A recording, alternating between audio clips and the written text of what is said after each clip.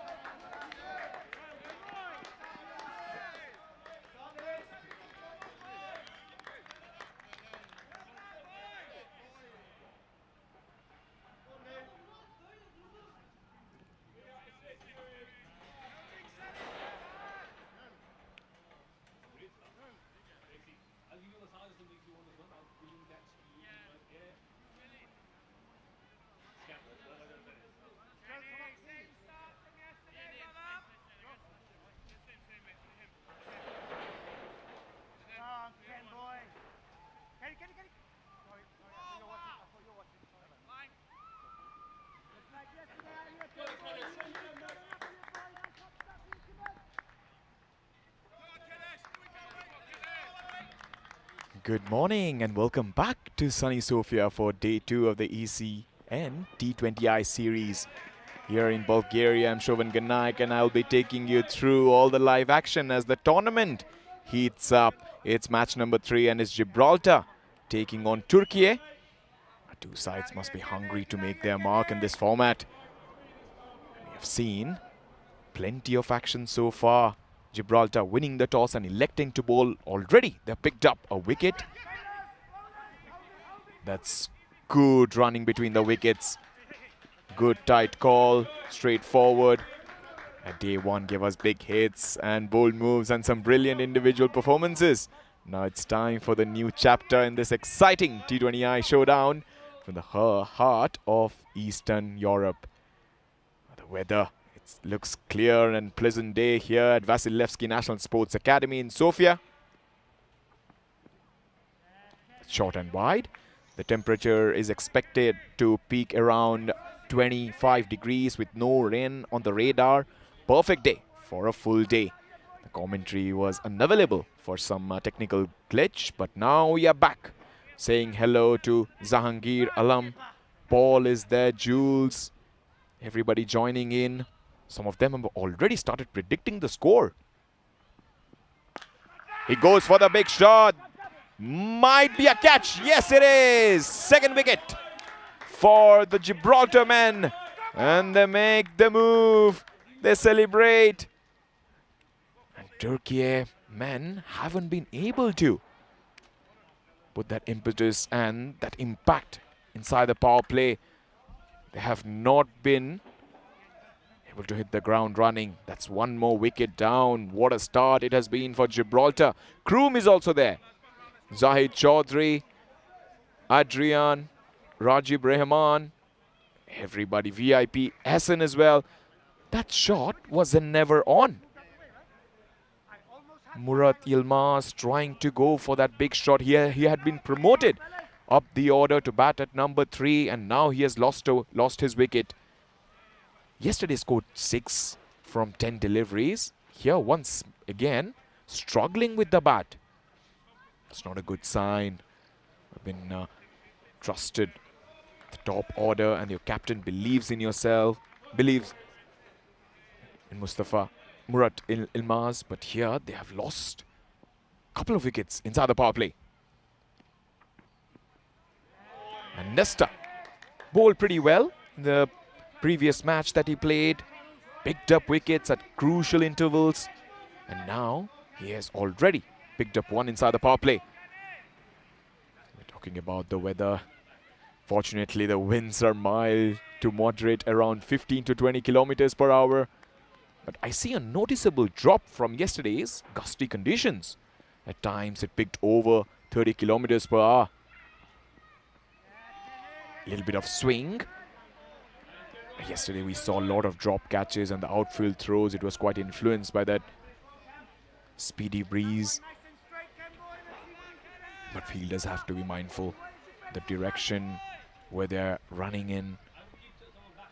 And shot selection can also play a big role, especially when you're going for those aerial. And just a stat that normally the windiest city in the world is Wellington, which averages 27 kilometers per hour.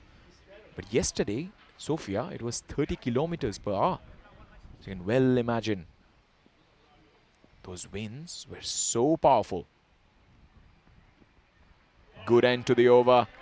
It has been top-class bowling, especially from the Gibraltar men.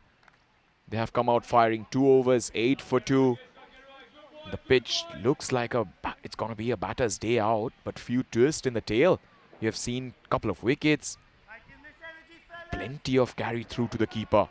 And they had a closer look at the pitch. Yesterday we saw when Manan Bashir took that delivery of Gogev. That's how things have been for Bulgaria. Couple of matches, 1 win, 1 loss, couple of points. Gibraltar have also been pretty good. And Turkey, unfortunate, they lost that game to Bulgaria. Minus 3.733. Talking about the pitch, the stroke makers will have to be watchful. But do expect some crispy drives and some lofted hits. And the outfield. Now here's the catch literally. While outfield looks fast and lush, it's been playing, especially plugging in certain areas. When the ball has landed just inside the rope after clearing the inner field. We saw yesterday a couple of... That's beautifully played. Manages to find a very thin gap. Magical placement from the right-hander. Is quite a good batter. Ilyas Ataullah scored runs yesterday. 86 from 50. Hit 9 fours and 6 sixes. And his fours have been delightful in this competition. You know, we saw yesterday a couple of strokes were just plugged inside the boundary. So if it might not go to the boundary, you have to convert those 3s and 2s. So today, batters will need to do a little bit more than elevation. They need to find the placement and timing. One more misfield. The placement is particularly good. And the fielder, he wasn't watching the ball. Gökhan Alta. Beg your pardon, it was Kenroy Nestor. Bad bounce, but then you need to put your body behind the ball. You can't expect every ball to be coming to you in a perfect height. And when talking about the outfield, it has some kind of variation whenever we have seen inside the 30-yard circle. But expect some dramatic sliding stops. Quick run. Straight away, they went for that run. They had no hesitation. But this Turkish lineup, they're batting first. They have made a couple of changes. Mohammad Bashir has been dropped. And also Mustafa Atmaga is not playing. And replacing is Mustafa Balkis. He's playing his first game. And Sedar Emir. Nicely bowled from Louis Bruce. A golden boy of Gibraltar cricket yesterday. Unfortunately missed out. But he's quite an impressive bowler for Gibraltar. Particularly good record when he's playing away from home. 20 years of age. He's picked up 45 wickets. 62 games. That's driven. He's not been able to find that gap. Safid Durmaz played an extraordinary innings yesterday. He scored 49 from 21, which included 5 fours and 2 sixes. This is so nice. Start for the Gibraltar side. 3 overs, 17 for 2. And Kroom is saying great start for Gibraltar. Turkey need to remember it's a 20 overs contest.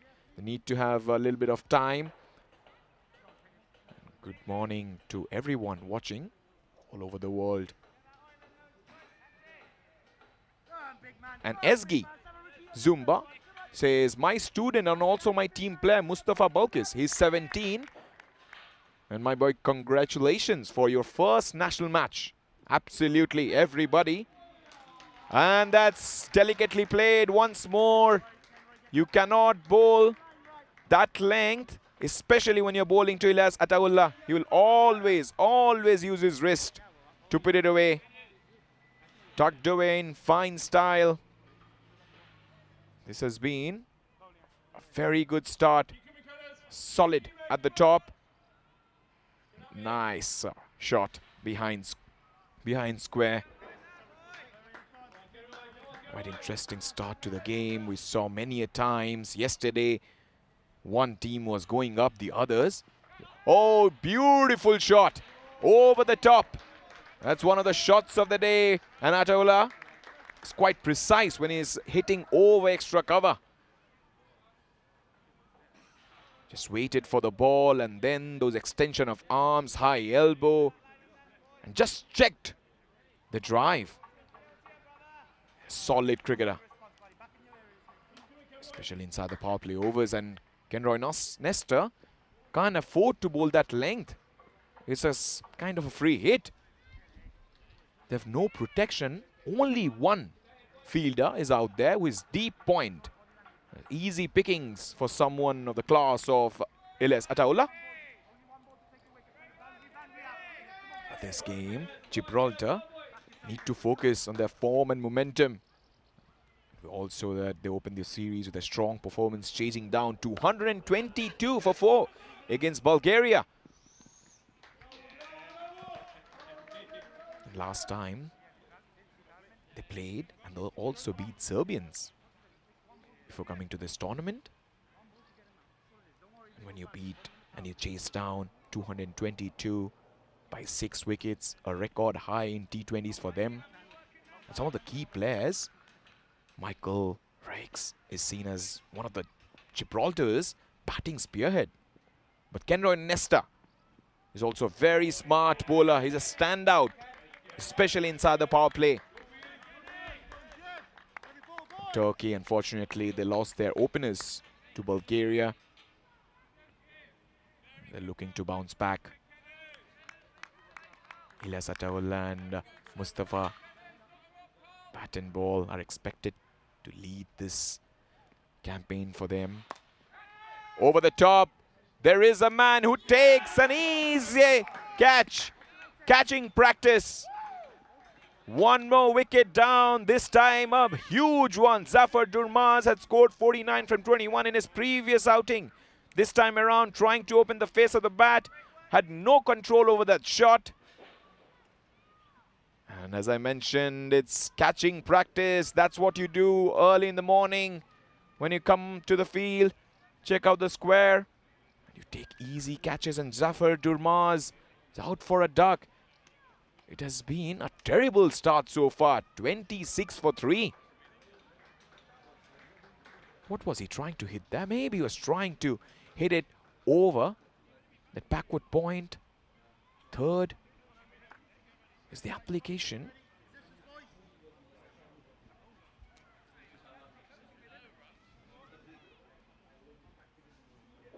The previous one, he was trying to lift it over.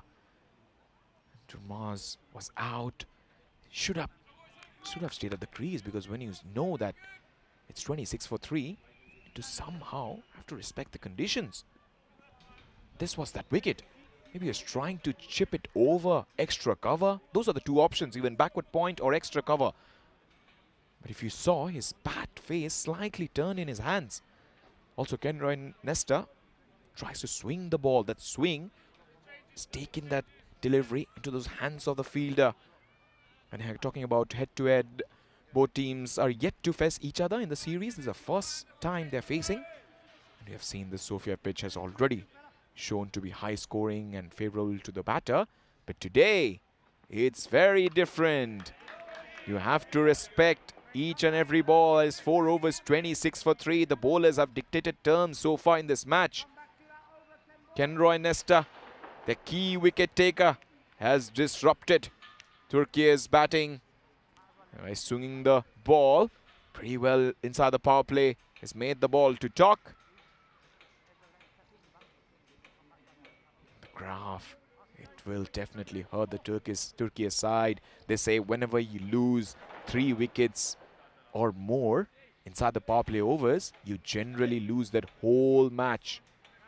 We're all expecting a batting friendly pitch. But this time, things turning the different way.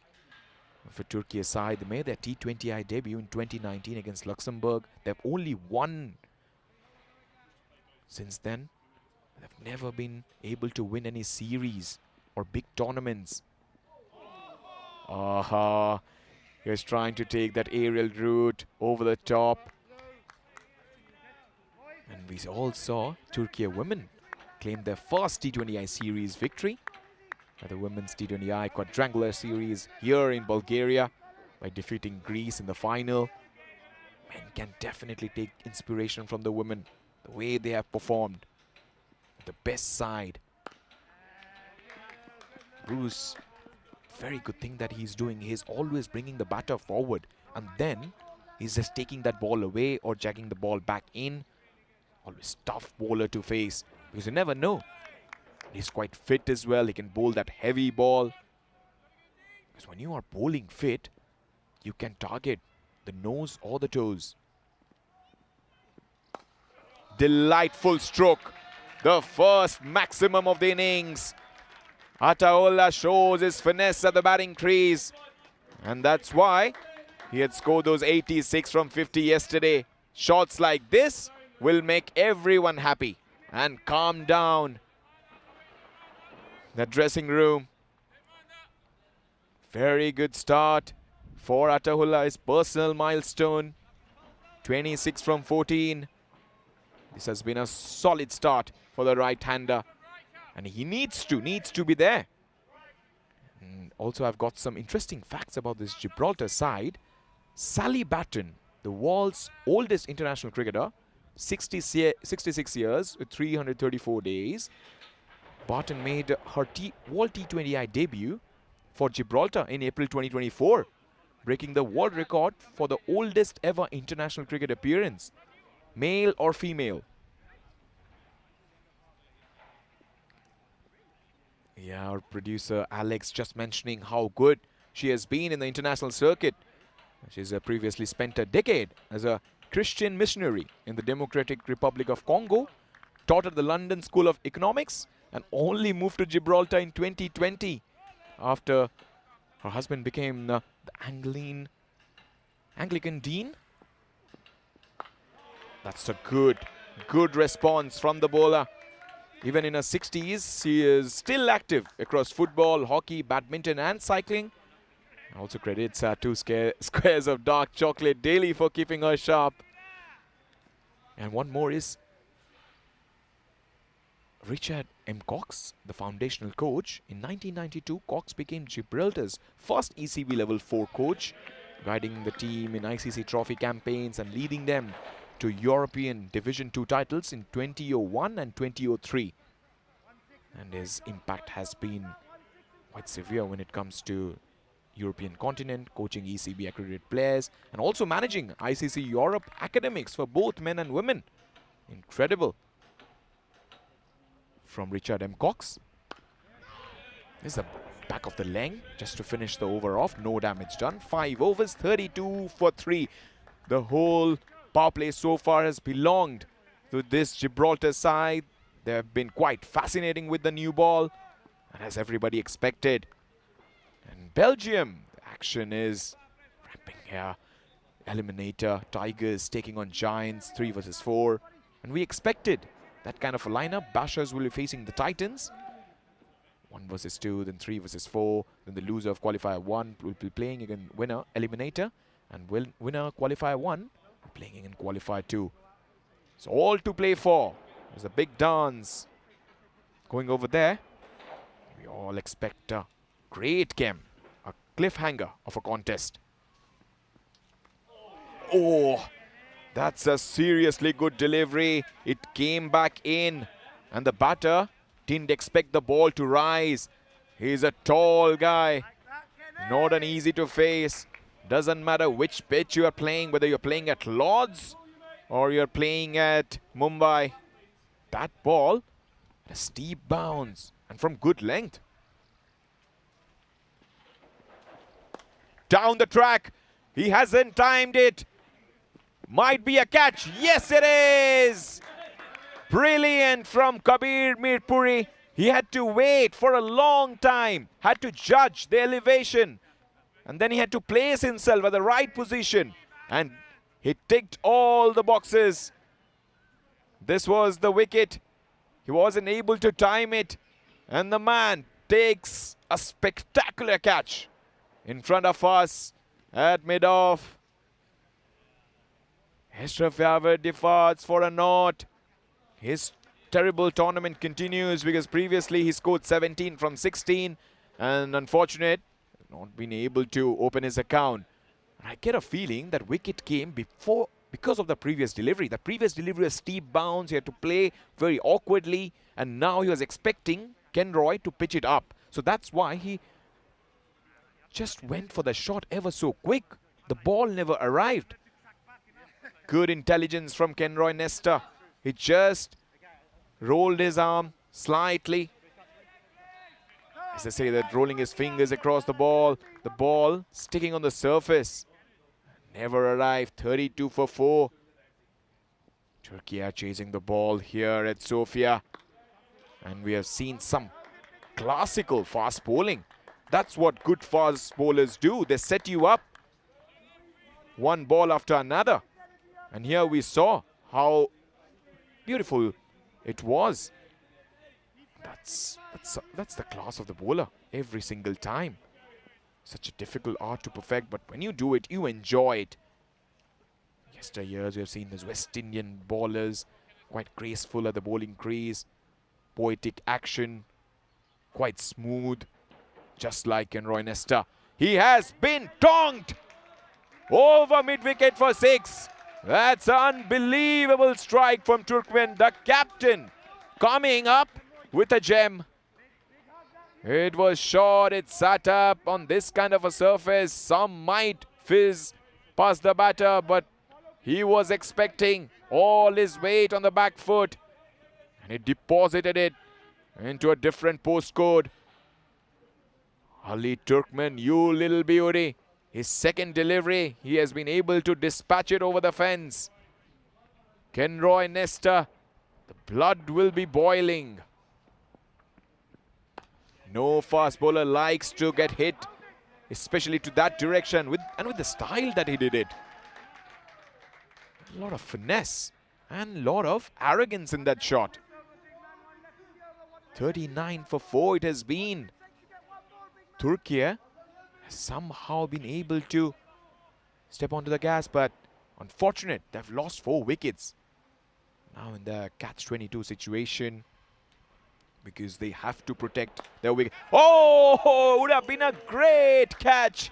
He is so disappointed. That was stuck like a bullet. If you just watch, he stroked it so hard. And his follow through, never easy. The bowler had to place himself. But yeah, it's a game of inches. That just was clean as a whistle. So the power play belongs to Gibraltar, who have been able to put on the brakes. 39 for 4. This match has been quite an exciting one so far. People in the chat. Rajib is there. Russell, Ahmed, Mashood, Rana. Guys, just predict us the score. What will be the final one?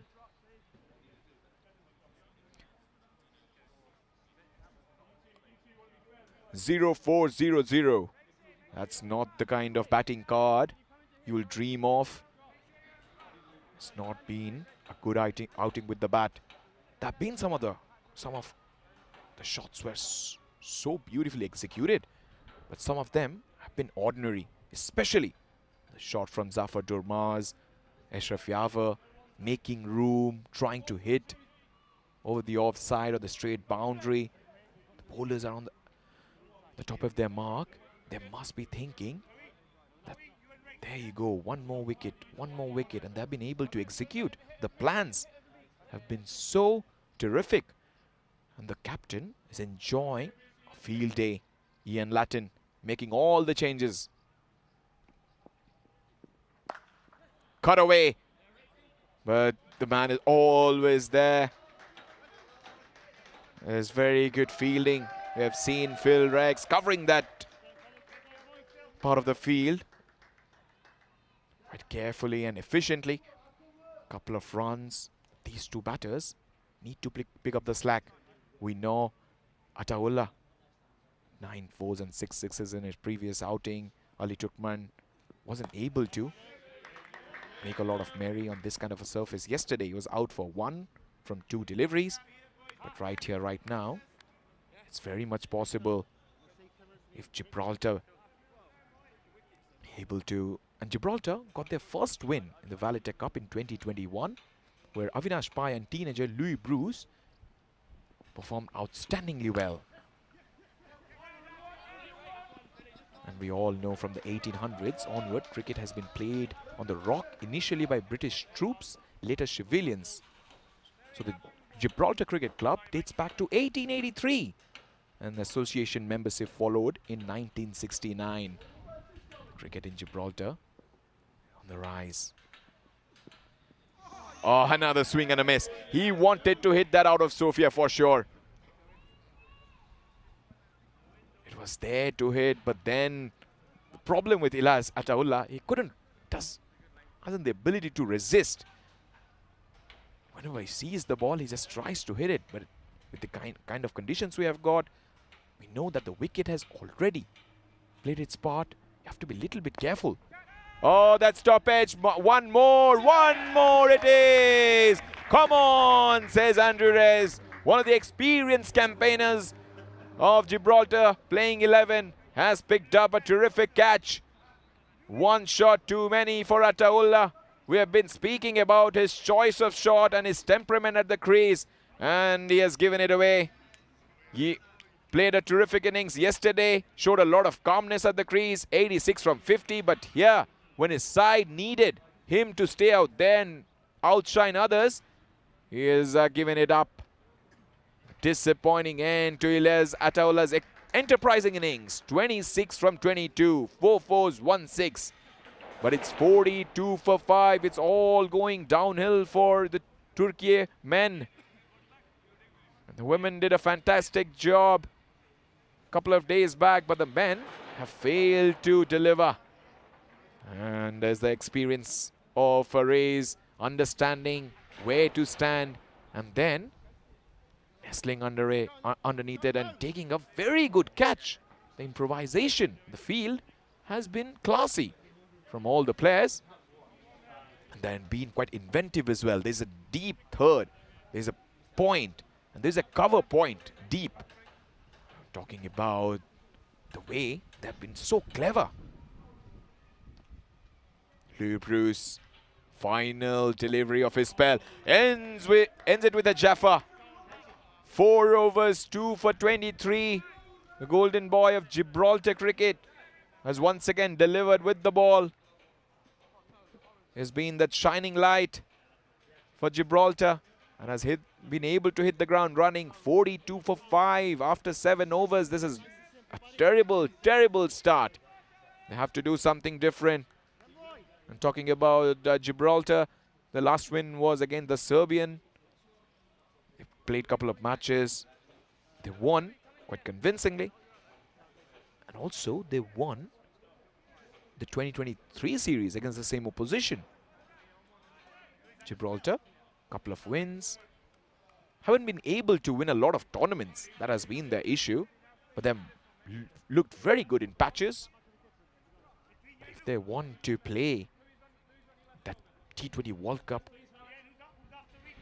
in future, they have to be disciplined, measured, and also they need some kind of inspiration, like we saw Joe Burns doing it for Italy. That's up. How far? How far? Fielder comes underneath it and just falls short. Ian Laddin, the skipper, did a great job. He's running from long on to that mid-wicket region. It's never easy because that shot had miles. And when it came down, it came out hard. He wasn't able to judge the elevation. Even though he covered the distance. Cut away. But that's what we've been talking about. Clever field positions from this good Gibraltar side. They've been able to capitalize inside the power play. They know which bowler to bowl. And when the pressure has been put on them, they've been able to deliver. They've come out trumps so far. It looks one-way traffic because it's 45 for 5. We have seen Setin. It's quite surprise. Ilyas Setin has come to the crease. Yesterday didn't get a chance, but today was also slotted into bat at number 11. Let's see how he pans out. Couple of debuts for Turkey side. Serdar Emir, Mustafa Balkis. But importantly, Turkey men to be more fiery at the batting crease. Because at this stage, it's 45 for 5. You need to go over 150 if you want to challenge this Gibraltar side. This Gibraltar side is having big hitters at the top. Phil, Michael, they do bulk of the scoring. Yesterday, Michael scored 85 from 47 with 10 fours and 9 sixes. Phil himself, 40 runs from 25 deliveries, 8 fours. There's so much depth. Chris Pyle, the wicketkeeper, has been quite good behind the stumps. James Fitzgerald, 25 from 9. 1 to 5 looks quite ominous. And Richard here putting down the leg side. Oh.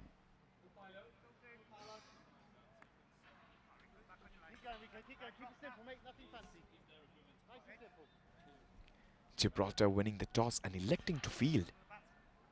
Trying to get into the minds of Gibraltar. As yesterday they chased a huge total. Oh, just short. Fielder was close. It was Kenroy Nestor, the fast bowler. For a fast bowler going down, it's pretty difficult because already has bowled a spell, opening spell. And here, needed to get closer. And then diving forward, wasn't able to pick it up clean. Because at that region, it's quite tricky. Because it's downhill. The ball comes very far, just speeds away to the fence, and with that boundary, 50 has also come up for the Turkey side. 52 for 5. And they're still discussing, both the batters at the crease, but it's very important for them not to lose the momentum. At this stage, when you have lost 5 wickets, Ali Turkmen, the skipper, is there. Ilya Setin has just come out of the crease. They need a powerful middle order. Or else this Gibraltar side, who have been speaking about their class and ability, have always in this tournament put the right foot forward.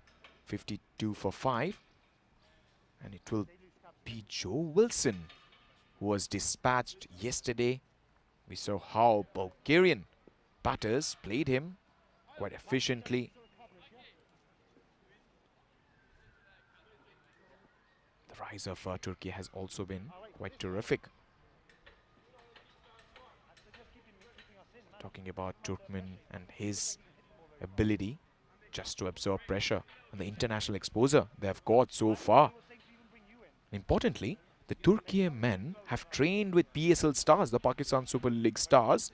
Those from Peshawar Jalmi have got invaluable experience, their resilience and passion. Even though they have, despite starting late, they have shown the dedication. The training camps have been terrific. And then that one win came against Croatia. It's a nice one to start. And also their road ahead, they should be aiming to build age group competitions, the school leagues, and just form a fully independent cricket federation in the next 5 to 10 years. There's several of their players have their careers in tech, finance and education. And also, many are university graduates and sports enthusiasts. Showing real diversity beyond the pitch, isn't it? The Turkey side, even though they have lost their previous match, they put up a big total. The batting has been able to perform. So the disappointing thing is that they got the option of batting, no scoreboard pressure, and still they have not been able to capitalize. And talking about Ali Turkmen, the man who is batting at the non-striker's end, is the skipper of the side. Nicely bowled. He was born in 1992 in Istanbul, and he discovered playing cricket casually in parks, then joined local clubs to hone his skills, and he's progressed through Turkish leagues and regional tournaments. And he made his international debut against Netherlands in 2014. And his T20 debut came in 2022 against Romania. He's got plenty of experience. That's played away pretty nicely for a single soft hands. And in 37 T20 matches, Ali has scored 345 runs with a best of 50. He's going to currently take strike, has taken 31 wickets, including his best figures of 4 for 9 against Croatia. And if I talk about T20Is alone, 12 matches, 124 runs. He has picked up 9 wickets. And the batting strike rate has been above 100, which is particularly good when you're playing those 7 to 15 middle overs. And the bowling average is 28. The real personality is this guy, Ali Turkmen, the captain of Turkey, under huge pressure. But that's where you get the true all-rounders, isn't it? You're effective in the middle orders. You have both the opportunity to bat and bowl. And one thing he has shown is that calm demeanor that has earned him respect, I think, across these associate nations or the emerging ones. As team leader. Oh, the guile and the drop at the end. Joe Wilson has bowled a terrific first over as an off spinner. You see, classical finish, and the bite of the track has been beautiful to watch. And Ali Turkmen has been a team leader and acting as a mentor to younger players, because you have seen many players like Ishak Elik and Murad Özbek might not be playing this game, but they are the big stars. And outside the pitch, I was having a chat with him. He works in tech in Istanbul and dedicates his free time to coaching juniors. When the first match that he played against Romania, he scored 14 from 13. That's a big shot. That's muscled away over the fence for 6. They need big hits. We've been talking about Ali Turkmen's journey so far in international cricket. He shows add one more. That's an explosive shot. And that's gone many a mile for 6. 60 for 5. It's a gritty effort from him. And they need those big hits. Inside edge, lucky. When you chance your arms just like that, you also get these cheeky boundaries. That's a French cut. Gone right. 6 and a 4. Turkey's side is still breathing under huge pressure. Gibraltar have been so inventive and sublime. But Turkey aren't giving it up. And the response has been so good. After playing those 2 cross-batted shots, he understood that this ball needed to be respected, and he did it. That's how players, good players, clever skippers play. They don't fall for the temptation. He doesn't. Bludgeoned straight down the ground for 6. He has the ability to hit sixes, this man. When he came to the crease, he went for that towering shot, and here it was right up there, over long off. That's the class of the man. Ali Turkmen putting on show here. 34 from 15. It's 70 for 5. Just before the halfway mark, they've been able to get these boundaries. And he takes a single quite cleverly just to be at the other end. And now set in after he has played already 8 delivery. He has just scored 1. It's kind of a free hit for him. Go for the big shot. Doesn't matter if you get out. And he just defends it. And he will take a single. Oh, quite teasing from Andrew Reyes there. Tempting the young man. The young man stays firm. 10 overs, 72 for 5. It has been quite a story. And also, story so far in ECN network. Bulgaria, Belgium, Germany, Krefeld. It's a long tournament, 12 July to 21 July. Then a week after that, we have England, Wimbledon. Then Croatia, Germany, Romania, encore. Then we have Hungary and beautiful Switzerland. The glorious Italy. And Cyprus, Malta, Spain. A couple of times, Valencia, Alicante. Then we finish it up with European Cricket Championship Women. plenty of live action. And it's driven quite nicely there. Such a very good setting we have got here. Such a big, in terms of beauty, it has been such a glorious. Oh, look at that. So poetic and majestic. Clouds. And then the hills, and importantly, those buildings make it so beautiful. And here he is lucky. It doesn't matter how they come, as long as they come. Set in outside the off stump, trying to go for that cover drive. Gets a little outside edge. And it's a, if you can say, it's a clever shot, but I feel he's quite lucky. And the boundary, it will be welcomed with a lot of cheer and joy. 76 for 5. This game is slightly turning on its head. We've seen plenty of action so far. We just saw those mountains. A breathtaking view. Thank you to Alex, our producer. Been able to catch that. That was stretching across the horizon.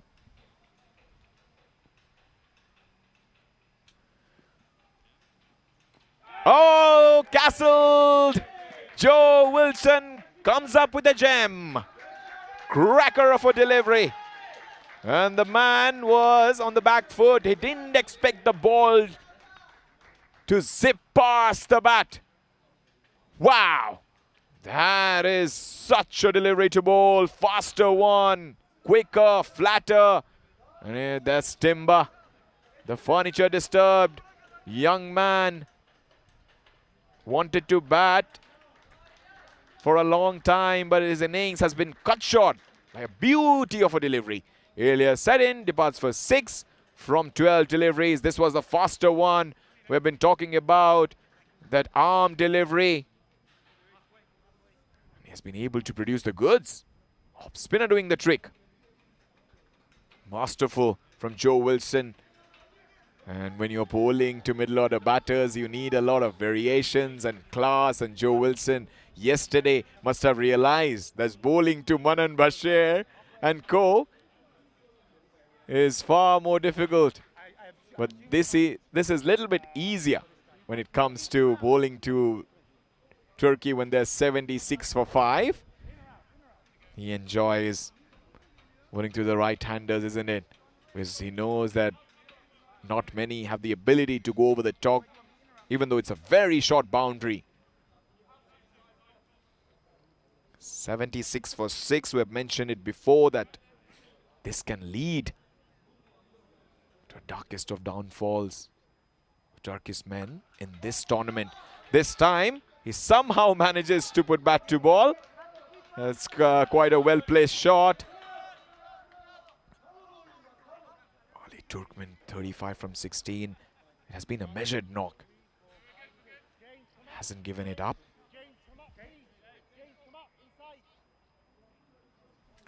The predicted score is 130. Somehow they need to find some inspiration. And will it be this man at the crease? So much of talent and power. Right arm, medium, fast, all-rounder.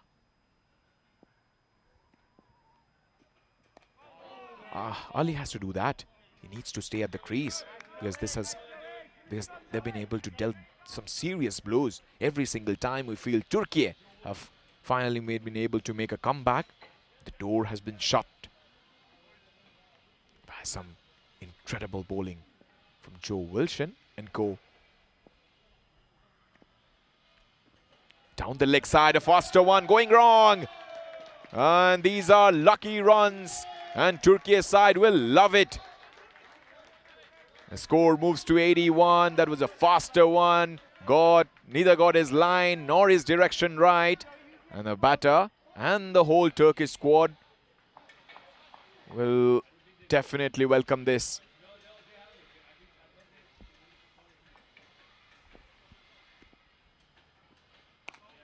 Finish it up with a dot. Good over comes to an end. 11 overs, 82 for 6. And there you go, it's stretching across the horizon. The mighty mountains rising proudly.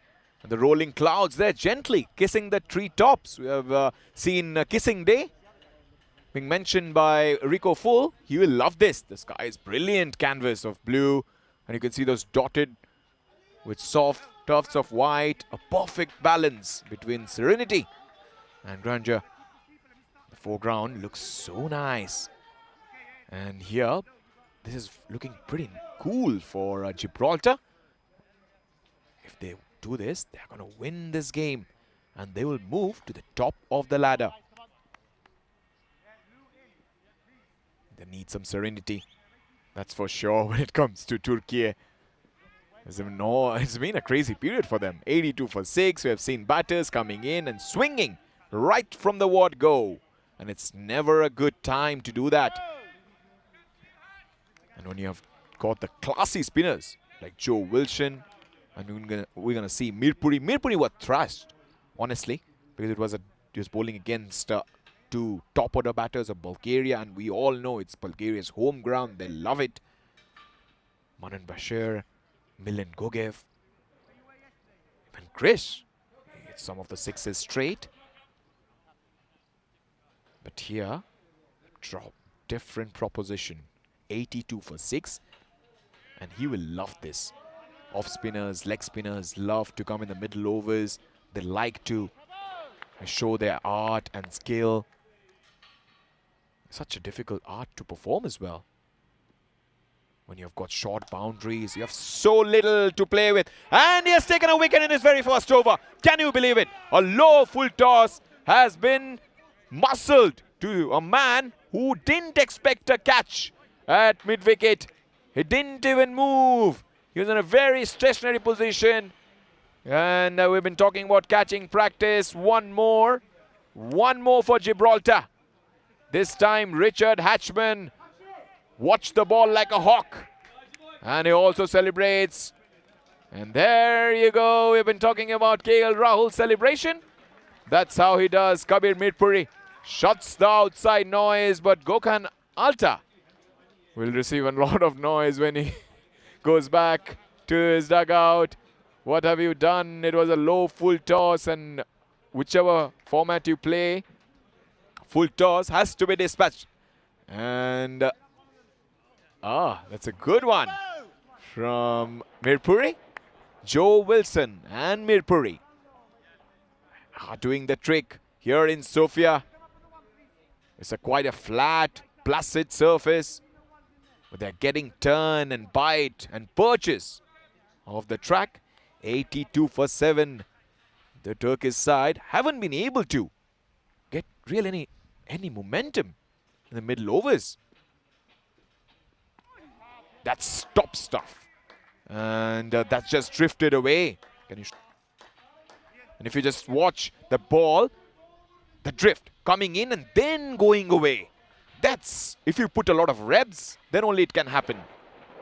Lot of body behind that. And his fingers are quite strong and long. That helps him to get that drift. And we have seen a lot of off spinners. Graeme Swann used to do it when you talk about English side.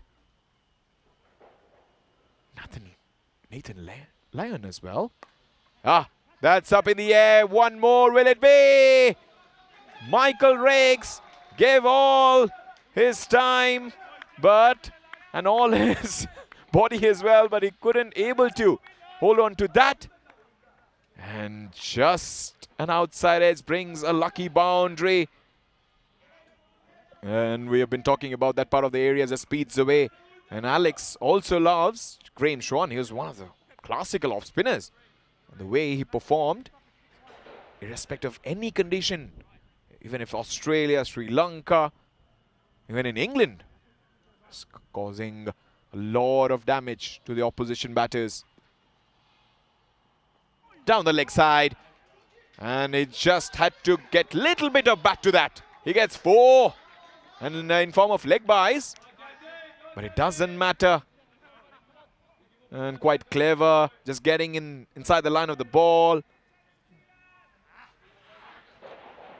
I get a feeling he didn't hit anything. But nevertheless, Turkey will love this. 90 for 7 in 12 overs. And we have been talking about the journey of this side. Many players like Ali and Mehmet have been able to juggle jobs and studies alongside cricket. And the commitment has been quite clear, despite cricket not being the first sport in Turkey. And it has a modest profile. They've been able to train and improvise in local venues, which are quite often without quite dedicated facilities. Yet the bond and shared resilience have been able to elevate their play. And you have seen when they scored 195 in the previous match. That's a shorter one. The class of Joe Wilson there is just changed the pace of the delivery. He came here and then that ball might seem that it's coming to you. It might be shorter. I might go for the pull. But if you go for the pull, there's a chance of getting LBW or bowled. That's what the great Shane Warne used to do when he bowled the ripper to Darren Cullinan back in the 90s. He never read it. And he always expected the ball to come. He was in the back foot to go for that cut shot. And suddenly, and also to Richie Richardson, the West Indies, that's flat batted. And this is crunched towards that long on fence for 6. Nobody will get near that. Somebody in the football field will be able to gather that and throw it in. It was in the slot, and Sedar Emir playing his first game hits it first 6. Such a confident booster. And also the chat people are praising the kind of effort Gibraltar have put. And Football Nerd is watching for you, Farhan.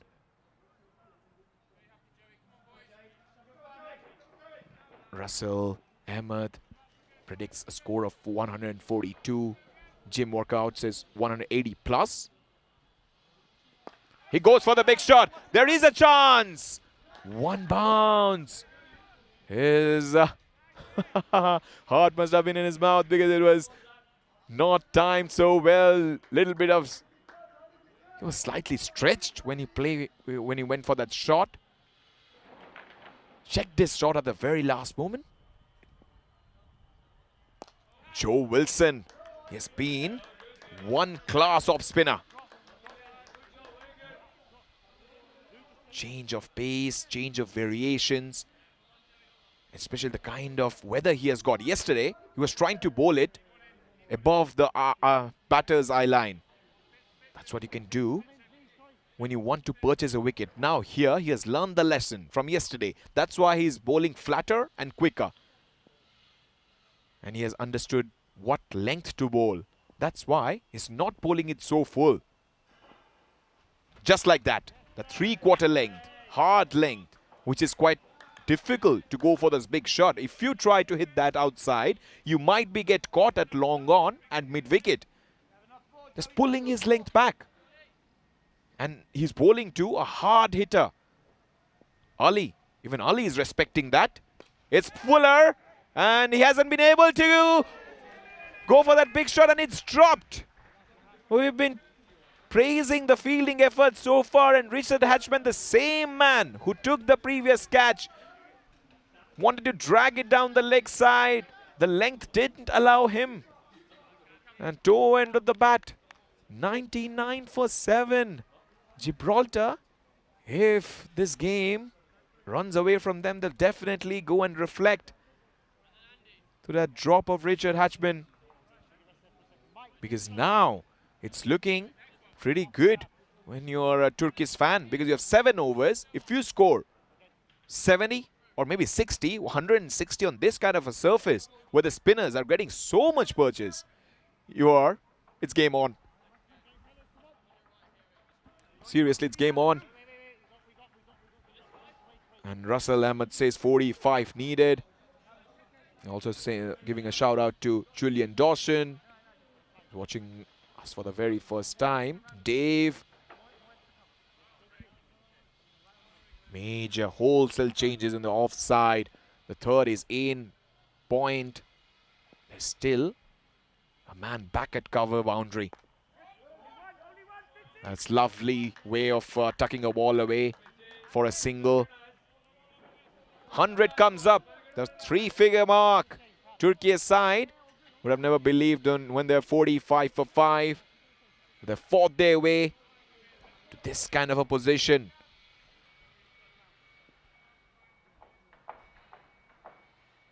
Will a big shot again come? Because we've seen in the previous over, they keep on challenging those boundary fielders at long on and mid-wicket. The Gibraltar side have somehow understood what kind of bowling attack they need to have, especially for this kind of a surface. Ken Roy Nesta, Joe Wilson, and now Mirpuri. They all have been so disciplined with the bowling attack. That's why we praised how they initially came. I've seen a lot of off-spinners getting hit in this ground, but they've got something different. Oozing with class and confidence. And this one, arm delivery from the off-spinner. A good one to bowl when the batters are going for those big shots.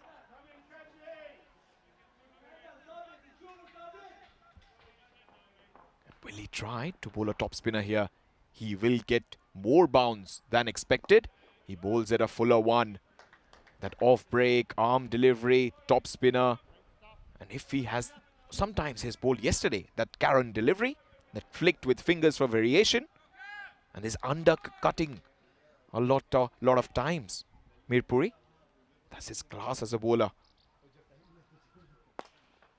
This has been drilled straight to the fielder, Joe Wilson. Takes an evasive action for a moment. I thought might let that ball go through. But hitting the deck as a spinner is so important, because if you are bowling hard into the pitch, you will get a lot of variations. 14 overs, 101 for 7. Two up spinners have been able to restrict both the batters. And we all know Ali, such a terrific hitter. Somehow need to use that tactical brilliance here. Need to read the bowler's hand. Because if you identify the spin early, then you can go for those big shots. These are short boundaries. Oh, just so close to that inside edge. Yeah, even Joe Wilson is not impressed with that decision. He thought he did. Maybe a little bit of pocket in there, but that's close. Terrific glove work. His leg side take has been terrific when it comes to the wicket keeper, Chris Pyle. Oh, that's gone. That's a thunderous blow for 6. For a moment everybody thought that might go straight to the man. The man was a spectator. That's hit very nicely. Picked up the length ever so quickly. It was a fuller one. We have been talking about the way the off-spinners have bowled, dragging their length back. And if you bowl the face of the batter, every batter will love to. Oh, that's gone through everyone. That's a proper off-spinner. That turns into the batter. Lucky runs. Joe Wilson in the final over is somehow going for runs. 6 and a 4. Previously it was a wide. That done big. Talking about Graham Swan, if he watches this replay, somehow in his Instagram reels, if it goes viral, he should give a comment. Oh, that's a bouncer. What's happening there? There's a quick one from Joe Wilson, and the leg side take has been quite polished from the wicketkeeper. Quite a trickier collection there. And then he waited. That's touch and go, but the batter was in danger of getting out. It's such a trickier collection. And we have seen often the keepers here in this tournament. Many a times it has gone for buys. But yeah, look at that take. Such a brilliant one. Because you don't expect an off-spinner to bowl bouncer. And Joe Wilson has been such a class act. The bowling crease. He still flights it up. Similar kind of a play I watched when Kai Ahmed bowled one bouncer. It's also quite a viral video on YouTube. To Andrew Russell, the T10 format. Tracked towards the leg side. He will pick up a boundary. Clever placement by the right-hander. Exquisite shot. Playing with the turn. And at the very end, just rotating his wrist, ensuring that ball goes in between the mid-wicket and long on. This over has gone for plenty.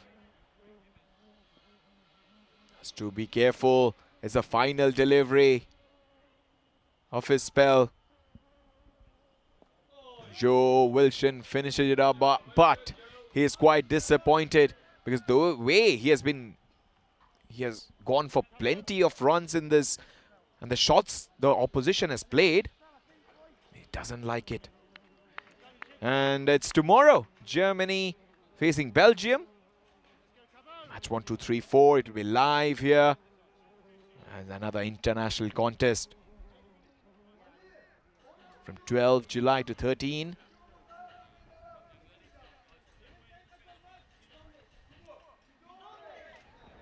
It starts at 9:15 GMT, 11:15 Central European Standard Time, and then in India it will be 2:45. Plenty of actions in world cricket as well. And these are the T10 fixtures, so that's why everybody eyes will be locked in. They will be watching this close.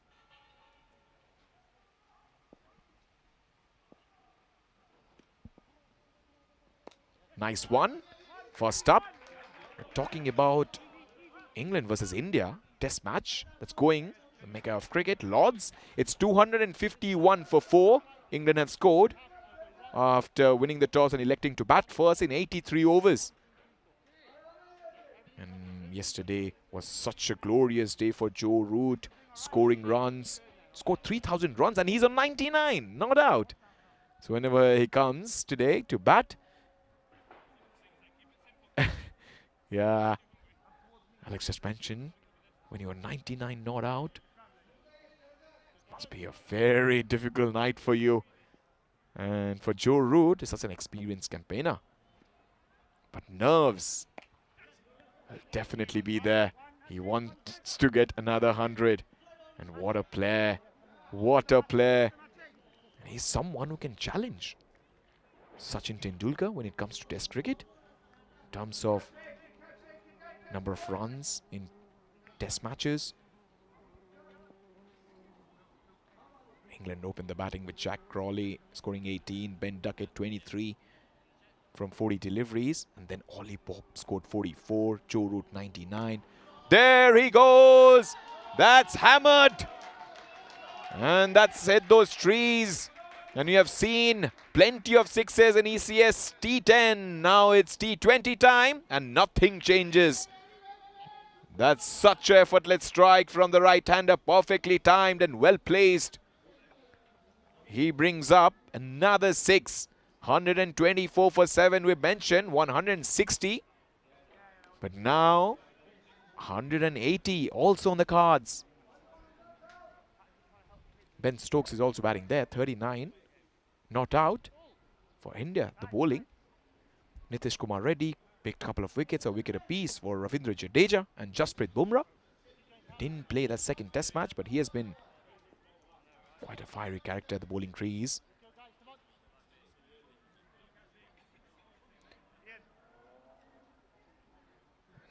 Ben Stokes, a little bit of historically he has been slightly injury prone. This time he just cuts it for a single and might be feeling slightly uncomfortable. He has this groin injury, so not sure about Ben Stokes today.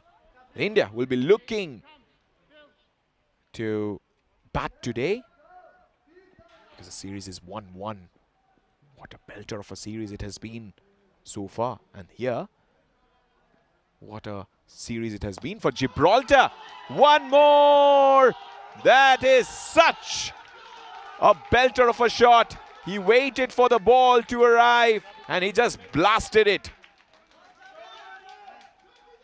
He He waited for the ball to turn and then just went through the shot. Little bit of extension of arms. Is a big hitter is this guy. And Emir showing his class, and he's playing his first match in Bulgaria and in this tournament. Last we saw in the last over, Joe Wilson getting hit, and Mirpuri this time around, the culprit of bowling full, and also not able to put any reps behind that. It's a towering 6. And now they'll be looking somehow to put that foot in the accelerator. And now in the 4th gear, they need to be 5th one after this over. Bowls a nice one outside the off stun, no damage done. 16 overs, 131 for 7. It's been a great effort so far. The middle order has performed. The projected score is 163. I just get a feeling they might get more with the kind of batting order they have. Lou Bruce, top spell, 4 overs, 2 for 23. Bowled 3 overs inside the power play and then 1 outside. And Ken Roy Nesta, he'll be brought in maybe in the 19th over. Also picked up 3 wickets. And Ilyas Ataullah scored 26 from 20. Mohammad Fahad got a peach of a delivery. He went for that big shot. He was out. Murad, Zafar, Israf. Middle order, they were 7 for 2, 26 for 3, 32 for 4, 42 for 5. And then a little bit of strength in that middle order. They scored 34 runs. And so far, 82 for 7. And they're almost gonna get 50 of the partnership. It has been such a brilliant innings from Ali Turkmen. And he has somehow, we all know he's a coach. So he has his student at the other end who's playing his first match. The way both the batters have batted under the tough conditions against a good bowling attack. Yes, there you go. 50 of the partnership comes up in very good fashion. And we all know that this partnership is the key if Turkey men want to post a huge total or above par 1. Also, you can go to www.europeancricket.com for more previews, stats and news. Just tailed away after pitching. I can get it why they have given the ball to Michael Riggs, because he's a tall man, he hits the deck and he has a lot of experience. He's not someone who will go for those big hits so quickly. 132 for 7. And the batters to come. Mustafa Balkis, he's also playing his first match. Hashan Yanar, the wicket keeper. Interesting, the wicket keeper will bat at number 11. Never seen a wicket keeper bat at number 11. Maybe we can check how many times a wicket keeper.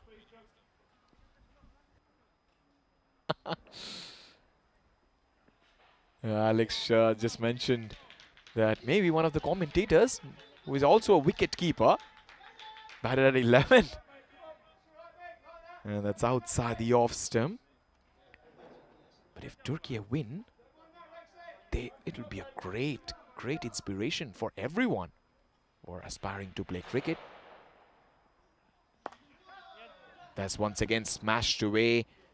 But these kind of shots are... Oh, that's a misfield!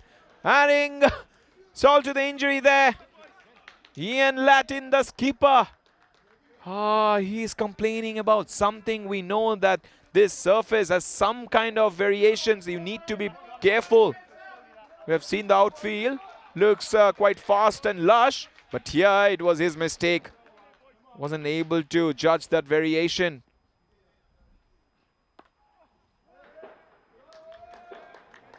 After that boundary, they've not been able to rotate strike. And at the other end, Ali is just mentioning every single time it's a slow delivery. They need to read the bowler's hand. get a feeling Amir is just reading it off the pitch. That just gives you so little time to adjust and to play. This time he adjusted quite beautifully for 4. That's a top shot. That's a lovely one. Outside the off stump and just caressed it to the fence. This time the ball speeds away. Just making a little bit of room and using his wrist, proper hand-eye coordination. 17 overs, 142 for 7. Going great guns here. The 60 partnership between both the players. The confidence is growing. This is what you need. A big T20 contest. And you can see 15, 15 and 11. Last 3 overs. It's 41. Still 3 overs to go.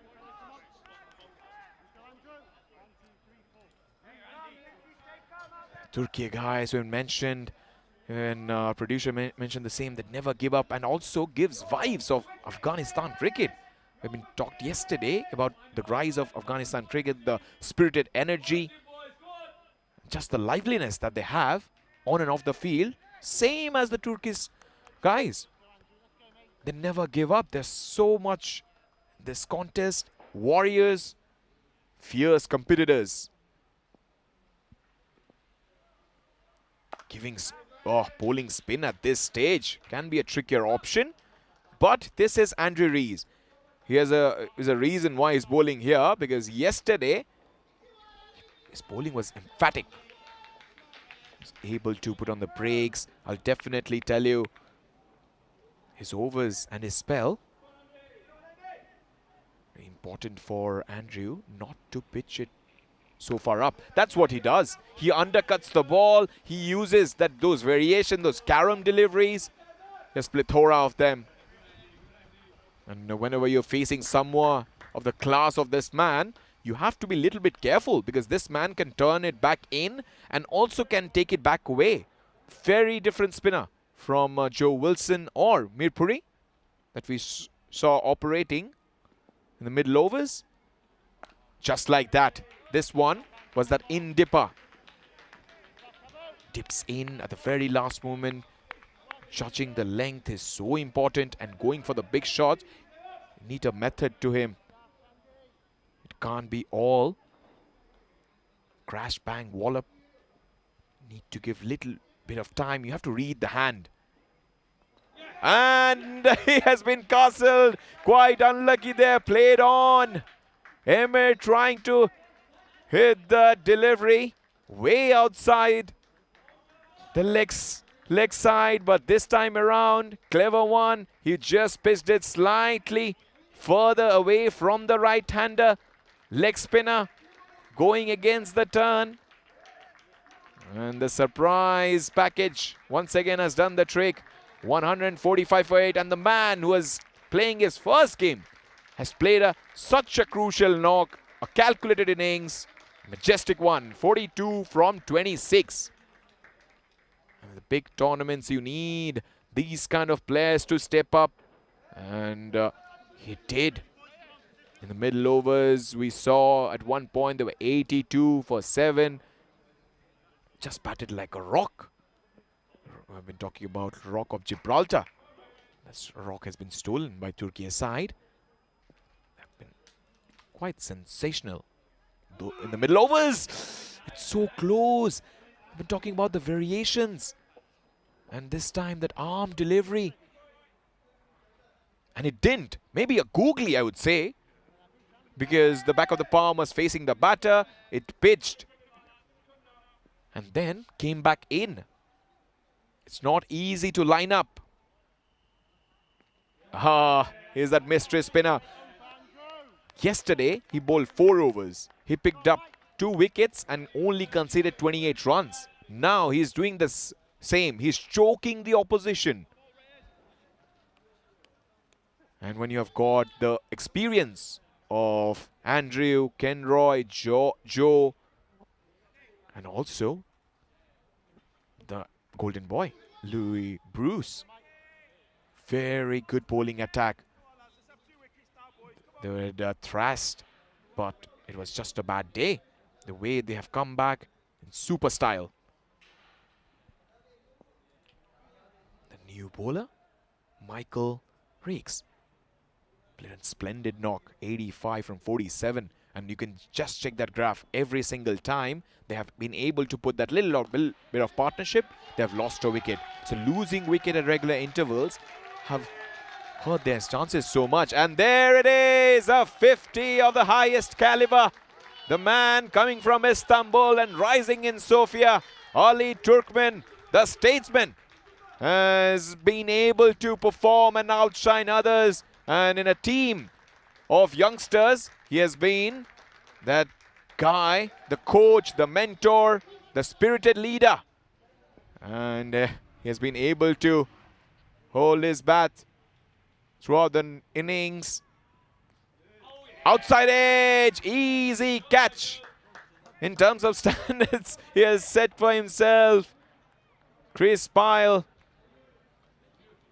is putting the right hand up there, and it was a slow delivery. The batter was trying to go for the big shots, and for any other keeper it would have been a tough one. It just makes things look easy when it comes to Chris Pyle. Gibraltar have got their noses in front. After that long partnership, they're looking slightly flat. At this stage, you needed that wicket, and you have got it. Swing and a miss. Got a little bit of feather. And now, Turkey are in danger of getting bowled out. At the other end, you have the skipper. You need to get a single. He's still having a big chat with the new batter. Talking about their cultural significance and their natural identity. The cricket in Turkey was first played in 1990s in Istanbul and was also adopted by the sports club that's called Fenes. But it disappeared after the World War II. It was resurfaced only in the 2000s and recognized as official sport in 2006. It became an ICC affiliate member in 2008. The current squad is all about native Turks, if I can use that word, showing their roots are taking hold. So good to see all the players who have come for this tournament. Mohammad Fahad, Ilyas Ataullah, Zafer Durmaz, Estref Yaver, Ali Turkmen, Kokhan, Sedar, Murat, Yilma, Mustafa Balkis, Hassan Yanar and Ilyas Setin. And this man, Hassan Yanar, the wicket keeper, is batting at number 11. Will he be able to spring a little bit of surprise? He goes for the drive, he misses it. Yesterday, he got 1 from 1. And we are talking about wicket keepers who have batted at number 11. And I think for the very first time, I'm witnessing this. Generally, these days, the wicket keeper's first priority is to bat and then to keep, especially in T20 cricket. So, according to the test history, a wicket keeper's bat at 11 are extremely rare. Only 912 runs and an average of 11.84 has been scored by keepers in that spot. And Wasim Bari of Pakistan holding the record of scoring 60. Turkmen chances his arms, but a brilliant catch from Ian Latin. He has made up for all the terrible fielding he has done so far in that region. He clings on to a spectacular catch. Diving forward, Turkmen trying to chance his arm. He went through the shot and a brilliant judgment and the technique. And that followed through at the end. Some flair and style and a little bit of arrogance. He had dropped catches and misfielded. But a brilliant knock from Ali Turkmen comes to an end. Yesterday he couldn't shine, but today he has been able to hold the innings and played a gem of a knock, a sublime finish to this batting innings from Ali Turkmen. And initially they lost. tore up wickets. We have talked about how they have lost batters, especially inside the power play overs. They've not been able to capitalize. Some of the lucky boundaries coming through, but the shots were never on. Every single time they tried to chance their arm, there was a fielder underneath it. And the Gibraltar bowlers were so particular with their line and length that they didn't give anything, because the batters... But those were the shots from Ilyas Ataullah. This one was kind of in the range, but they couldn't hit it over. Mohammad Fahad, Murad went for 4, but that was a splendid shot from Ataullah. Whenever he was at the crease, he hit 4 4s and 1 6. And then nothing short from Zafar Durmaz. And that was a very good catch from Kabir. Ashraf Yavar picking up, got out. And then Ali Turkman just held one end up. Scored 50 from 32. This was a brilliant catch from Richard Kokan, trying to take the elevation over the big shot. And then that recovery happened. Ali Turkman 50 from 32. Hit 4s, clinical 6s, couple of 4s. With him, Sardar Ahmed playing his first game in the biggest stage. Was also bowled by Joe Wilson. But the late surge somehow given them a little bit of hope in this game. Mustafa Balkis, Ilyas Setin, Kokan unable to create an impact in this match. But this man was playing so well. Sardar Ahmed, 42 runs from 26 deliveries, hit 5 glorious 4s and 3 clinical 6s. But that shot had a real sense of authority. And then the man, Michael Rex, at the very end, did the magic. And he picked up 1 wicket, just conceded 3 runs. And that was the man, scored the 50, the skipper of the side. So, 50 to remember for him. And that was that brilliant catch from Chris Pyle of Mustafa Balkis, was trying to go for the slogs at the very end. And that was the final wicket when Ali Turkman trying to charge his arms. Brilliant catch from Ian Latin. Went exactly for 50. The great knock coming to an end, and this innings has been dominated when it comes to Gibraltar for us bowlers. And we'll definitely have a closer look at the batting card, because we saw 2 men who did a lot of damage. Ali Turkman 50 from 32, and also Sardar Amir. Remember the name, 42 from 46. At the top, Ilyas Ataullah 26 from 20. In the middle, Ali Turkman 50 from 32. And at the tail, Sardar Amir 42 from 26. These 3 men, because of their contribution, this scores look heavy and solid. 149 for the loss of 10 wickets. They didn't even manage to play that 20 overs. That might hurt them. But this is match number 3 here in ECN, Bulgaria. Such great bowling performance from everyone. Kenroy Nesta's name features there a lot of time. 1, 2, 3 wickets. Lou Bruce, couple of wickets inside the power play overs. Just took the heart of this batting lineup. And they weren't able to go for those big shots in the middle overs as well. Lou Bruce, 4 overs, 23 for 2. Kenroy Nesta, 3 overs, 3 for 19. Then a wicket apiece for Joe Wilson, Kabir, and also Andrew Roos, who had a lot of variations. But also the man, Michael Rex, bringing all his experience, took 2 wickets for 15 runs. But the pick of the bowlers, Kenroy Nesta, 3 overs, 3 wickets, 119 runs, and an economy of 6.33. They lost wickets in clusters. That's never a good idea. You can definitely check that. 7 for 82. Then a long partnership. But when you have lost 4 wickets inside the power play, you don't expect much to score. So did Turkey. 149 from 10. Ali Turkman proud of his knock. 52 from 32. Sardar Amir 42 from 26. Ilyas Ataullah 26 from 20. Gibraltar will need 150 from the 20 overs. They start at asking rate of 7.5. So let's take a quick break, and when we are back, the run chase will be underway. Stay tuned to ECN Network.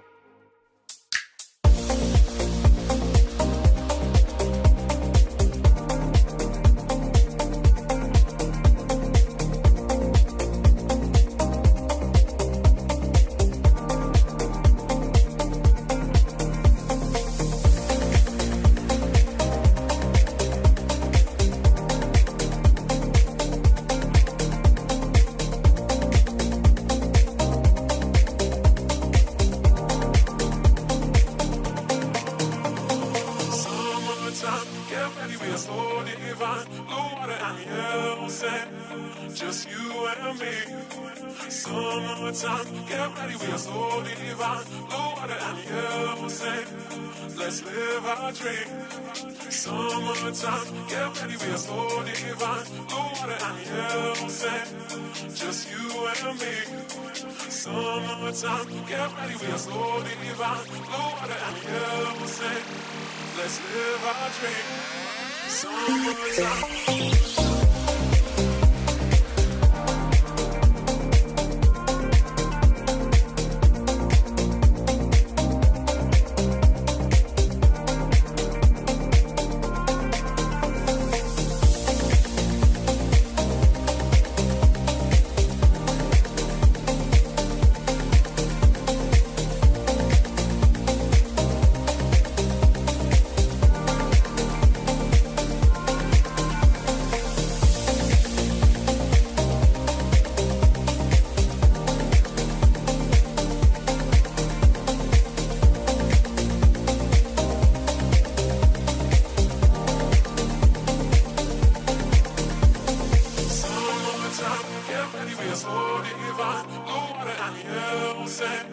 Just you and me.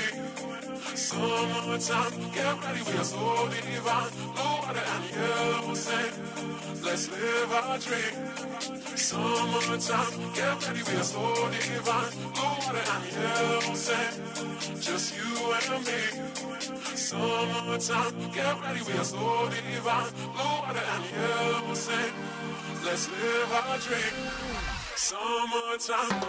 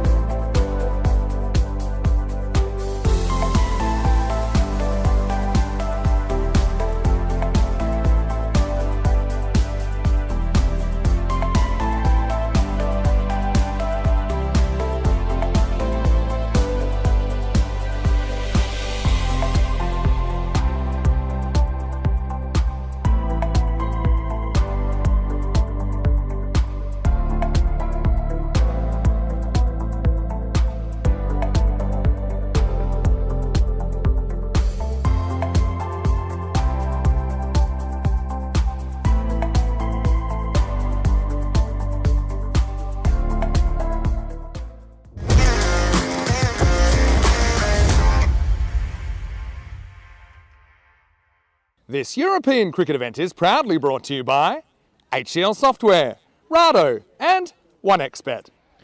Welcome back to the land of roses. This is ECN Bulgaria T20I 2025, match number 3, Turkey facing Gibraltar, and we all know what happened in the first innings. Turkey were bowled out, even didn't manage to play that 20 overs, only 149 in 18.5. The top scorers were Ali Turkmen, the skipper. What an innings he played, 50 off from 32 deliveries, which included 2 fours and 4 sixes. While Sardar made a solid knock from him in the middle order, making his debut under pressure. Has come out trumps, 42 of 26, 5 fours and 3 sixes. And the extras are quite unusual when it comes to Gibraltar bowling, because they've hit 19 runs, all wides and byes. But this innings from Gibraltar will be much more starred, because they have got Michael, Rex and Phil as well. And remember, Gibraltar have successfully chased down the total and won by 6 wickets yesterday in just 18.4, reaching 222 for 4 against Bulgaria. The star performer were Michael, who smashed 85 or 47 with 10 fours and 4 sixes, and also was eligible for the player of the match. And Phil Rex contributed 40 of 25. Ian Latin, the skipper, chipped in with 30 of 23. Gibraltar have this comfortable way of chasing things with 8 balls to spare like yesterday. But it'll be important how the dominant batting from Gibraltar just performs today, because Michael Rex anchored the chase. Brilliance from him, supported by a steady innings from Phil, as I just mentioned, and Ian. The team has maintained a strong run rate throughout. But the Turkish batting display must be disappointing despite those notable innings from Turkmen and Amir. Turkish total might not be sufficient on this kind of a surface. First ball has been driven away straight to the man. And also they have contributed to their downfall. The bowling strengths, Gibraltar were outstanding bowling, holding a proper line and length, notably Lewis Bruce and also Kenroy Nesta claimed key wickets just to restrict and squeeze. That's Turkey's first boundary. Will it be? Brilliant effort, but to vain. The man Zafar Durmaz tried his level best and acrobatic stuff, but that ball was traveling, and we all know whenever it pitches that region of the field, it just speeds away and just guiding the ball on its way. And they were quiet. Oh, he was like Tarzan and wasn't able to get hold and didn't have the time to go down and use his hands. Oh, that jack back in. Inside edge, thick one. Turkmen was interested. Turkmen was expensive yesterday. He bowled 3 overs, none for 33. But here he is making the ball talk. Ali Turkmen, the skipper of the side, was quite confirmed that that might be, that's close, but I still feel he got a big inside edge. For that reason, it was not out. Nice one, slightly back off length. They are charged up here. And Sofia, they know that this is a very important match to win for them, especially how the Turkish women won that important ECN T20I Women's Series. But first 4 ball, you definitely see that intent in the Turkish bowling side. They look sharp, they look solid, and their shoulders are up. No drooping shoulders. That's so important whenever you have just put a below par total on the board. And 150 will be tough if they bowl. Just follow the template of how. Oh, that's inside edge. Gone for 4. That's so lucky and so close to that leg stump. One more French cut brings boundary. Oh, perilously close. Phil wasn't ready for that in-swinger. He played quite a lackadaisical shot. And that delivery in any other day would have gone and he would have been castled. And we all know Phil Reich scored that 40 aggressive one yesterday, which included 8 fours. He played shots like that. And his strike rate was up as well. And he loves width. You don't want to present him that room outside the off stump. First over, lot of drama and action. 9 for no loss. He just played inside the line of the delivery, didn't judge the length. The ball had the sharp in swing, coming back in. And when you're chasing 150, you need those kind of lucks. And Gibraltar especially have successfully chased down the total of 221, which is a mountain to climb. And they did it quite comfortably. For the very first time, we'll be seeing one more right-hand fast bowler. It's Serdar Amir playing his first game. Let's see what he has got. He has been pummeled away in front of square for 4. That's it with a lot of power. And just the control of the shot was quite emphatic. I don't want to bowl short to a man of Phil's clash. And Amir has bowled that short delivery, sat up so quick. Now this time he hasn't managed to get the timing right.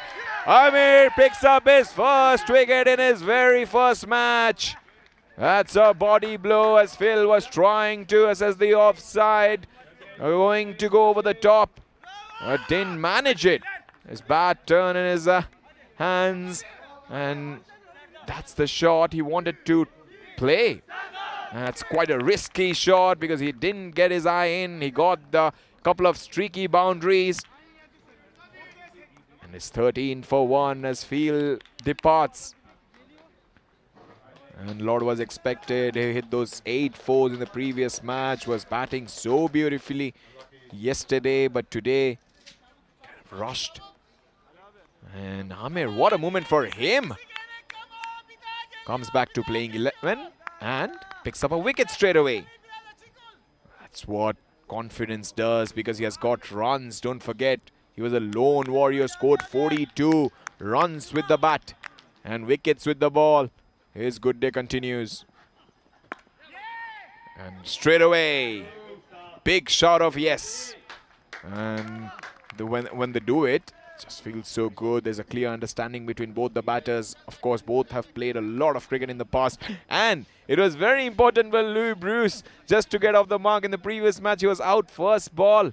This time around, the monkey of his back is gone because everybody was expecting him to score big in the first match. Here, he doesn't need to do anything different. At the other end, you have the class of Michael Riggs who will do a lot of dictation. The very initial overs inside the power play. While at the other end, Louis Bruce can settle himself in. That's a high full toss.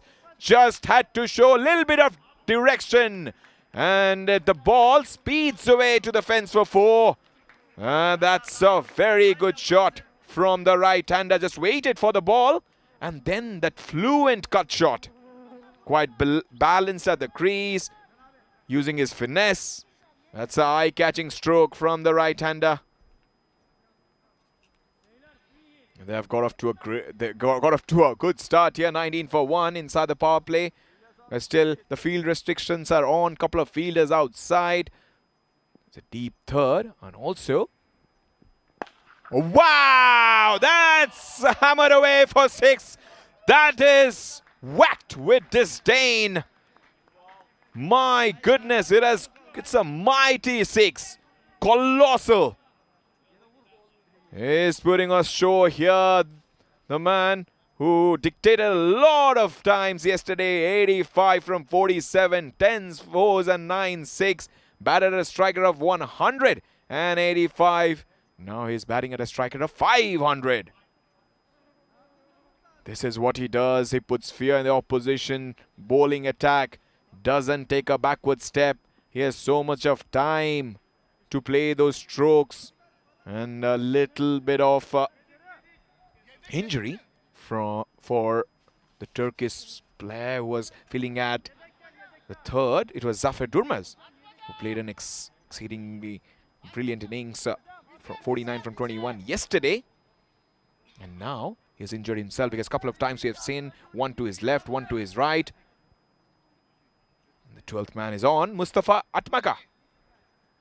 who bowled and got a wicket yesterday. He took 1 for 14. Unfortunate to miss out. But they have to be a little careful here. He's playing his first match. He doesn't know which length to bowl on this kind of a surface. One ball, he just banged it short, was pulled away. Quite ferocious shot. The second one, he bowled full. Quite lucky to get a wicket.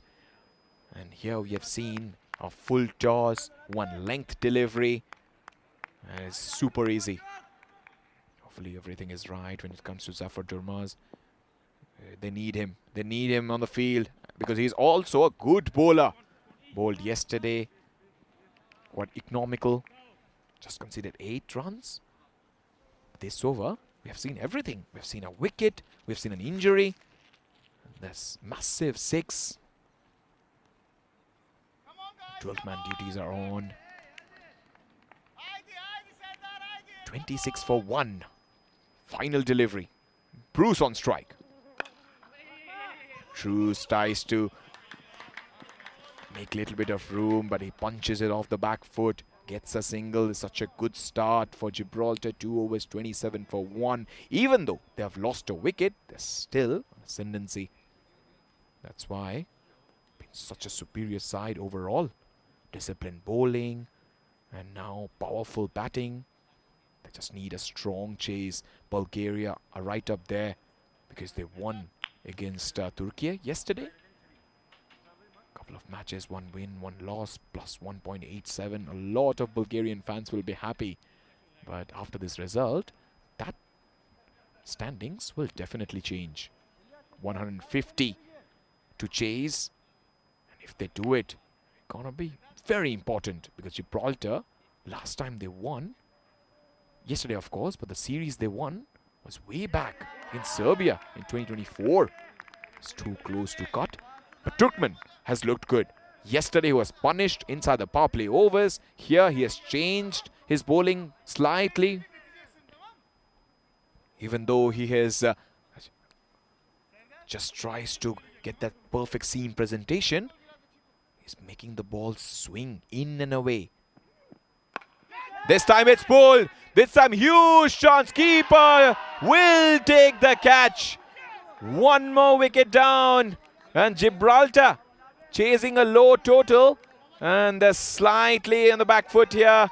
This time it's a huge wicket of Louis Bruce. Keeper had a lot of time. The man with the big gloves, Hassan Yanar, didn't make any mistake. A classic catch. Innings which was looking good. He played a couple of good strokes for singles, but then the pressure got to him. And we have been talking about Ali Turkmen's rise as a captain and as a player. Yesterday not scoring runs, today scoring runs with the bat. Now picking up wicket.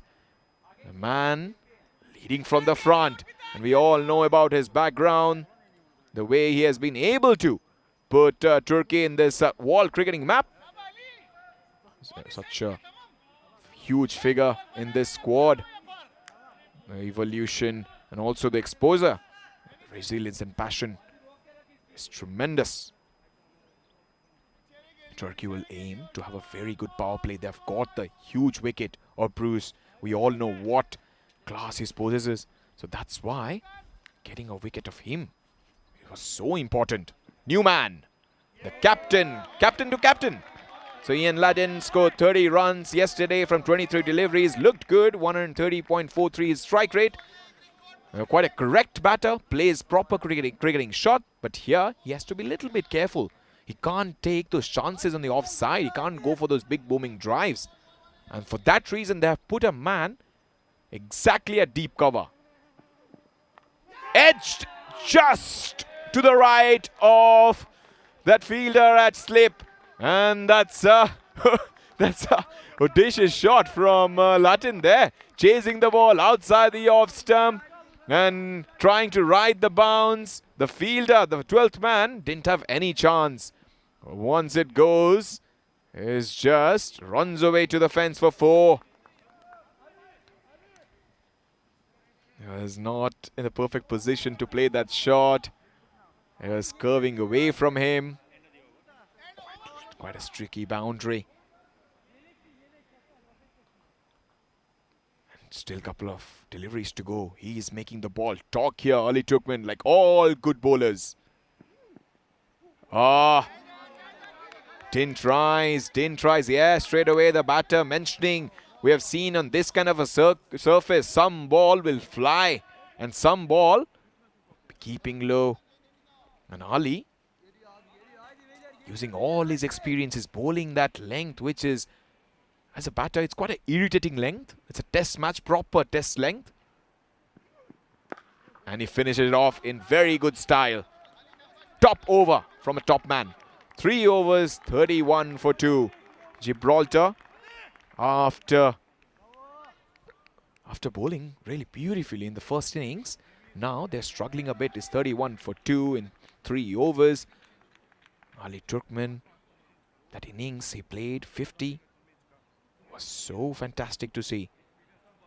And as I mentioned, that he's been born in Istanbul, played cricket, just picked up cricket quite casually in the parks, and then joined the cricket club to hone his skills. The second over was so expensive, and they will not stick with him. He will be replaced. And made his ODI debut in 2014 and T20 just 3 years back against Romania. And he made it July 12th. So it's going to be 3 years for him in international cricket. Making a lot of changes. Fahad bowled particularly well in the middle overs. Now he is bowling inside the power play. Expect big shots from Michael Rakes. He will always try to pepper that leg side boundary. Fahad doesn't have much options to play. He cannot flight the ball up. These are short boundaries, straight. If he tries, then he can go for plenty of runs. How will he respond to this challenge? First ball and misfield. That's a ferocious shot from the right-hander. The ball was full. He just had to put bat to ball, and that was enough. Just an off drive, and any other day it would have just costed 1, but here it costs 4. They have to be a little bit careful.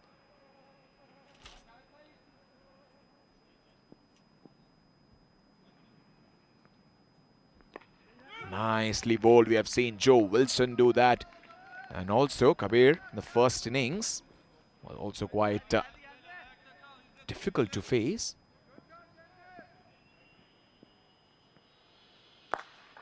It's yorked. As I mentioned, Mohammad Fadhad has his different skills. He likes to toss the ball up, especially with this grizzly white cherries.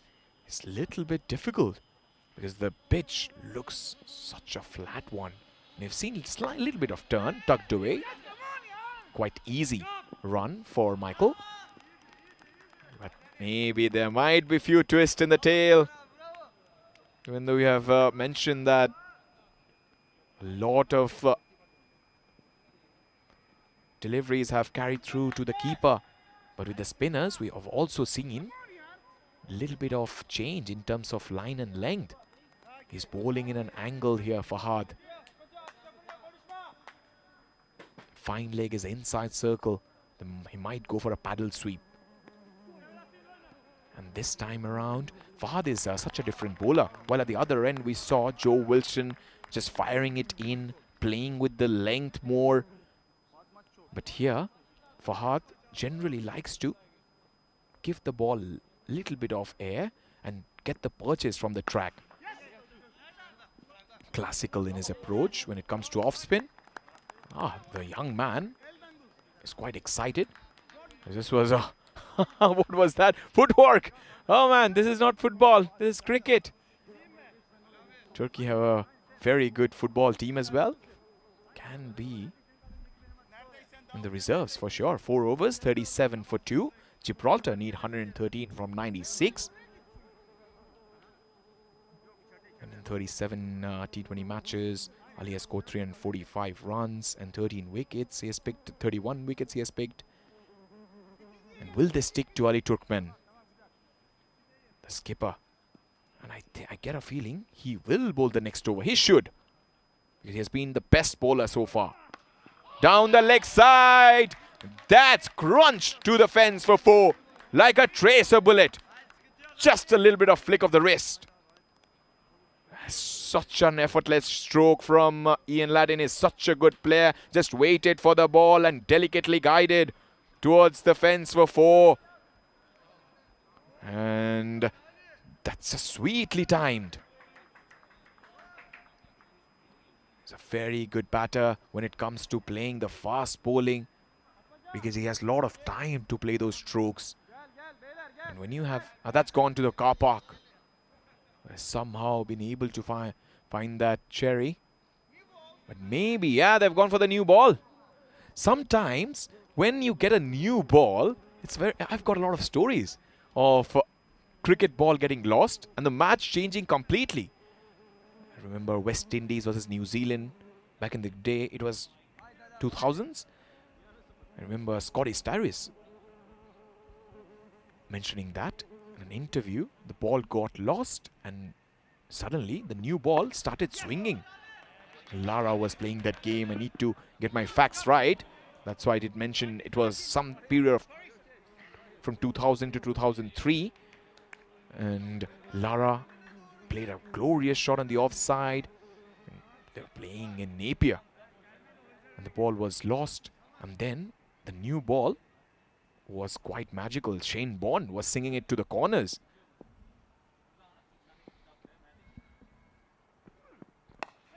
Driven away with lot of poise and class. That's Michael's best shot so far. Ah, that is majestic. Sumptuous stroke. Little bit of width and he puts it away. Big gap between backward point and third. Michael, you keep on bowling there. He will hit you every day of the week, twice. Sunday.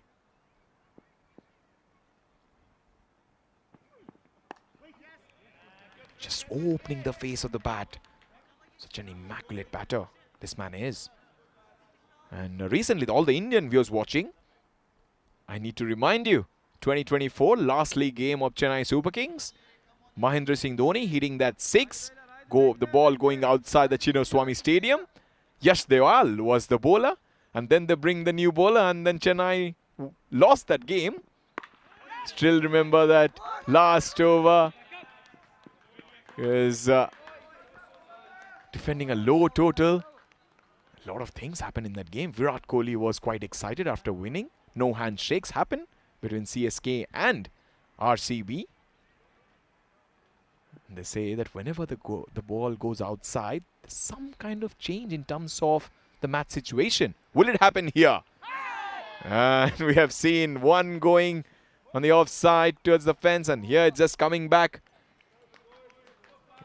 It's a very interesting topic to discuss, but let us know in the comments. People are enjoying it. A lot of... Dave is here. Hi Dave, I hope you are doing well.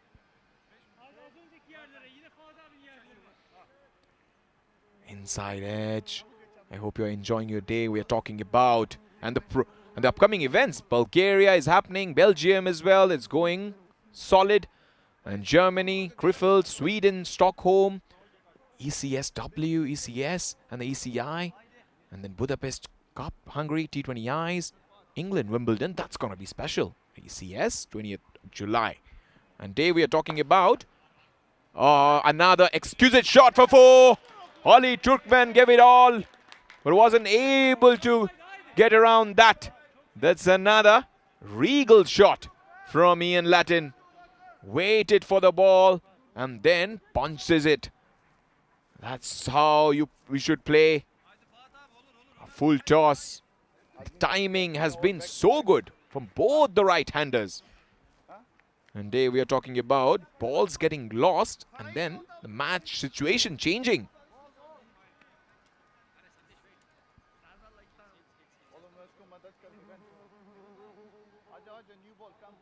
A lot of changes. 50 comes up after that glorious shot.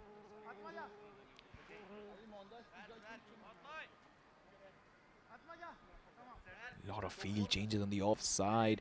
They've put a man at the deep and the onside.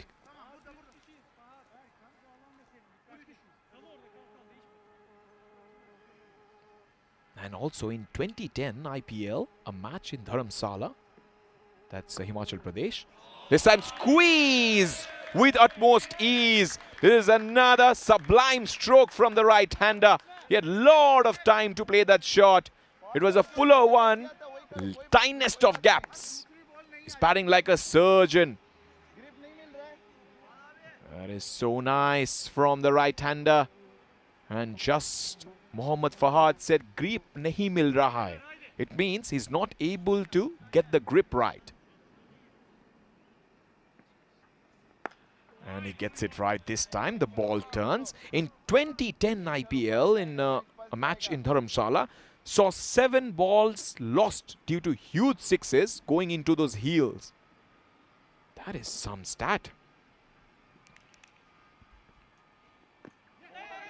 That is nicely bowled. A length which he will love to bowl on this kind of a surface where the ball is slightly slowing down. The pitch, every single time we have mentioned it to be a belter of a surface, it has shown it speaks a different language when the spinners come. So far, Fahad has bowled well. None for 14 in 1.4 is good. That's drilled down the ground. And that's one more run. But the way Michael has just soaked in all the pressure has been quite gorgeous to watch. Every single time, every challenge has been thrown, able to counter it with his exceptional batting skills. There's a chance, big chance at the non-strikers end. That's a wrong end throw, and they will get more runs. 2 extra, add 1 more, they get 3 from a forward defensive push. 6 overs, 60 for 2. The power play done and dusted, and it has belonged to Gibraltar. And if you make these kind of mistakes, generally batters or anyone will punish you. They've been punished so far.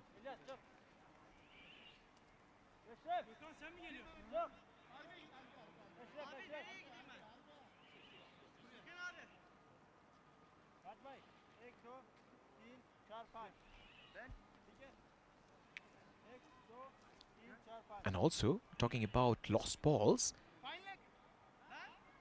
and MS Dhoni's last 6, a lot of Indian fans will definitely enjoy this. 2011 final, India versus Sri Lanka. The MS Dhoni sealed India's win with a massive 6 over long off of Nuwan Kuleshekara. Everybody knows that. But the result was that ball flew deep into the crowd and was never returned. So somebody in Mumbai, if they're listening, and if you have the ball, kindly give it to the ECN crew. We will love it. And the trivia is that exact ball was never recovered, and the fans have long speculated about who kept it. And one more is Shahid Afridi's 6. Another gorgeous stroke. Turkman will do a good job this time. The previous one he left. It's Pakistan versus Australia in 2005 at Perth. Afridi hit a monstrous 6 onto that Wacker stadium roof, and it never came down. And the result was the game was paused briefly as the umpires had to replace the ball. The commentators joked the ball entered the orbit. And the ball, which was lost in snow, was against Afghanistan, playing against Ireland in Greater Noida, India. That is an explosive shot, but will only get a single for that. A freak hailstorm during the play led to a snow and ice accumulating across the boundary. So when the play resumed, one of the balls was lost in a snowbank, and a fresh one had to be selected.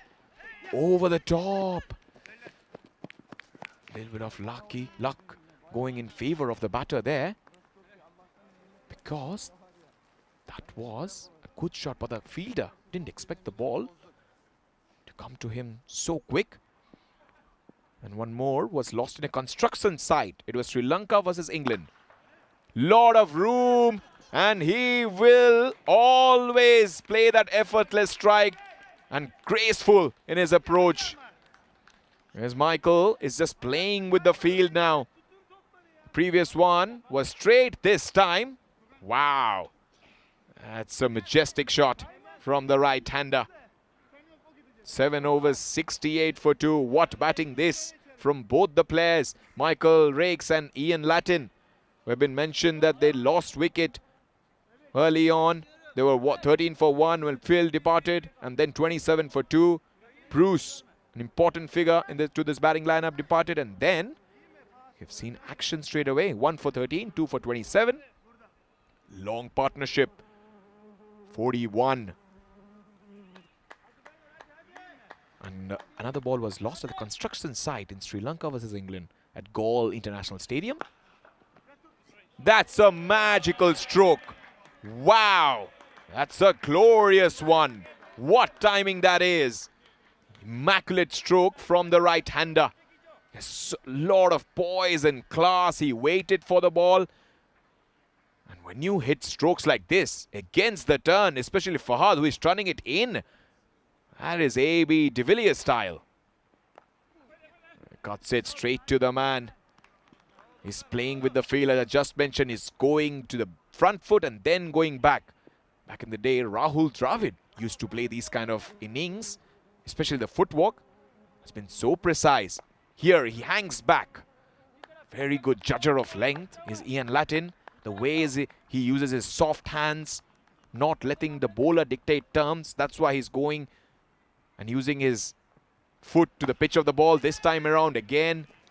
And whenever you just use your feet, it just neutralizes the threat the spinner has.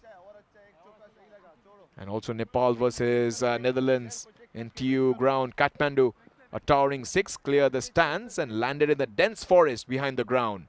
And volunteers with sticks searched the hoods, but that ball was never found. Driven away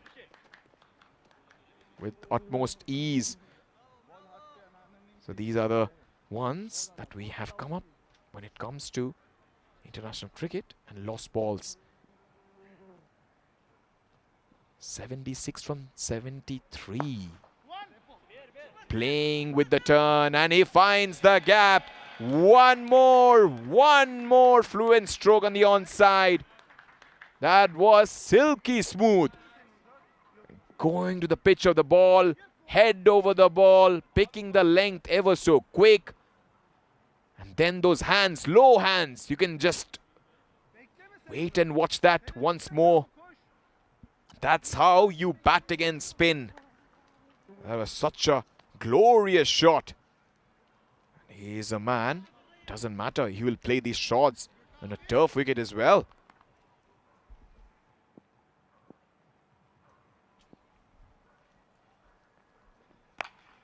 Cut away one more time. Perfectly timed, but the fielder came in between. These strikes are so nice to see. If you're a cricket fan or if you're a batter lover who loves batting day in and day out, you will watch it many a times. This was playing with the spin. Look at that. He's hitting the ball in the direction of spin, judging the length. This time he was on the front foot early. Just playing along the original line of the ball. That's how you ride the bounce. And also his hands were so low that just gave him that extra power at the very end. That flick of the wrist. Oh, every single time he goes back and oh, extra runs. And this time they might get more than 2. And they'll get exactly a couple of runs for it. These are crisp shots. And those crack of the bat, we have listened that noise every single time. Very good placement. And they're opening the face of the bat. And this time he tried to close the face. If you close the face, that's what happens. He closed the face quite early. He's trying to whip it towards mid-wicket or the leg side. The ball keeps low. That's the shot he needs to avoid when it comes to playing straight. Goes over the top. That's an explosive shot once more. Powered away for 6. That just whistled past the third fielder. No chance. That's a blistering shot. And one more 6, add to the total. It's raining sixes here like yesterday. So far, they have been top of the things when it comes to batting here on this kind of a serve. The response has been so dominant. Ian Latin bringing up his second 6. In fact, his first one. 35 from 19, his partner looking so much ease. Edge and dropped. Whenever you get a chance, you have to hold on to your chances. Catches win matches. And we saw the wicket keeper picking that catch when the ball was up. Louis Bruce was defeated by that short ball, and here captain lives to fight another day. He is so lucky. The keeper has dropped a sitter of a catch. It was coming sharp. But then you have got those big hands. Nalta. It's a very strong look because he was so disappointed. Playing away from his body. Don't need to do that when you're batting so beautifully. They need 60 runs from 11 overs. Both the batters are quite sensible at the crease. We have seen plenty of things happen inside the power play. But today is also an important day, and it's also time. What happened on this day? England World Cup semi-final domination. I'm pretty sure Alex, our producer, and also Joe, our scorer, will love this. England crushed Australia by 8 wickets to reach the 2019 World Cup final. Australia batted first and had bowled out for 223. Jason Roy smashed 85 from 65. Playing away from the body again. Just a complete annihilation. Stark and co. marked England's revenge for 2015 World Cup humiliation.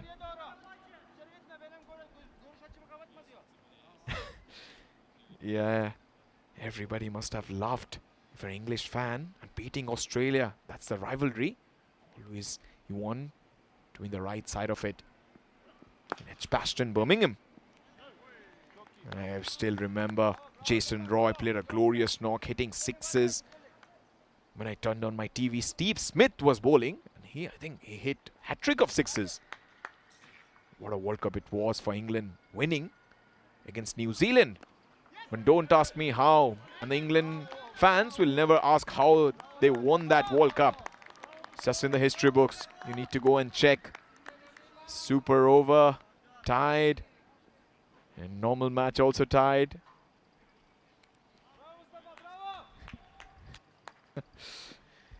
Yeah, nobody understood how the winner was decided. Short ball, he missed out there. Had a lot of time, just need to get a little bit of bat to it. The fine leg was inside the circle. Playing his first match was Cedar Ahmed just drifting down. He don't need to do that because you are under pressure.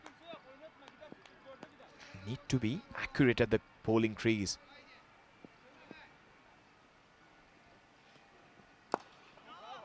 That was a delivery which should have been would have been better. He would have played straight.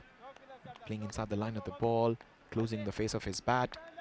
The response has been so nice, and just like England did that day, Gibraltar doing the same. If it was Jason Roy the other day opening the batting, it's Michael Rakes, who is playing a glorious innings, 36 from 21. The jack back in, good fielding. Youngster diving to his right and saving a Sutton boundary. It's like Lords that just goes down the hill. So one more delivery to go. Just the completion of 10th over, 93 for 2. Everything looking silky and smooth as far as Gibraltar are concerned. Uppercut. And we're talking about silky and smooth. He shows us how. And that's a crisp shot behind square for 4. Quite textbook-like. Up on his toes, the right-hander playing in that box, keeping his low hands and then going up. And that is such a balance and a delight to watch plays these kind of shots. And it's European Cricket Network Hindi. And again, I'll try. यहाँ आपको मिलेगी सारा pre-match fantasy points और tips भी बहुत कुछ सिर्फ हिंदी में. So if you are subscribing to this channel, if you speak Hindi, then you'll get all the pre-match analysis, and also you can win a lot of fantasy points. Not sure how much Hindi Besley knows, but one more thing. Ross Taylor played for World 11, one of the teammates of Besley. And when you ask to Indian cricketers, who is that foreign player who knows a lot when it comes to the Hindi language, they will say Ross Taylor, because he played for RCB in the 2008. Now it's almost his second home. Ross Taylor and Jesse Ryder. Because you have got a lot of Legends leagues going on. And these players are those big marquee players in every single side they play. Dilsan, Harshal Gibbs, and English players as well. Kevin Peterson is quite a big figure when it comes to English cricket, and also the Legends League.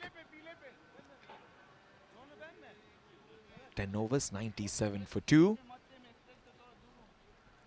53 from 60. It's 5.3 run rate per over.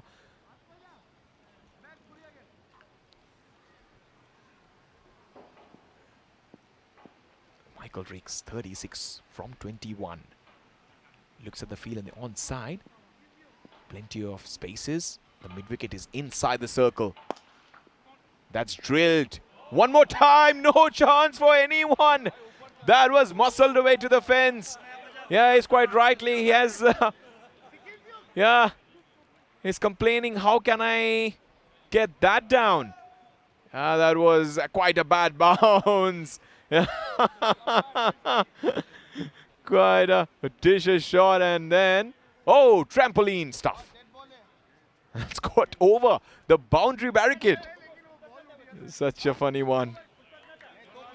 And Fahad is also having a smirk on his face. He also enjoyed that, because in cricket it's not always about seriousness. We have a lot of... and he's mentioning he should have caught it. I don't know which language he's saying, because that was... if you're human, it would have never been possible to get that down.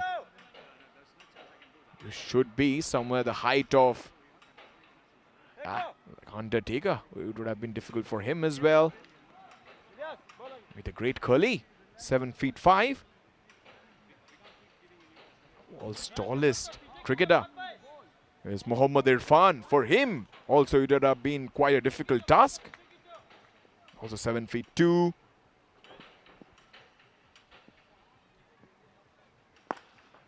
Beautiful stroke once more. He's just pacing this innings so well. Every single time Michael Riggs has come out of that popping crease, the batter's end, they've been able to smother that spin using his wrists. Very good technique. Love it from Ian Latin.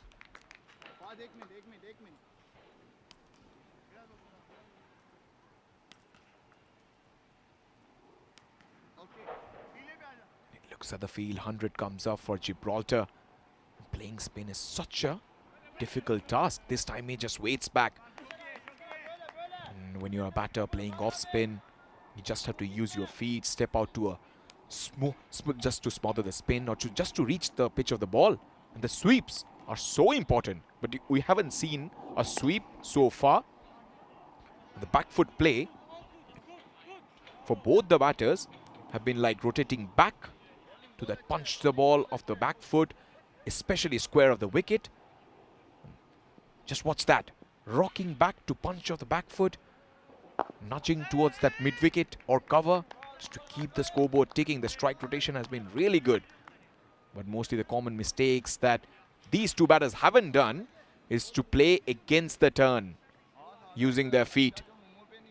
They're able to judge the length so quick, and that dip. That's why you see they've never been able to get trapped on the crease. LBW's bowled. It's been out of the way. There's such a tactical play when you're playing spin. Just look for the overs when field restrictions. This gives an extra advantage of the sweeps and inside out loft over the covers and mid wicket. Bulgaria are at number 1. Okay, one more time. It sums up the day for the Turkey. So near yet so far. Gökhan Alta can't believe it, because this time he'd done him there almost. The keeper had no chance. And Hassan Yanar giving it all.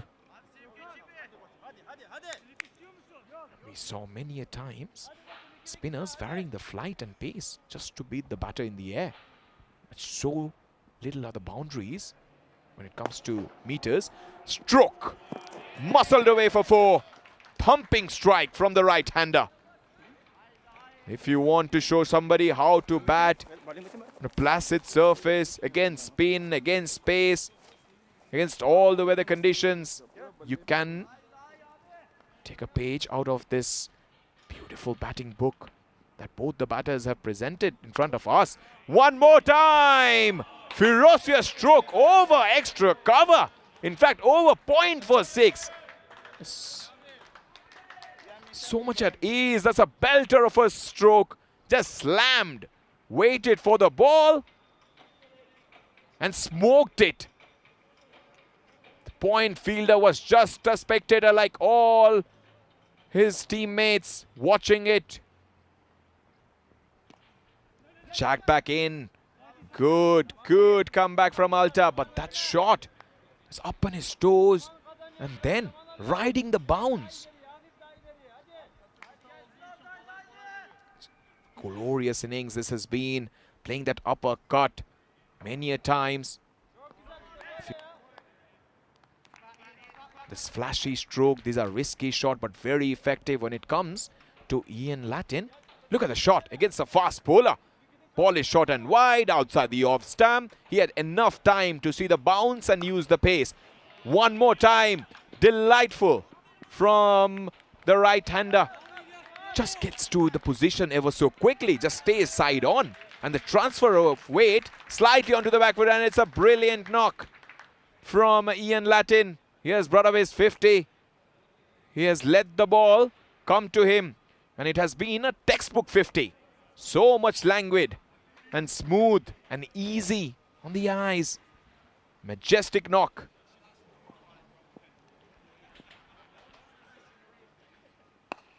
Driven away, and one more goes down. It's not been their day. Butterfingers at the point region. And that's 50. Opening the face of the bat. Angle of the bat towards third man. And he got a reprieve. I'm slightly confused. No, it's not the 50 of... it's definitely the 50 of Ian Latin. But still, Michael Rakes will have 8 more runs to play with. But 12 overs, 120 for 2. Talking about both the batter's skill.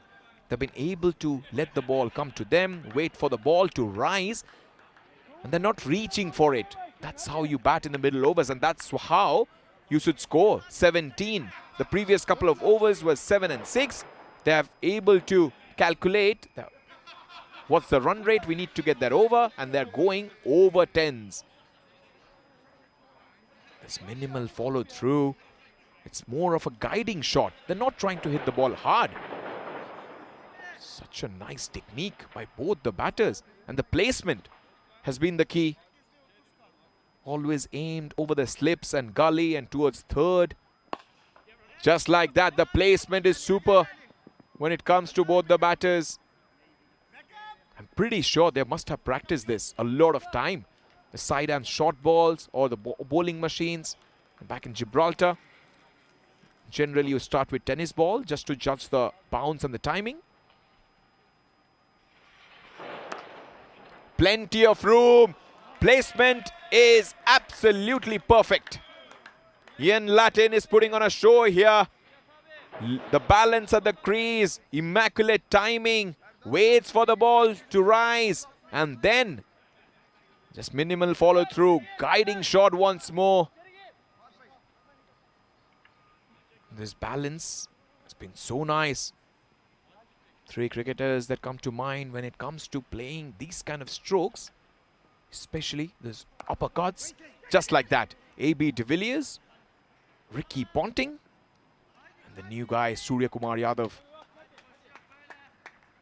They just go, just use the gravity and then try to lift the ball up. The square cuts. Ian Latin is complete batter. Ah, that was so close. He doesn't allow the ball to get pitched. We all know that it has a variable bounce. And for a moment I thought it might have touch and go there. Ooh. That's gone. That's gone. That's bludgeoned once more over mid-wicket for 6. That's a thumping blow from the right-hander. I've seen many a times he just hangs back, waits for the ball to come, gets in position early, and then stays side on, transfer the weight slightly onto the back foot. The eyes level, head still, he gets 6. 18 from 43. The matchup is in favor of the right-hander and he's making merry. Dictating turns. Angles it in. That's how you play proper off spin. Ataullah has an off day with the bat and with the ball. And now it's the 50 of Michael Rakes. What a wonderful knock it has been. He has been quite innovative. He has been able to be inventive as well. But in total, he has been a majestic. Every single time the ball has been pitched up. He has been able to go for that glorious cover drive. When it has been short, he has been able to just the length ever so quick, going on the back foot and then pulling.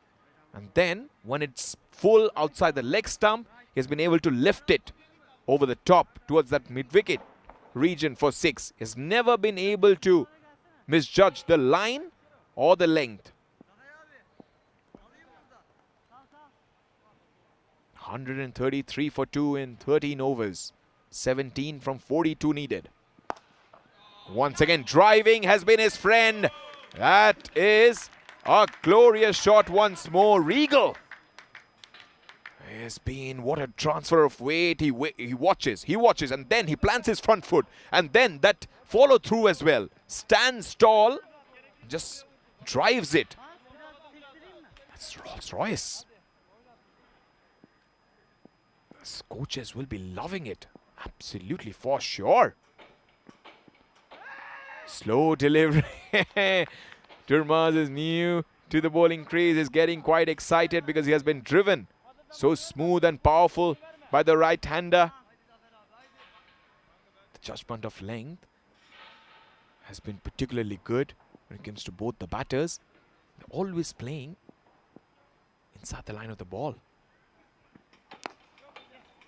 Little bit short, he understood. If you see that previous shot as well, he's such a good batter because he doesn't use his, this one, driving like a Rolls Royce through the outfield. The previous one he mistimed, but the bottom hand came off the bat. It just shows that his top hand, his heavy top hand. So that's what happens. This one, look at that. His bottom hand is coming out. That's why he's trying to place the ball. The big hitters you have seen, the Manan Bashir type of hitters, they're always, that top hand will come off. Because the players who like to play those big shots are more bottom hand dominated.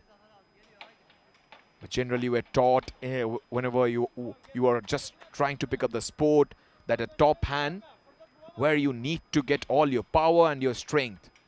And the bottom hand is only for just to guide the ball. Just a resting hand.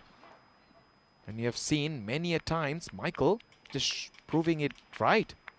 When your basic and your technique is everything right, just play in a different level.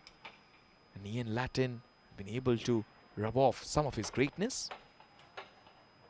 Michael, 140, just 10 runs needed. It will be a glorious win if they do it in this over. That's a chance, big chance. Wow! Sardar Amir in his first match has taken a great catch because that was high. It was not easy. And he just was so innovative in terms of catching that delivery. First, the daring act of reaching towards the delivery. It has a lot of air miles, and then coming down hard, proper technique, and then that love sign to the cameraman. Brilliant innings comes to an end, but it has been one glorious batting from Ian Latin. 65 from 41. Take a bow. Proper T20 cricket. And the catches have been clinged on by the new man. He has runs, he has wickets, now he has catches. Dream debut for the man who is playing his first game, Serdar Emir. Game when his side was in trouble, had to resurrect a broken innings. And now he has taken a very good catch. 10 needed. They should be doing it in a canter. Oh, good. They have changed the batting order, slightly tinkered away. Mirpuri has come. Wow! Whenever you see that high elbow and that follow through, your eyes just lit up. If you're a purist of the game, you'll definitely know what I'm talking. That's driven straight. And maybe they want to give a little bit of confidence to the rest of the batters. So that's why Mirpuri has been promoted up the order. Yesterday didn't get a chance, so it will be for the very first time we'll see how this man bats. Because yesterday Chris Pyle and James did all the damage. One scored 24 with 3 sixes and the other 25 from 9. Missing leg. You'll be lucky if the umpire gives it out. And the umpire is quite sensible in this case. And also the batter is quite fortunate that the ball didn't go away after pitching. That angle, just taking the ball away. This is ability to just make something happen. And the best thing for him, it will be just to rotate strike. And whenever you come to the crease, you don't look to hit big shots. Because later on, we have the games. Gibraltar will be playing again. There you'll get a chance. And if you are stuck in a situation like 76 for 5 or 80 for 6 and your batting comes, then this time, which Mirpuri is spending right now, will come very effective. And you will be thankful. Straight away, no run.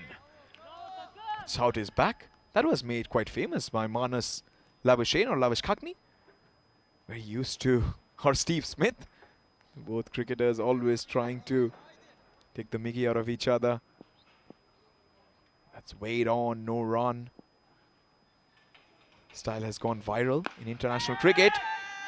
No time, not a good shot to play to that rising delivery. Michael had no power in that shot.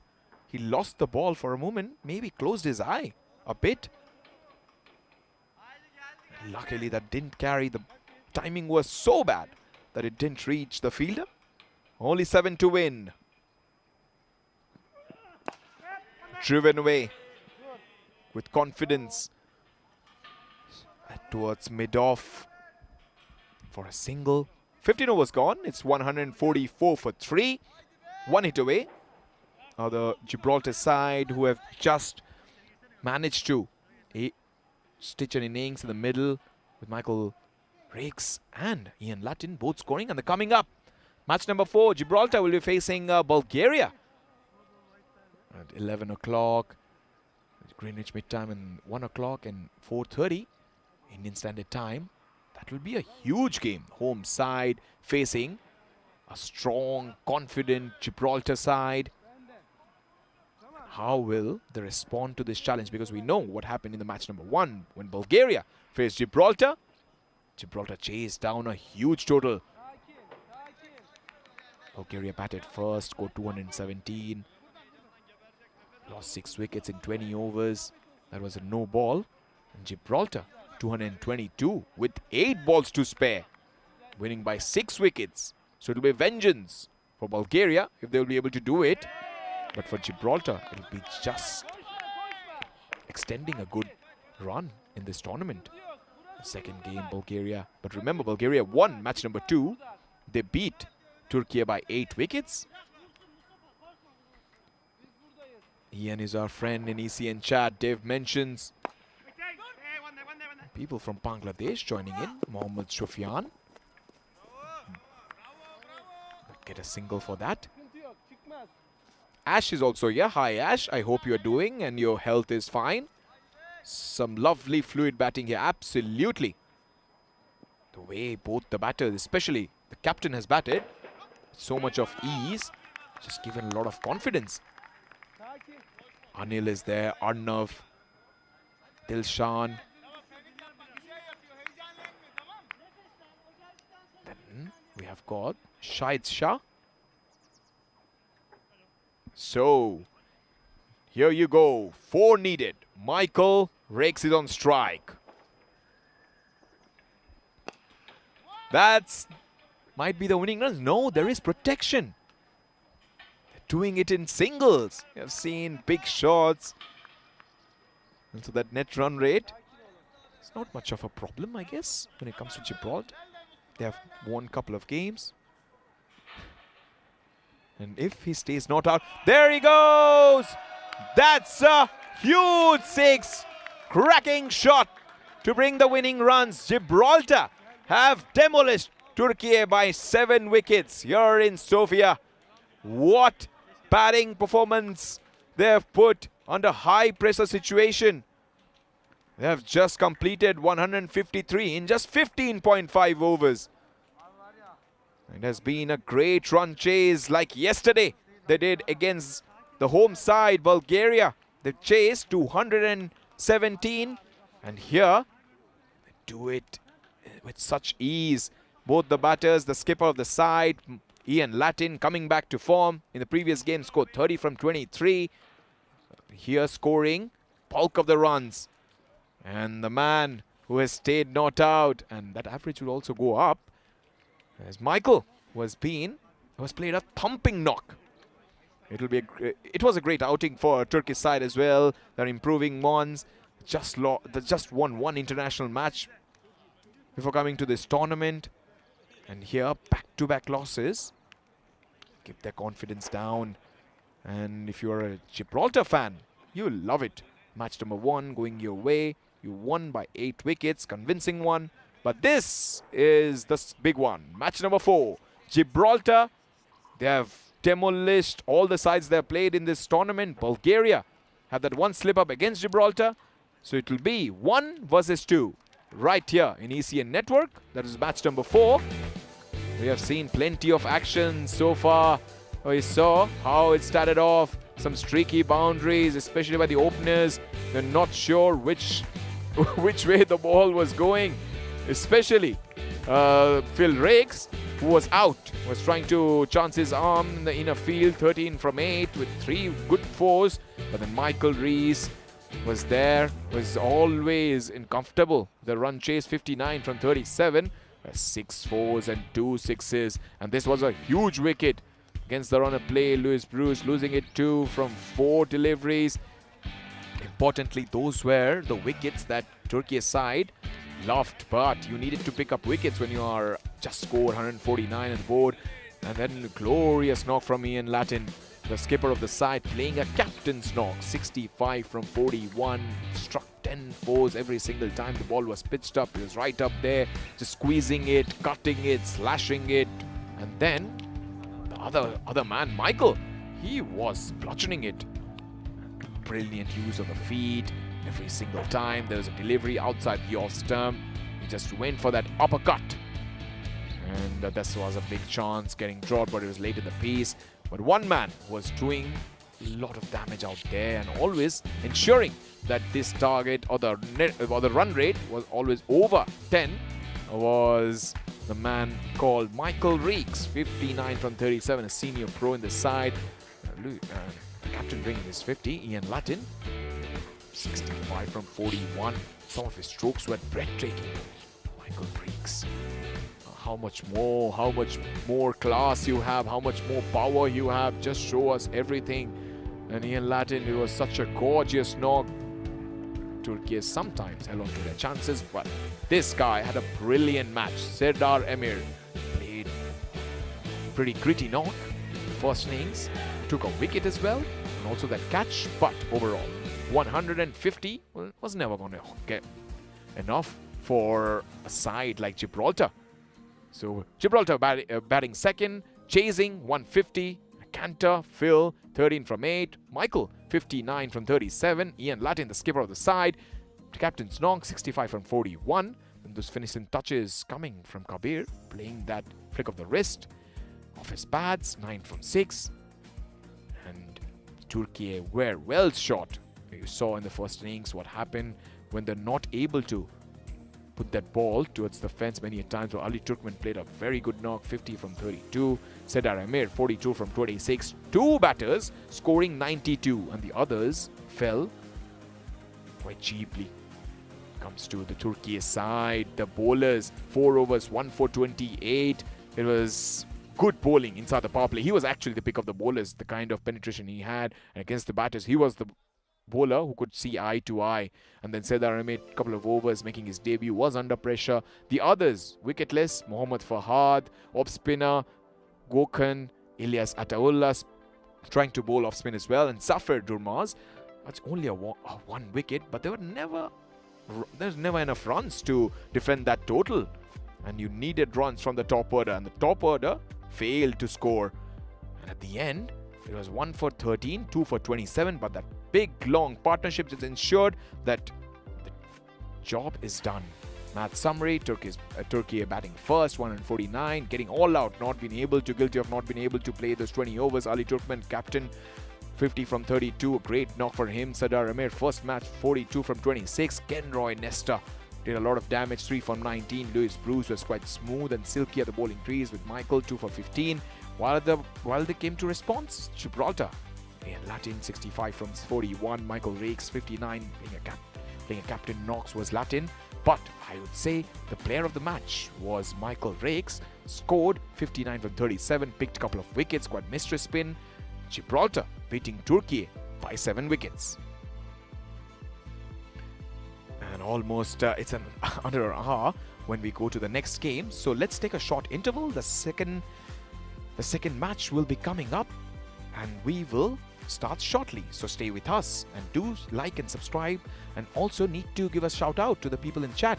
There is Ash, there is Dave as well, and also Dylan Taylor, who was there dominating again, and Sofian saying hello to everyone who joined us. Please join us. We'll be bringing one more game to you, and have a great lunch.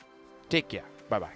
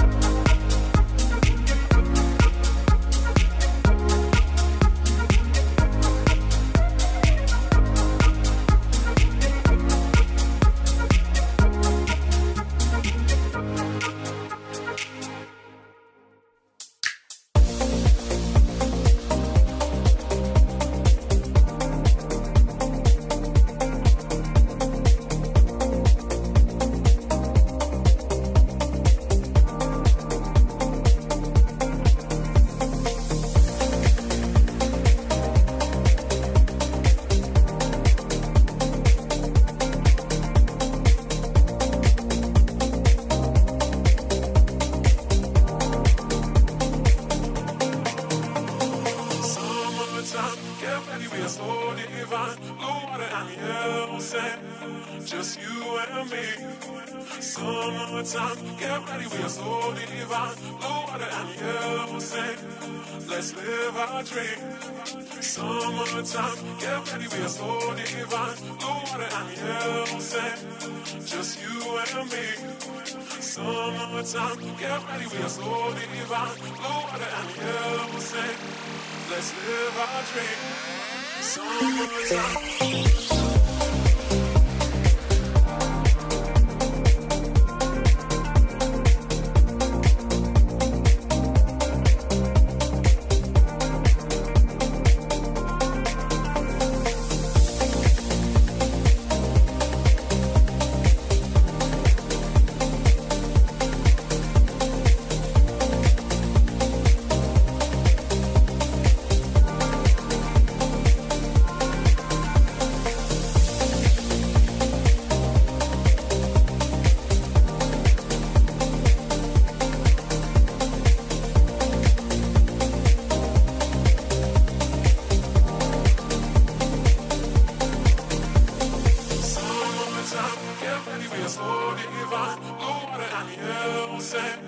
Just you and me.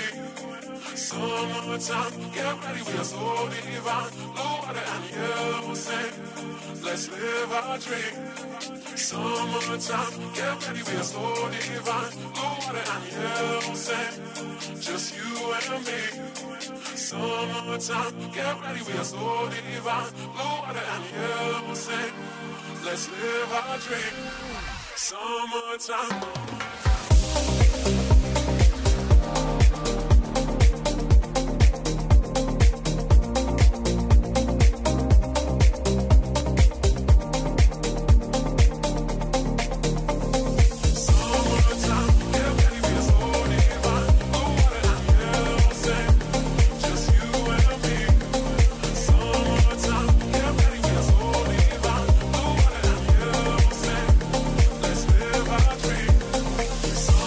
Time.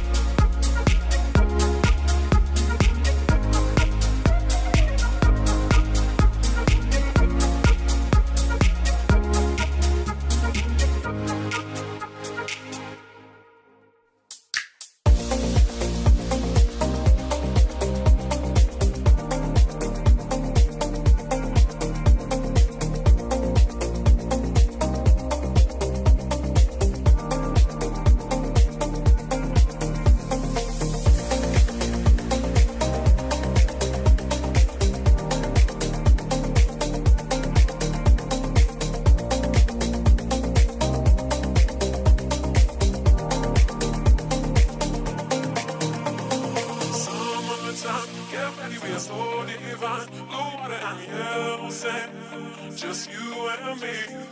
Summertime, get ready, we are so divine. Blue water and yellow sand, let's live our dream. Summertime, get ready, we are so divine. Blue water and yellow sand, just you and me. Summertime, get ready, we are so divine. Blue water and yellow sand, let's live our dream.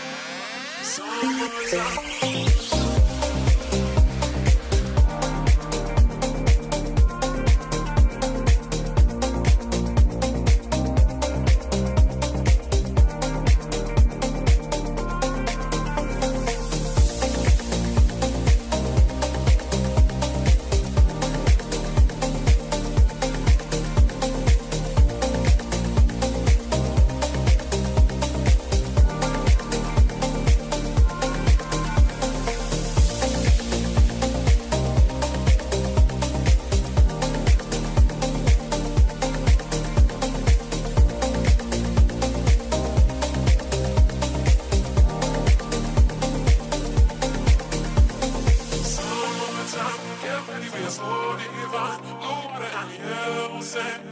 Just you and me.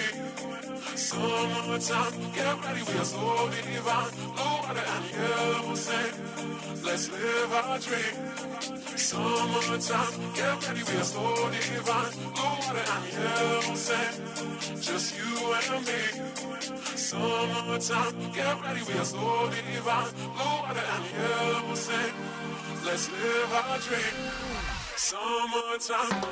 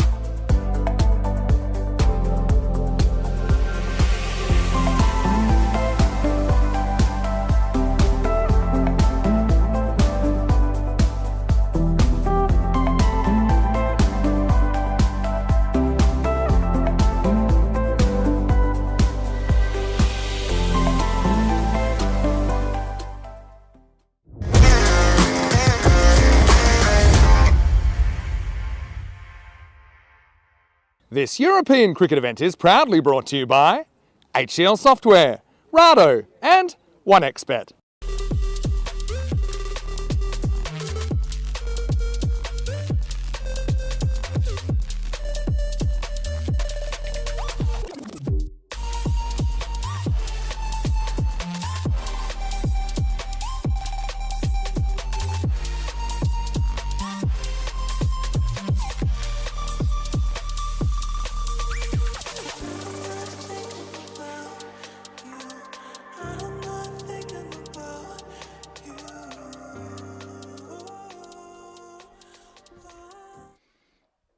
Welcome to Sofia, where the stakes are high, the sun is blazing, and two proud nations, Gibraltar and Bulgaria, collide in a contest of nerves, firepower, and national pride. This is more than cricket, it's a statement. Good afternoon, and welcome back for day 2 of the ECN T20I series here in Bulgaria. I'm Shravan Ganaik, and I'll be taking you through all the live action as the tournament heats up. It's a match number 4, and it's Gibraltar taking on Bulgaria. Two sides hungry to make their mark in this format. And now, before we dive into the live action, let's take you back to what happened a little while ago at the coin toss. Best of luck. Good luck, mate. Thank you. Go on. Cheers. Yep. Bulgaria to call. Heads. It is heads. We'll have a bowl first. Bulgaria has won the toss and has decided to bowl first. Surprise, surprise, afternoon game, team winning the toss and electing to bowl. Last time they did it, and we all know what happened. It's quite clear and quite a pleasant day here at Vasilevsky National Sports Academy in Sofia. The temperature is expected to peak of 25 degrees, and with no rain in the radar, it's a perfect afternoon to play a full day of T20 cricket. But today, fortunately, the winds are quite mild and they have been quite welcoming, because yesterday was gusty condition and at times it peaked over 30 kilometers per hour, but influenced the high catches and the outfield throws. Even in the first game, we saw some of the missed fields, but it's gonna be a great match whatsoever. The batter will definitely look to bat on this kind of a surface. In the previous match, might not say so, because they were the Turkish side, we saw how they unfolded. Only 149 on the board. They were not able to get that A game, but we saw how Gibraltar batters batted on this belter of a track. So few twists might come into play, but expect plenty of runs. And we have seen many a times the team batting first, having a license to go for the kill. Here, they must be dreaming. We have seen some crisp cover drives and lofted hits in the previous match. Here, it's just an extension, because both the batters are all set. The outfield, have a look at that. It looks fast and lush. Sometimes it has plugged in certain areas, but especially when the ball is just inside the rope after clearing the infield. So first ball coming up. Nice delivery outside the off stump, got a little bit of more swing. It's an important toss to win for Bulgaria. The surprising decision is that they're bowling first, because we have seen in the previous match they batted against the same opposition and they were not able to defend the total. Just trying different areas of the game, honestly. Outside the off stump. And that's been a slightest problem for the bowling team, because they have expected a lot. And the Fantasy 11, Phil, Rakes, Michael, Lou, Ian, Kabir, Krish, James, Joe, Kenroy, Andrew, Richard. It's a powerful playing 11. And Bulgaria haven't made any changes. Tahiri, Gagandeep, Ali, Daniel, Prakash. Hat-trick of whites to start. It's been a sloppy start with the ball when it comes to Daniel, Ali. And who is going to win? Gibraltar 58%. Just because in the previous match they beat this side with still 8 balls to spare. 217 was the total, which the Bulgarian side got, but they're not able to defend it. Oh, finally, the first legal delivery after 3 balls. And the match number 1 I'm talking about, Bulgaria scored a massive 217 for 6 in 20 overs. Gibraltar only 222, a loss of 4 wickets. They got the runs in 8 deliveries to spare. And beat Bulgaria by 6 wickets. Wow, that's a thunderous blow. Go and fetch it from the fence. And it has gone way beyond the fence. And they were talking about what kind of start will Gibraltar get. And they have just shown how they're going to do it. They're going to bash it, thrash it, pummel it, whatever you say. But that's a thunderous one. It's straight away the first 6 coming up in the very first over. In the second match, we saw Bulgaria score 200, chasing it quite comfortably, while Turkey scored 195 for 8. In match number 3, that's just happened in the morning game. And we saw what kind of performance Gibraltar put against the Turkey side. He was trying to shape for that big shot. Typical T20 battership, because you have seen many a times batters love to take away that left leg and go for the big shot. He was shaping that, and then at the very last moment he understood that it isn't the right shot, because in the previous game he didn't reach to the ball. There was delivery outside the off stump. He got out. So here he has to be careful. And when you talk about Turkey, 149 for 10, didn't even play their 20 overs. Gibraltar got it at a canter of 153 for 3, 15.5 overs. And this is match number 4. And Gibraltar have already, of course, scored their first boundary in form of 6. And that's a good drive to just get his first run. Michael Rakes, both the batters, brothers of destruction. We have mentioned them before, because many a times it can happen that one player just tries to up the ante and the other tries to stay. But here, both the batters have this tendency to go from, to play some classical shots in the power play. Slightly shorter, but the ball didn't bounce. This time around, the wicket-keeper is the same for Bulgaria. Manan Bashir, we have seen him dropping few when it comes to the first match that both the sides played. But after this, we also have match number 5. That's tomorrow. Turkey are taking on Bulgaria. Match number 6. Turkey are taking on Gibraltar. And he hawked himself there. And then he was trying to pick it up and hit it straight. And then the big final on 13th of July, 2025. A lot of nerves with juggling around who will reach, because at this stage, the standings, clearly you can definitely witness that Gibraltar have done a great job. 2 matches, 2 wins. Their net run rate 1.720. It's high. The points table, they've already got 4 points. First over done, it's 11 for no loss. And when you have started your tournament so effectively, you sometimes feel that have we peaked a little too early? Because the Gibraltar side have a lot of homegrown pride as well. Let's talk about a lot of players coming from different backgrounds, like Lou Bruce, such a talented cricketer. Till now, we haven't seen the best of Bruce. Will it be today? Oh, what happened there? Gagandeep wasn't sure, but I get a feeling the bird was the point of discussion here. At the very last moment. And it means the batters are both watching the ball like a hawk. So clear and crisp in their thoughts. And straight away the apology coming. Everybody understood it's quite fair if you just back away before that delivery is bowled.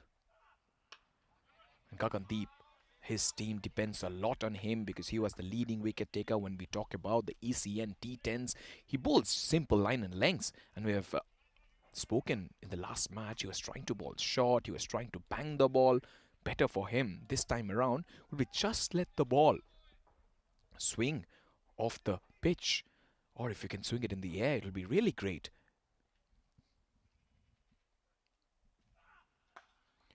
Powerful strike. He does love pace when it comes to Michael.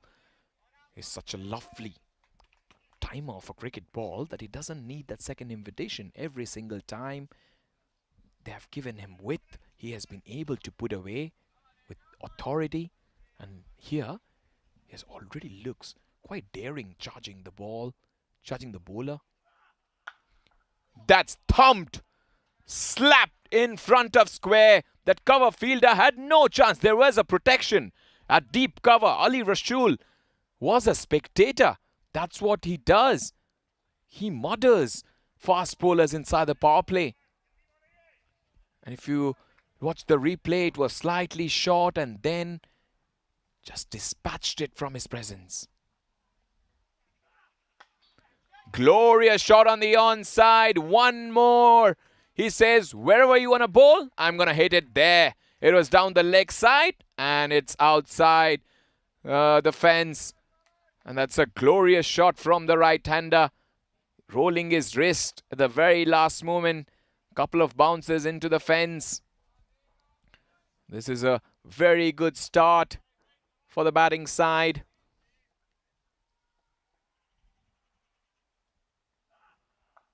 Waits for the ball. That's so good to see both the cricketers enjoying their time at the crease. They have a lot of time to play their strokes. More Michael than Phil. Phil is much more kind of a basher. Michael is more classical in his technique. Loves the ball to play off the back foot. Quite smooth and languid.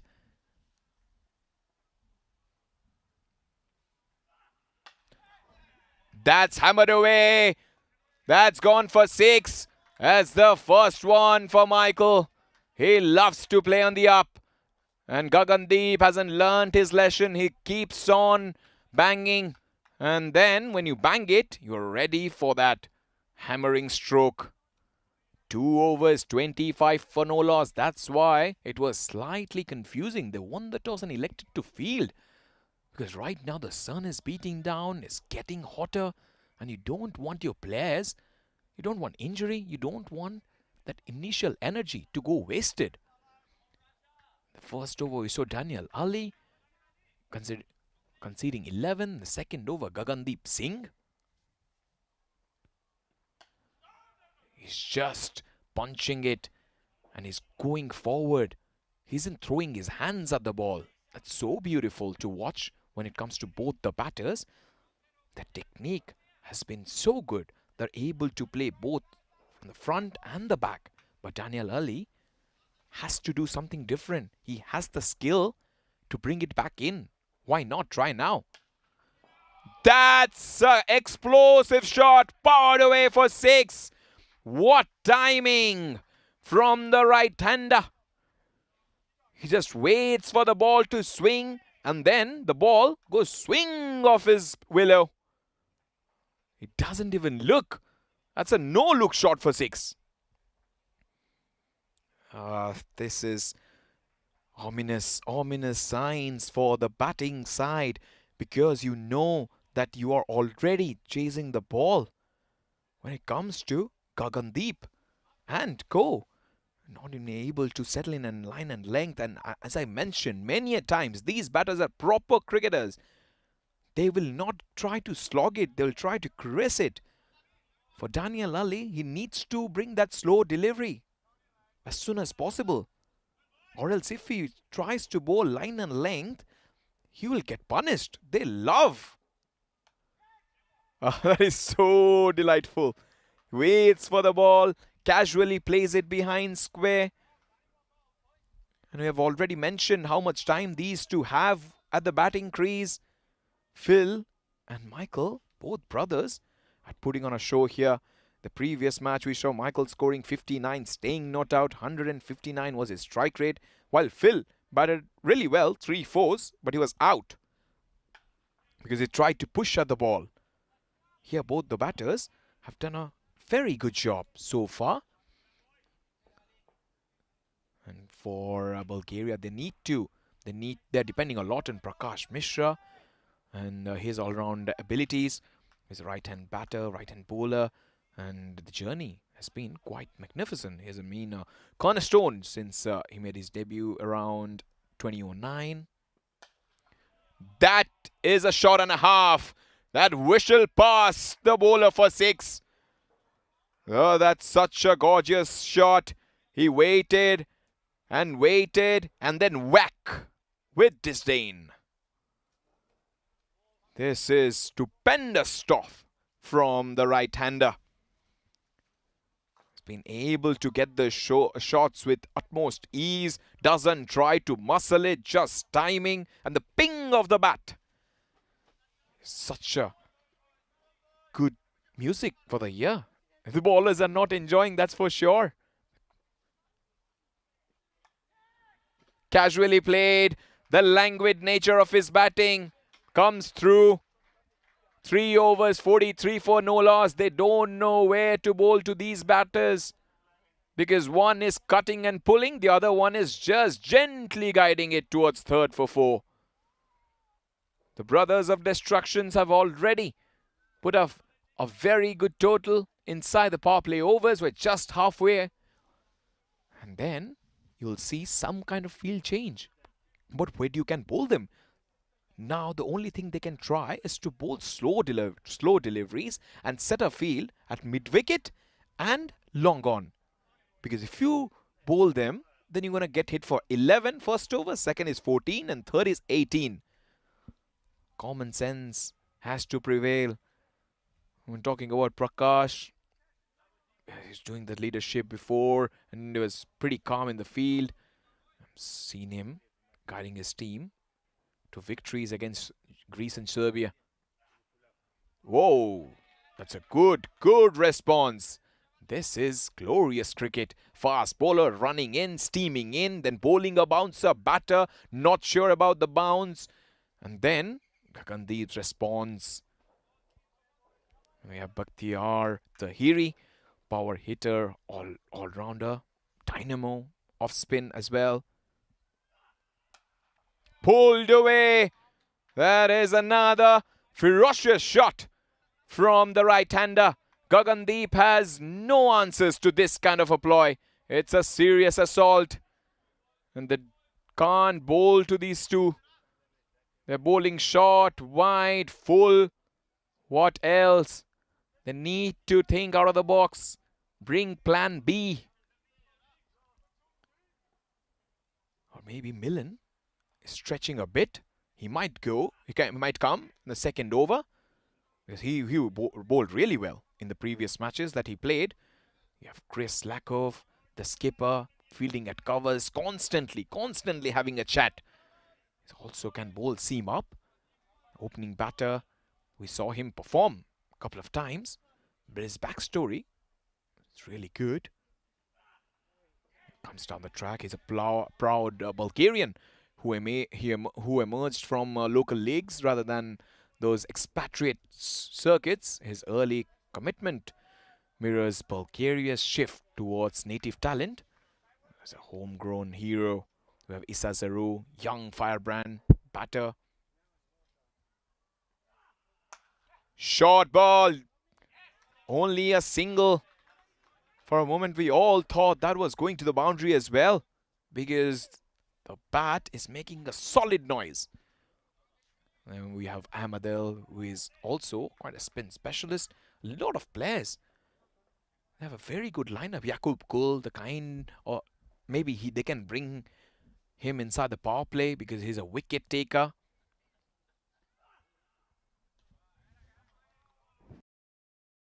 They're not learning from the lessons. They have Daniel Ali, Ali Rashul, Gagandeep Singh is bowling right now. Zirok Chukthai can bowl. Milan Gogev is key. How will he respond to this challenge? So far, he has also been aggressive with the bat and with the ball. Lifted with utmost ease. That's a smooth and silky 6. So poetic. That crisp noise from the bat.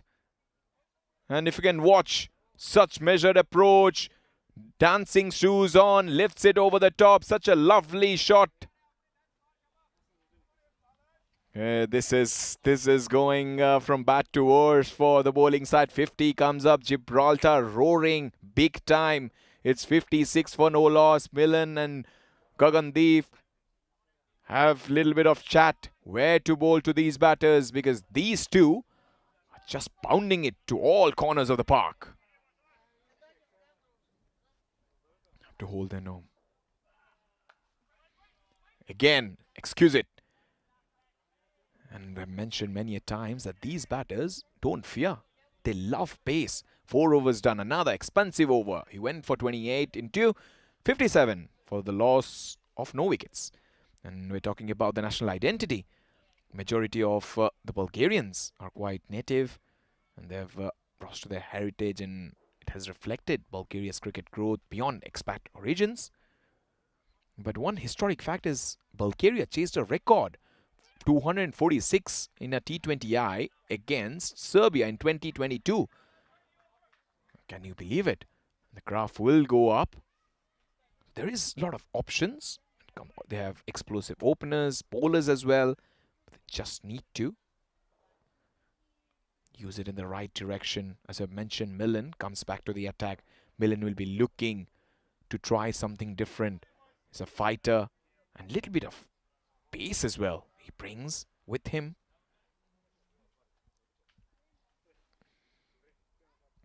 Oh, good start. You can definitely see the difference. Millen was slightly quicker. The batter are not going for those shots straight away. A strong lad. Remember Gibraltar also riding high of that record-breaking 224 chase. And I just mentioned that Michael and Kenroy Nestor are the 2 key players for them. Tucked away into the hands of the fielder. Millen comes and Millen takes a wicket. That magic breakthrough. The man has done the trick. Just mentioning how important he is to this playing 11, and he has just shown he can be an emphatic bowler for his side. And that was slightly up-pitched, didn't ride the bounce. The one mistake the batter did, and that led to his downfall. And he says, I am Gogef. Michael departs 21 from 13. It will be a very sad walk back because his timing is so well. The weather is so nice to bat. The pitch is flat and you don't want to get dismissed this way. But the extra bounce from the surface, already spoken. Sometimes if you pitch the ball in and around that 4th, 5th stump, generally batters like to go for those shots. Bulgaria have showed resilience, and you saw what happened. But they've improved their performance in match number 2. Milen Gogev is generally a player who definitely always puts his 100%. And Jakub Gul, the leading bowler so far, is likely to be a wicket-taking threat. New man, Louis Bruce. 58 for 1. They have already got the platform. Now it's just to press on and continue this demolition.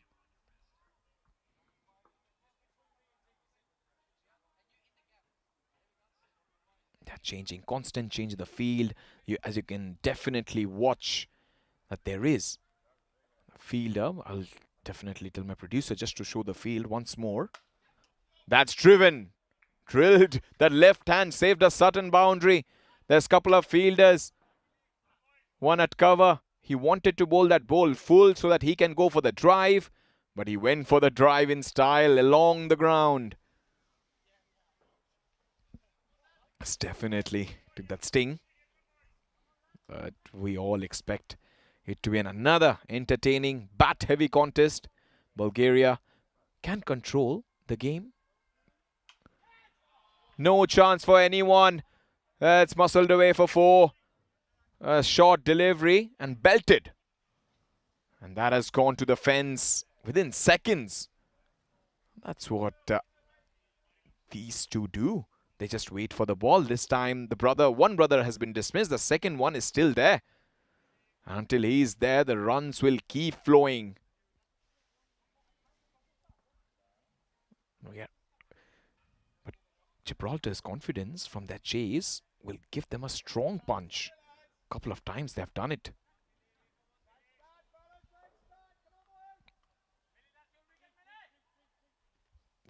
Constantly changing field. And so that ploy, they've gone to plan C now. Because now it's a ring field on the offside. Only one man back, that's deep cover. So he's slightly fearful that the batter might take that aerial route on the offside.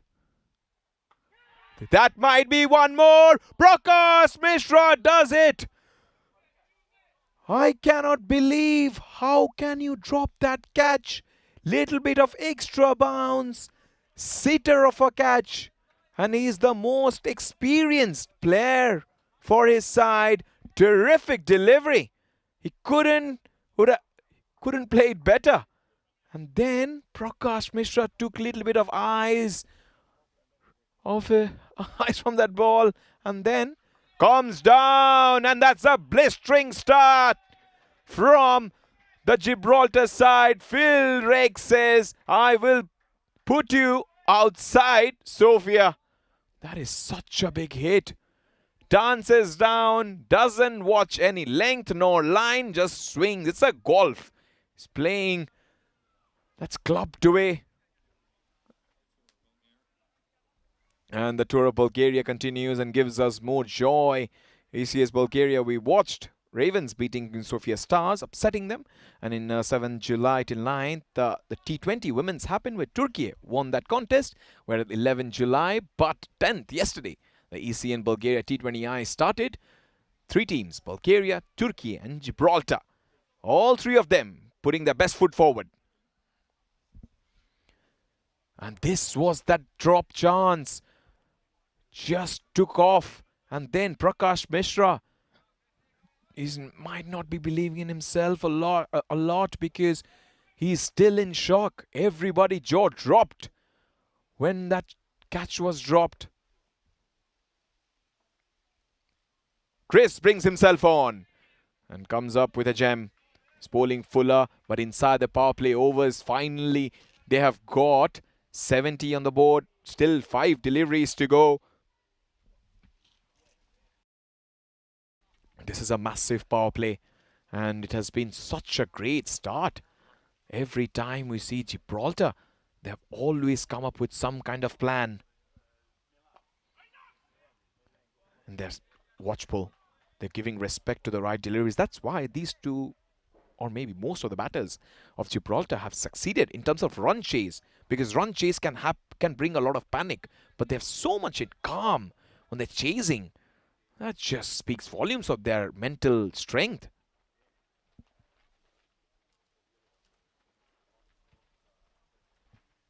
Down the leg side. Oh, not given wide. But when you talk about the team, the chase that they did against the Bulgarian side too, and they were so much understanding the target because they knew that there's a target to reach within the allocated overs. So always believe that the power score awareness just helped structure that innings.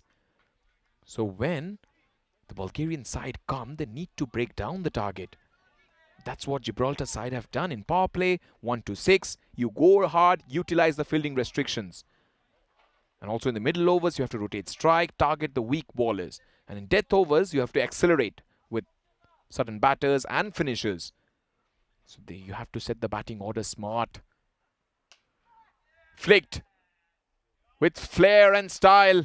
1 bounce to the fence for 4. This has been a thunderous start for both the batters and for Gibraltar. Every time you pitch them down the leg side is such an easy flick for them. Again, down the leg side, ball swinging in. And there we go, that elegance comes through. And 1 bounce. Barest of margins. You could have easily gone for 6.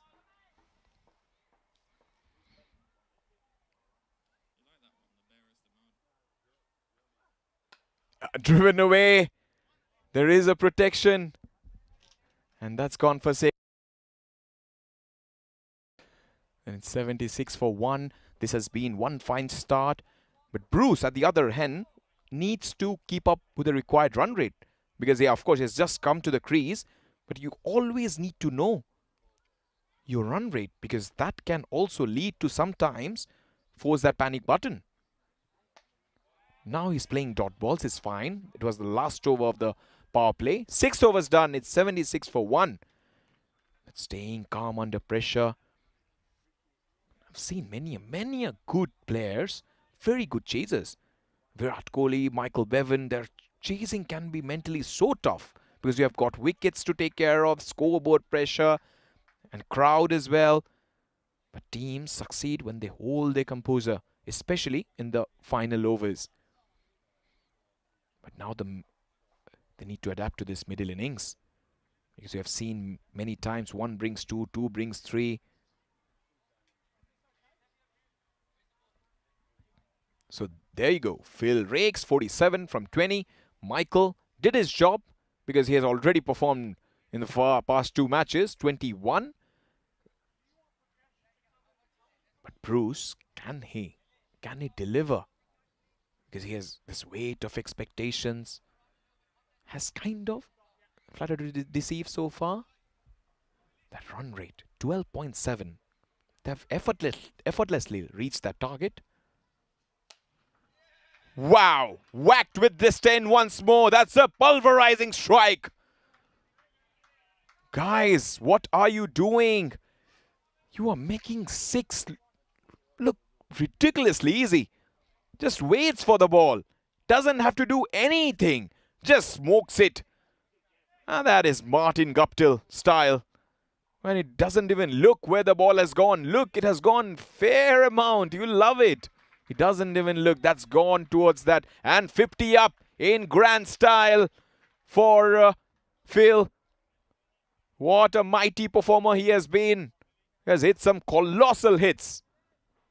And the previous one was colossal. One more. This one out of the ground. One more mighty 6.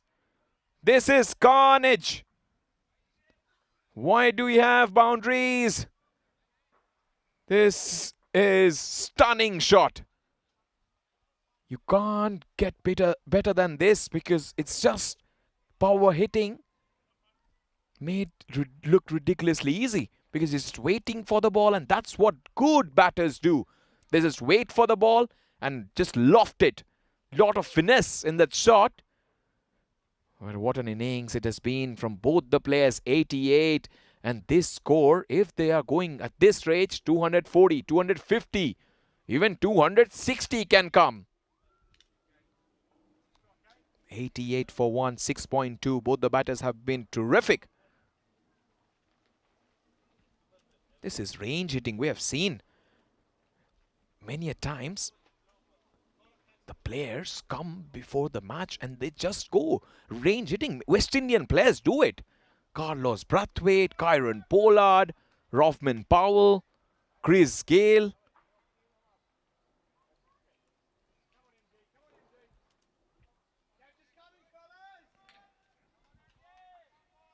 Yeah, a little bit of break in play. But the stable base and the body position is so good. He widens his stance and then just puts bat to ball, defends it. He's such a good cricketer. And this 6 you're talking about, this was the defense, the walking defense. But 1-6 around the corner. Crucial for timing and just picking the right delivery to go. Outside edge over the top. Manan, will he be able to get across? Not really. They say when it rains, it pours, and here it's happening the same. Whatever they're touching, everything is going towards the fence. They have no answer to this kind of a scenario. The Bulgarian side are looking flat. And they all are believing timing over power. We have seen many mistimed hits go up. But they're able to focus on meeting the ball under the eyes with clean contact. And he was a slightly shorter. We have been speaking, and there is Chuktai. They will get a couple of runs. But I was talking about this thing. Just bowl it slow. Don't bowl pace and straightforward, fuller length. Because if you do that, it's such an easy hit for him. You know, straight boundaries are small. That's why you have to roll your fingers across the ball. There's some kind of mystery behind every ball, or else it's just easier. That's thumped. One more time. Fielder does it well. Isazaru is a good fielder. saved a sudden boundary there. Because it was such a belter of a stroke that the batter didn't have to move his feet, just go through the shot.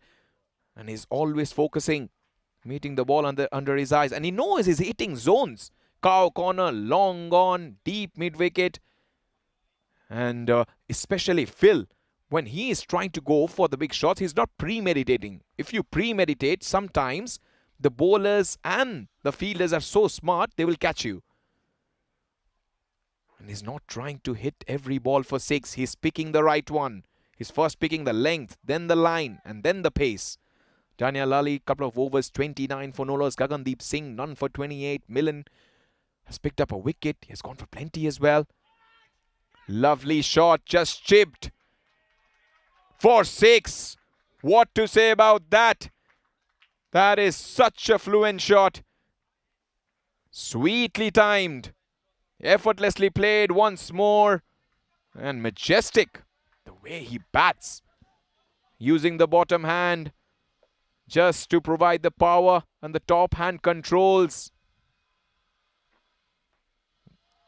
And in range ending practice, they work mostly on the bottom hand flick drills to develop the strength and control.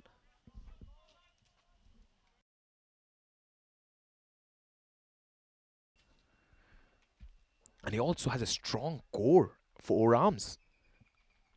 Such a better bat control and power. That's why they do a lot of medical ball throws just before the game starts, the exercise. And the pull-ups can also help you.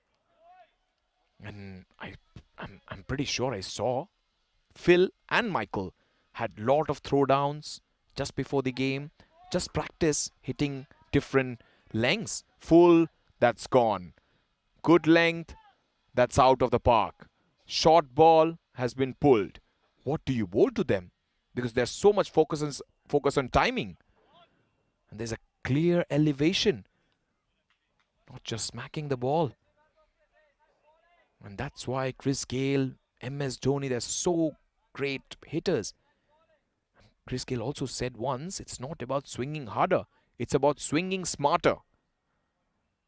And Dhoni also mentioned you have got to trust your swing. If you try to muscle it, you will miss time. And that's what we have seen in Phil. This time, Liu joins the party with a classical stroke over the top for six. This is range target hitting at its best. And it just continues. New ball, please. This time, he doesn't mistime it. He just times it to perfection. The still head, transfer of weight. And then from front to back. It's a fuller one. Liu Bruce, you have not seen sixes from him. Stroked away straight to Gagandeep. Gagandeep didn't panic. Was able to stop the ball. What a carnage it has been. 8 overs, 108 for 1. Every single time we see these two, or maybe Gibraltar batting side, they follow every six hitting or range hitting techniques. We're speaking about how they are so clean in their contact. That's why tee hitting they also mention in golf. Many a times, shadow swings. And you just have to practice. There you go. You can see the graph just goes up quicker and thicker. First signs of spin is expected. Gull, if they bring in Gull, it will be really great. Gull is particularly quite competent when it comes to right arm off spin. The keeper will be coming up to the stumps. Bring some kind of variety because off spinners are kind of becoming match winners in Bulgaria. Because in off spin there is a... Sometimes people believe it's quite easy. Because, and also Virendra Sehwag, I remember, he quite publicly said off spinners are not bowlers because I hit them. It's quite easy to hit. But here, Gull is a very different type of off spinner. And first one, it's darted away from the right-hander. Because he knows that both the batters are trying to hit it straight, long and strong. So important for Gul not to pitch that ball up.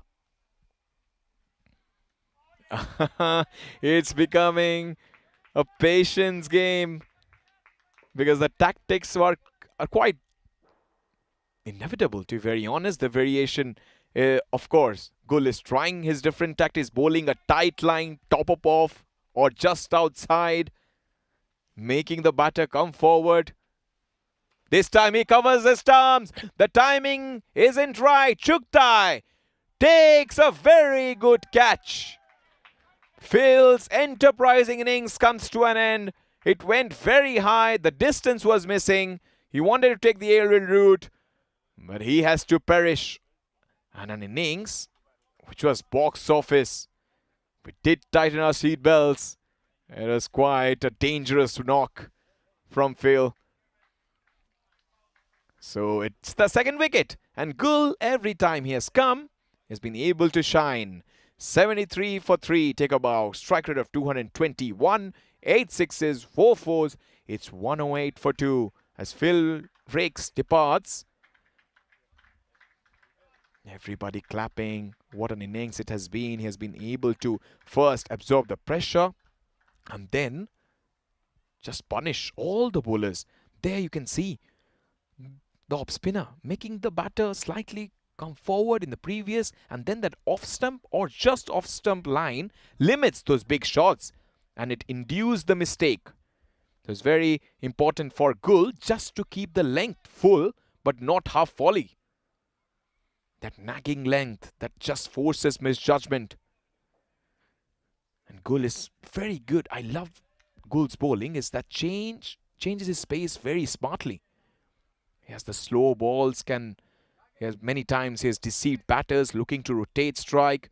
The quicker delivery, the skidders rush to the batter, especially in low surfaces. And this surface, if you just pitch it up slightly, not so full, it also keeps low and it's quite stickier. The man who did a lot of damage, Ian Latin, is a particularly good player against spin. We have spoken how good his feet moves, his hands are low, and he generally tries to play with the spin using his feet.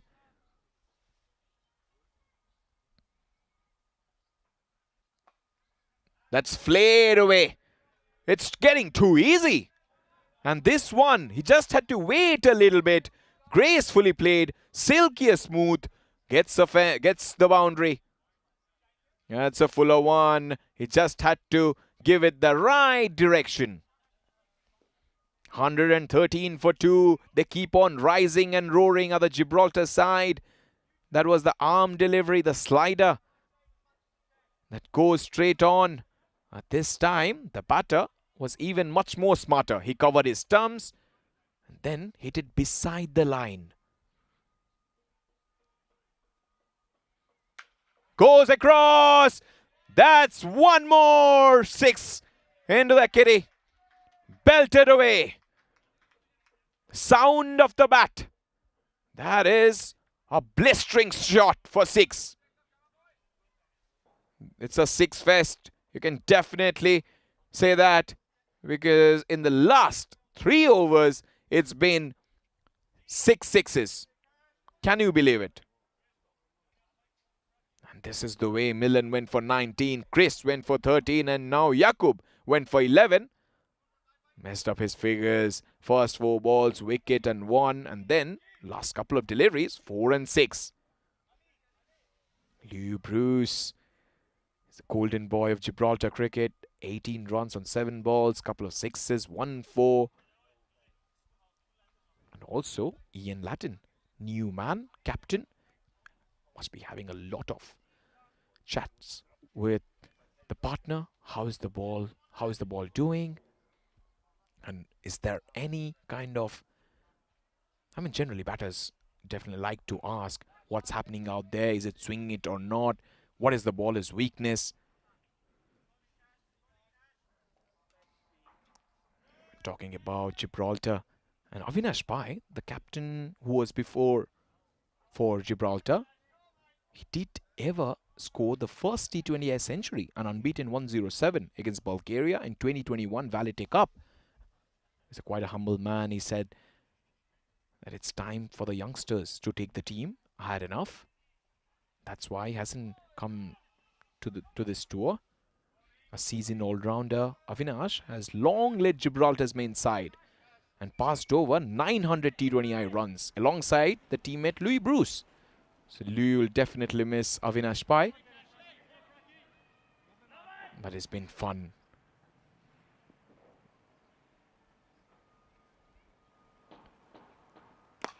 Liu decides to thrash it.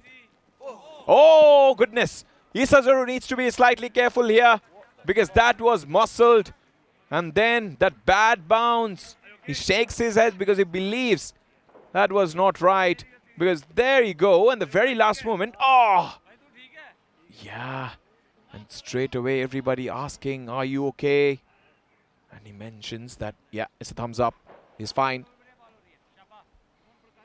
A straight boundary. A little difficult to back foot crunched. And one powerful shot. They will go back. Chance of a run out, but he's super quick. There's the skipper, Ian Latin. And we know what he can do. In the previous match, he was playing exactly like Dix. Turning 1s to 2s, 2 to 3s, 3s to 4s. He can do everything, is this lad. And also you can see that Prakash Mishra is just varying the release point and angle. Subtle change in seam position, in that flight, arm height, trying to confuse the batter. There you go.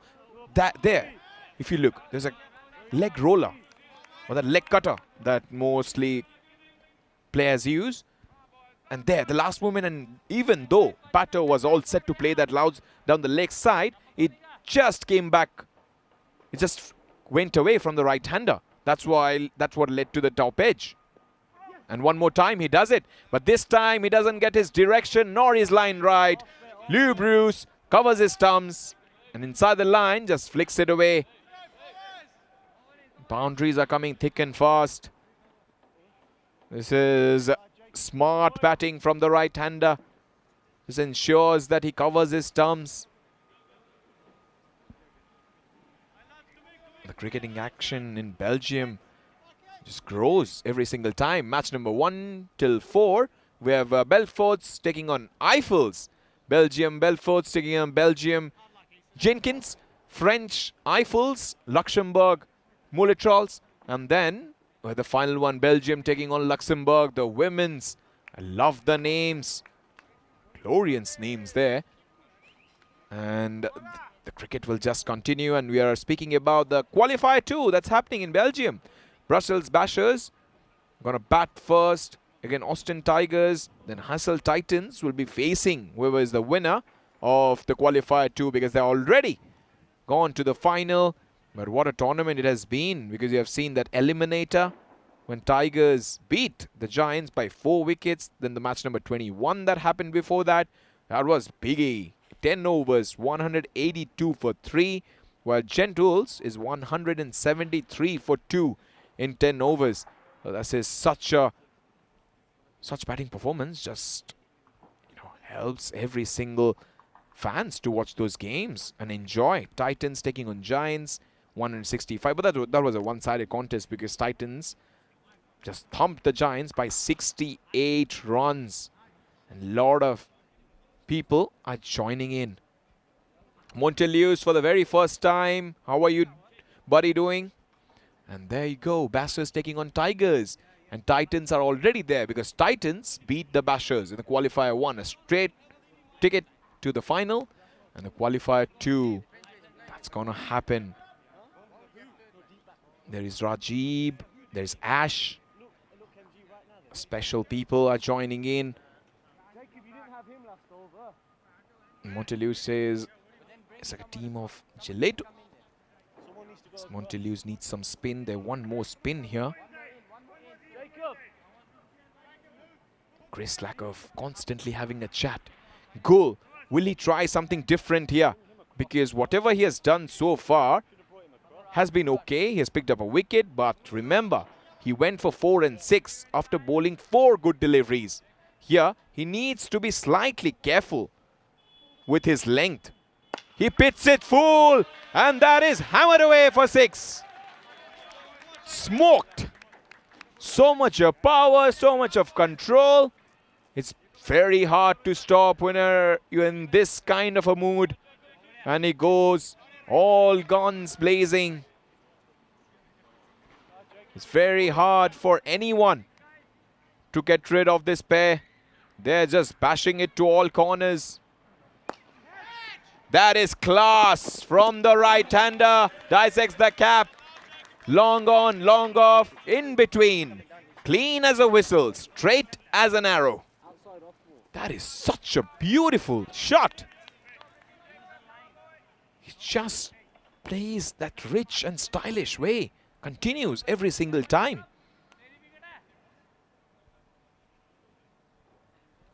What will be his response? He goes over the top again, and Gogev, and it's in the commentary box. That was a brutal shot. Even Shofia street artist would admire that stroke.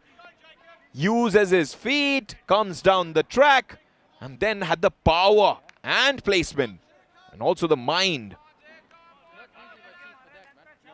That is such a great shot. He's just taking the ball in full. Proper masterclass.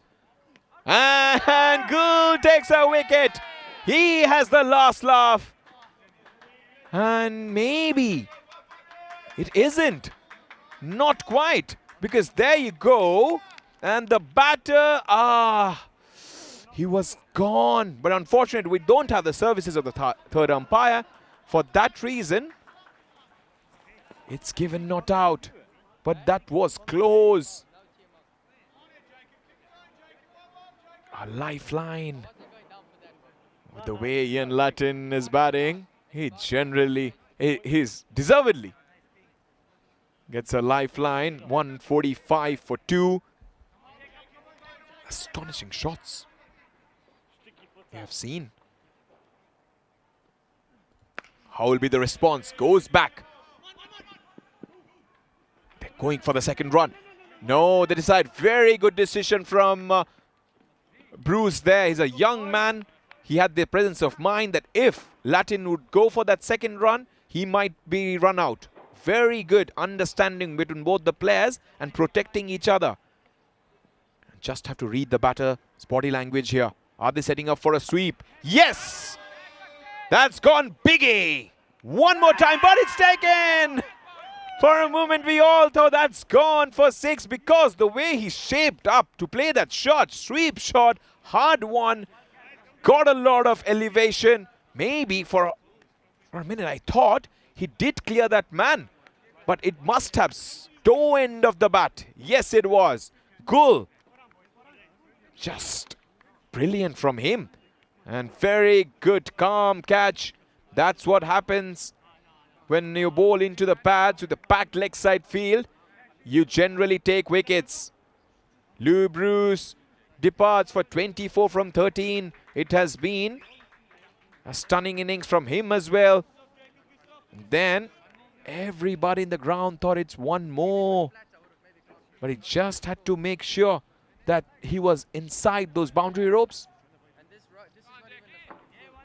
So that's what happens if you are patient. A wicket generally comes. And he read the batter's language, body language. And he's bowling to a plan. Good end to the over. It's been a top one. The way he has bowled to the right-handers, just subtle change in seam position, then the flight. That's masterfully done. And Gul, while the carnage has been done, 11 overs, 146 for 3, Gul has picked up a couple of wickets for 27. Even though he has gone also for 13, but at least he has made those differences in the field. The bowling crease. 250, says the supercomputer. It's very much possible. Why not? Why not? Need to set the smart fields, and I'm pretty sure the shot mid-wicket. In fact, they pushed the man back now. There is third in. There's a deep cover. Point is in. Extra cover is inside the circle. Mid-off, mid-on, both back. Mid-wicket back. The constant changes in the field continues. They're trying to invite that big shot over mid-on. Just to bait the batter. But they've always... off the back foot. They always, especially I've seen Prakash Mishra, he's quite clever. Always have a boundary rider there on the strong side to trap some miscues. But they need some dot ball. New batter in, just get the field in. Dot ball builds frustration and just force the batters into rash shots. Bowling into the pads with a packed leg side field, as we saw Gul did it. And that's how you bowl. You generally set smart fields. You tighten the screws. Because here, I see something is brewing. It's those mental skills. The very last moment, that flight and the dip, just that attempt of risky shots. These are the plans that you make before the match. Short ball. There's one more wicket coming up. T20I. Oh, doesn't go for the catch. For a moment, he was just charging in. Maybe he lost the side of the ball. It can happen because it's such a difficult angle he runs in. And from that angle, becoming straight and taking the catch. Yes, Manan's response, Manan's reaction, it would have been quite interesting, because he was like, oh, you should have taken it. Because at this stage, 149 for 3. If you take a couple of wickets of Gibraltar, that predicted score will come crushing down. Lifted up the top. Gagandeep just to his left. And Prakash Mishra is so angry. He's so furious. Look at that. Because he thinks that Gagandeep Singh had a big chance. And then the scream. He changed the pace smartly. That slow ball deceiving the batters. They both are trying to rotate. The skidders are so important just to rush the batter back, especially on this kind of a surface. Prakash Mishra used the drift and dip. And he does it well. 150 up for Gibraltar. This has been one stunning batting performance. Once again, the first match, they scored 222. It was a placid track. They chased it against this very opposition. And we saw in the match number 3, Gibraltar 153 for 3 in 15.5. Oh no! What's happening here? He's getting a mouthful from the bowler. Prakash Mishra is furious, because that was a delivery who doesn't deserve to go to the boundary. Even the batter was not sure where he was hitting it. And then Issa Zaro has made a mess of it. And everybody is... There's a sudden silence in the ground. And they're saying, put your body behind the ball.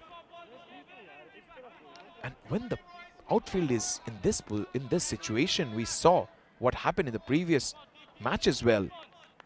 Especially in that range, in front of square, people are scared to catch the ball or put the body behind. We have seen the women's game as well, a Bulgarian player getting injured. And once again is the same thing happening. Not able to control their body. That's top edge. Cool, it'll be seriously good catch. And it falls short. It's pretty hard catch to perfect. But as we have mentioned many a times, there's always some kind of fear when you are fielding in front of square. Because the ball is taking that sharp up trampoline style. 155 for 3. Suddenly few dot deliveries. Gloriously played. And he says, what pressure. That's such a smart cricket. such innovation at its best.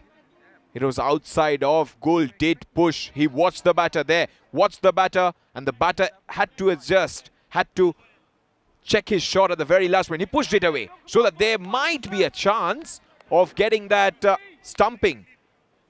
But when you are in such good form, you just enjoy batting.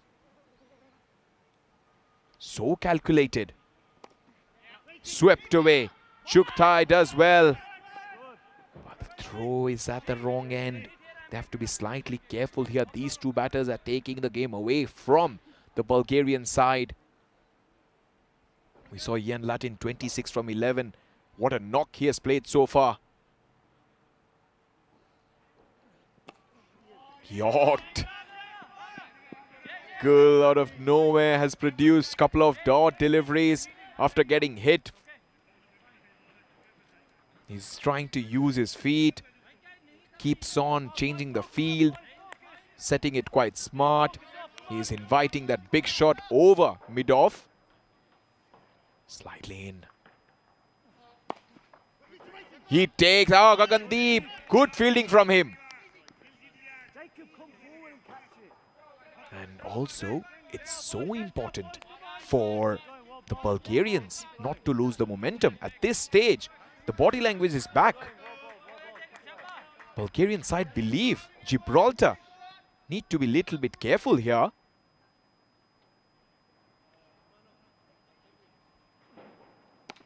He responds in style for 4. He picks it up. So much quick in his play. Quick hands from the right-hander. Just waits for the ball and then dispatches it over the top. There is no protection in the leg side. All the fielders were inside. Only that mid-wicket fielder was back. That's how you deal with pressure. By hitting boundaries. They've lost 3 wickets, but look at those gaps. They lost the first wicket in the 5th over, then the 2nd wicket in the 9th over, then 11th over. So not losing wickets in clusters, helping the Gibraltar side go up. The score keeps on ticking along. 163 for 3. Prakash Mishra is so crucial to this bowling lineup. Here he comes again. Prakash Mishra has been towered away for 6. That's one more cracking shot. This what happens when you are quite unlucky. In the previous over, he bowled a couple of missed fields. That leads to his frustration. Here, he messes up with his length. And he's someone just believes in good line and length. Crunched for 6. That's the best of the ball. That's gone into the hoods. What a powering shot that is. That's a pulverizing strike. Waits for the ball, then he goes. And just watches it sail over the fielder at mid-wicket. Sixes keep on coming. That's a good delivery, back of length. Prakash Mishra understanding what the batter is trying to do. He's waiting in the back foot. But here, this delivery, he just pushed it a little bit further and also a little bit quicker. The heat is getting to everyone. Little bit of pie there everywhere because you saw Gagandeep, that misfield. Then T20I not going for that catch. And also Isazaru, that misfield. Or maybe that got that bad bounce. So sometimes all the things coming in together can lead to the bowler's frustration. And I'm really a little disappointed with the kind of performance they've put in the field. They have not been able to put their body behind. That's what Prakash was mentioning. The wicket keeper as well. And they need to bring Milan Gogev, the man who has done everything right in this tournament. Somehow need to manufacture a wicket, try to bowl slow deliveries. Sharp fielding plan, just trap batters into mistakes. And dropped. Gone for 4. Fortuitous boundary for the right-hander. The keeper was up to the stumps, as we have mentioned many a times. When the keeper is up to the stumps, the reaction time is so less. And this time, Manan, not a regular keeper. He just drops the catch. It's quite hard as well when the batter is coming forward, using his dancing shoes on.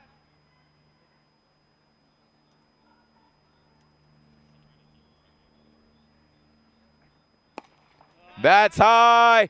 Will that be a catch? Gagandeep, Isha Zaru, Milan Gogev. It falls in between. And Prakash Mishra didn't even look behind because he knew that catch would be out. Look at Prakash's reaction. He doesn't even look. He knows that it won't be a catch. That's disappointing. Because it's 14 overs, 182 for 3. Talking about keepers, me and Vinny Shandhu had a discussion how the keeper should be, if you are standing forward, what should be your objectives? It's much more like cutting off the batter's footwork so that they can't easily advance down the track, and also prevent that singles off nudges, because that's just tightening the scores in the middle overs. It's such a difficult job to do because anticipation is so important. You must read the bowler's variation before the ball is delivered and preempt slow deliveries, the cutters and lengths. And we have seen MS Dhoni, Adam Gilchrist, classy, but straight to the man. This time the captain doesn't do any mistake. It was a desperate wicket. They needed it and they have done it. Gul, the best bowler for Bulgaria, has done the trick. This time it's a huge wicket. The man who was doing a lot of damage at the other end has to depart. For a moment I thought that was also going to the fence. 182 for 4 after 14.1 overs. Chris Pyle departs. Trying to go over on the offside. We're talking about Adam Gilchrist, Mark Boucher, Sangakkara, Dhoni, lightning quick hands because the reaction time is so less. Especially to edges that we saw in the previous delivery. Need to take it clean. And there's no margin of fumbles. It's so important, that fast footwork and that low setup, just staying low and balanced with soft hands. It's minimal head movement. That's why Manan there is slightly falling behind. That side shuffle he doesn't make. He does take that big step only to the right or only to the left. And the one that Prakash Mishra won, that was a medium pace. He was bowling cutters. So generally, batters often step out or try to flick towards third. And there it's such a good keeping technique that he has right now. He just waits for the ball, and then that anticipation before the bowler's variation, before the ball was delivered. And he just preempted here. The slow delivery would come. He was ready, in position, takes it.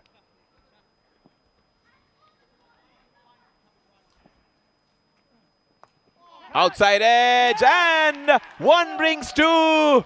Gul doing the magic once more. 3.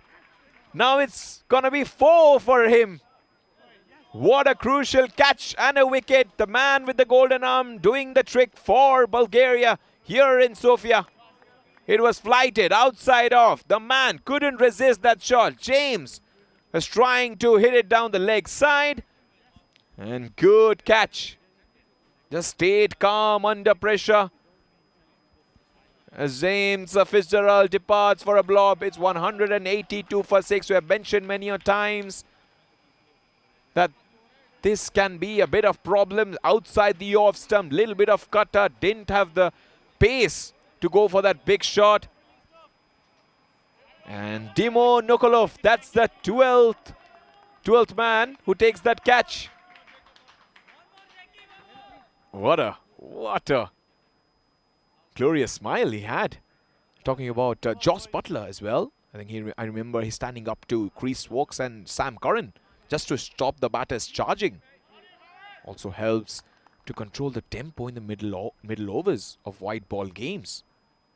And here we see Manan doing the same. Now his anticipation is so good. Because every single time he's just cutting off the batter's angle. And that's one of his jobs.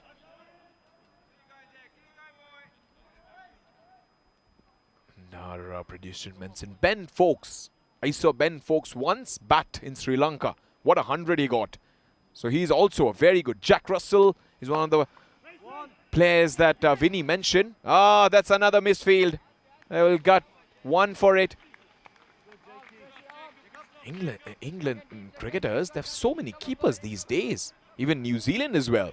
It feels like everyone. Like now we have Smith as well, who keeps.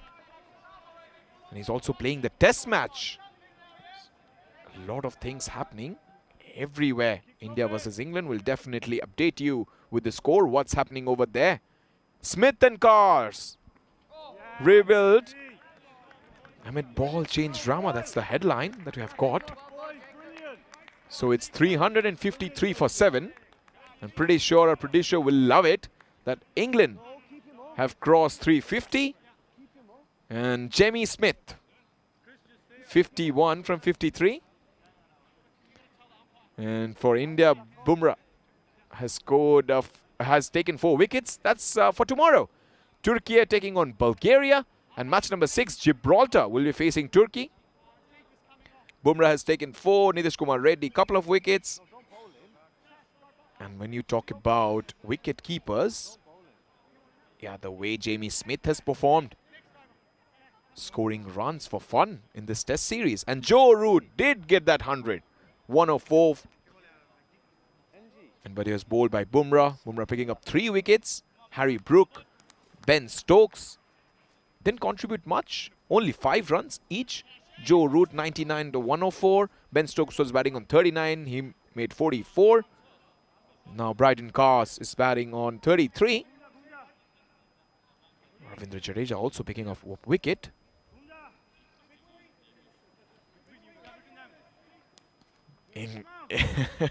Jofra Archer is yet to come. Jofra Archer is a good batter. You ask Indian viewers who are watching, they will definitely let you know. He'll played a lot of innings for Rajasthan Royals in the IPL, so he can definitely bat.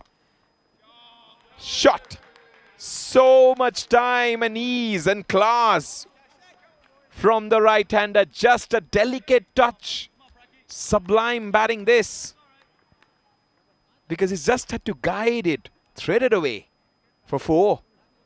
Opens the face of the bat almost through the wicket-keeper's gloves, as they say. 187 for 5. Still 5 overs to go. It has been seriously pulverizing innings for Gibraltar. Whatever they have done and whoever has come, able to cash in.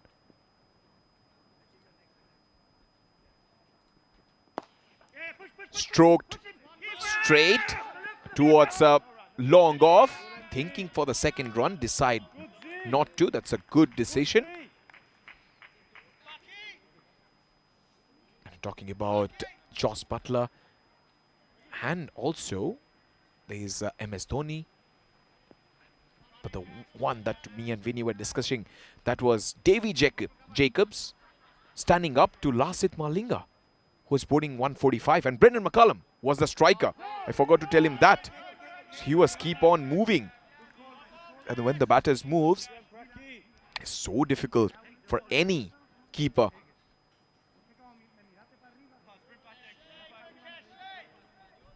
But they've got their added protection there on the offside. There is third, there is backward point, there is point, and there is covers as well. Deep cover. Lot of time to play that shot. Up and over for 4. Belted away. That was crunched as well. Slightly shorter. He had to wait, and then we all know how effortless his shots are. That's a calculated shot from the right-hander. Believes a lot in timing, then powering the ball. If he stays for a couple of overs more, that total We'll be looking towards 250.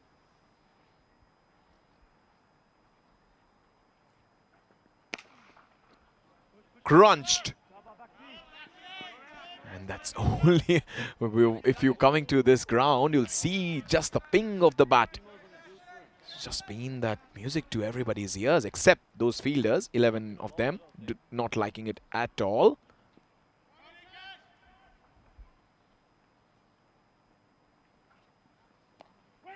Trying to use the pace of the bowler. Prakash Mishra has been hit for plenty this over. 10 runs. The previous one, Jakob Goal, picking up a couple of wickets and just conceding one. I think the 14th over, that was the worst when it comes to Prakash Mishra. A couple of sixes, 1-4. Then he got 3 singles. That was 19 runs.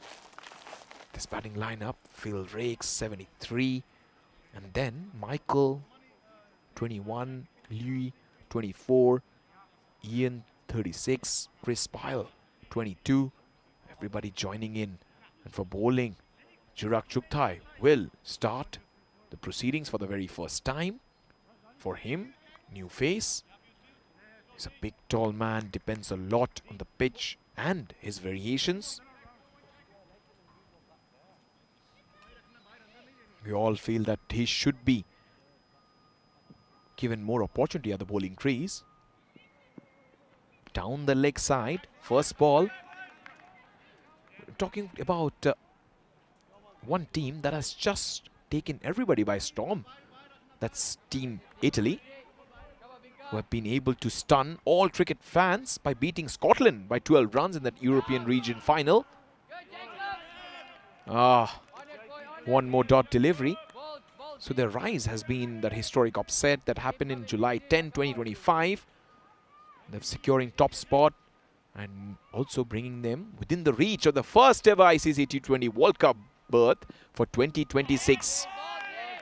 That will be held in India and Sri Lanka. They also need to thank a lot of Australian internationals there, led by Joe Burns, the former Australian opener, who now captains Italy. Played 22 Test, I guess. And also features Ben and Harry Manenti, who shared all 5 Scottish wickets in that breakthrough win. And they have been that team that everybody is looking forward to watch. Gibraltar, Bulgaria, all rising. And you have seen what journey it has been for Italy. Cut away in some style for 4. That was crisp. And it needed to beat that man. And it did it. That's perfectly timed. Exquisite timing from the right-hander. And the sub-regional changes they have made in 2024. Italy was thrashed by Romania in 160 runs in sub-regional final in Rome. Once they posted a mammoth 224. That unbeaten sweep earned them a ticket to the higher Europe qualifier. And in Europe regional contention, after advancing from qualifier A, Italy joined Scotland, Netherlands, Jersey and Guernsey the final stage, where the top of the table wins set them a historic path. But it has been a great love story between the Australian and Italian influence. That's a safe shot. That will be 6. Quite smooth, quite silky, and also quite crisp. He had to wait for the delivery for ages. Then, clever footwork. Dances down the track. Immaculate timing. 200 comes up with that 6. He tries something different. He tries to be cheeky a little bit. Here's Mirpuri. And that's a big influence, Aussie and Italian, because Joe Burns' grandparents were Italian migrants to Australia. Brought experience and also his test career in the cricket culture. And his switch has inspired a wave of Australian players with Italian roots. We're talking about Manenti brothers and Thomas Draka. Also, and the mentorship and talent pipeline has been so great. Assistant coach as Peter Devenuto or also Australian with Italian heritage. It's just been able to recruit these dual nationalities and just strengthen the Italians' professional coaching. Will it be a catch? Oh, he takes the catch, but he steps over. It's so unfortunate. That's a great effort from Bakhtiyar Tahiri. He picked up that catch and then, oh no, that was such a daring act, but it does go to vain. That's a fantastic catch, but it will be 6. And nobody can do anything. The expected score 242. He missed out there.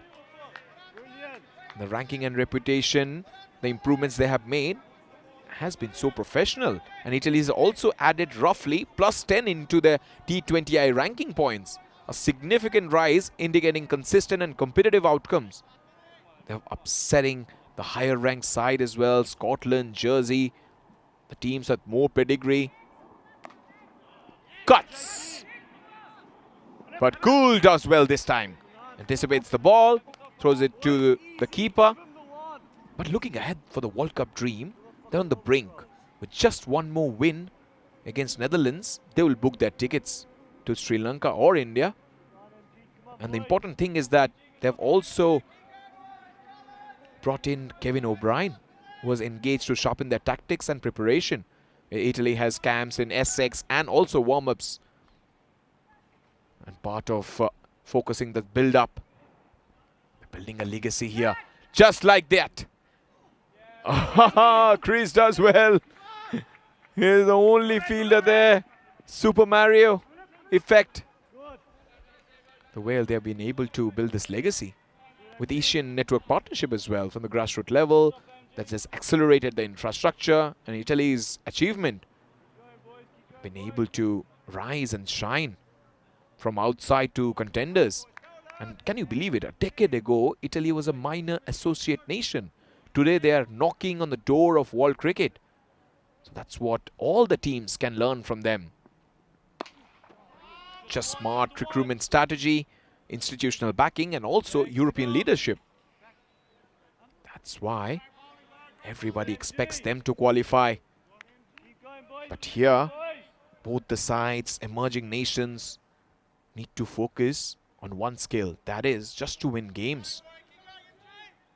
While Gibraltar will post a big total, they also need to know how they defend this. Oh, Gagandeep drops it. I guess, no, it's Daniel Ali. This time the culprit. Because it was there. It was a chance. Little bit uppish. Oh no. Daniel Ali misreading the pace of that delivery.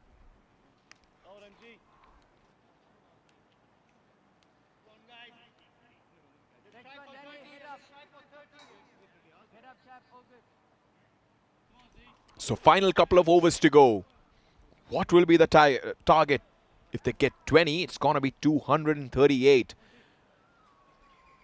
218 for 5. They look solid right now. Shots like this can also help. Chris will take the catch. It doesn't help. In fact, he hits it straight to the man. Chris was waiting for the catch and it just bounces it. That's the one. That's the breakthrough they wanted, because the tall off spinner can do a lot of damage. And one shot too many for the right-hander. That's the way Chukthai bowls. He comes and he makes big breakthroughs.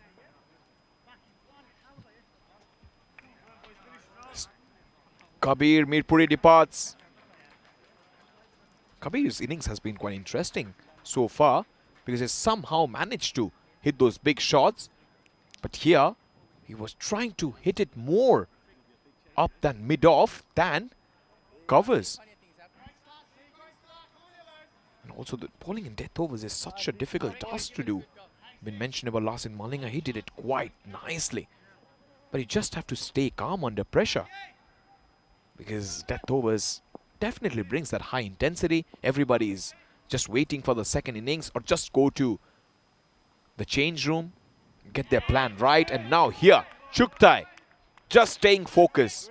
And he also accepts that he will get hit for some times, but he's limiting the damage and he's also avoiding those boundary deliveries.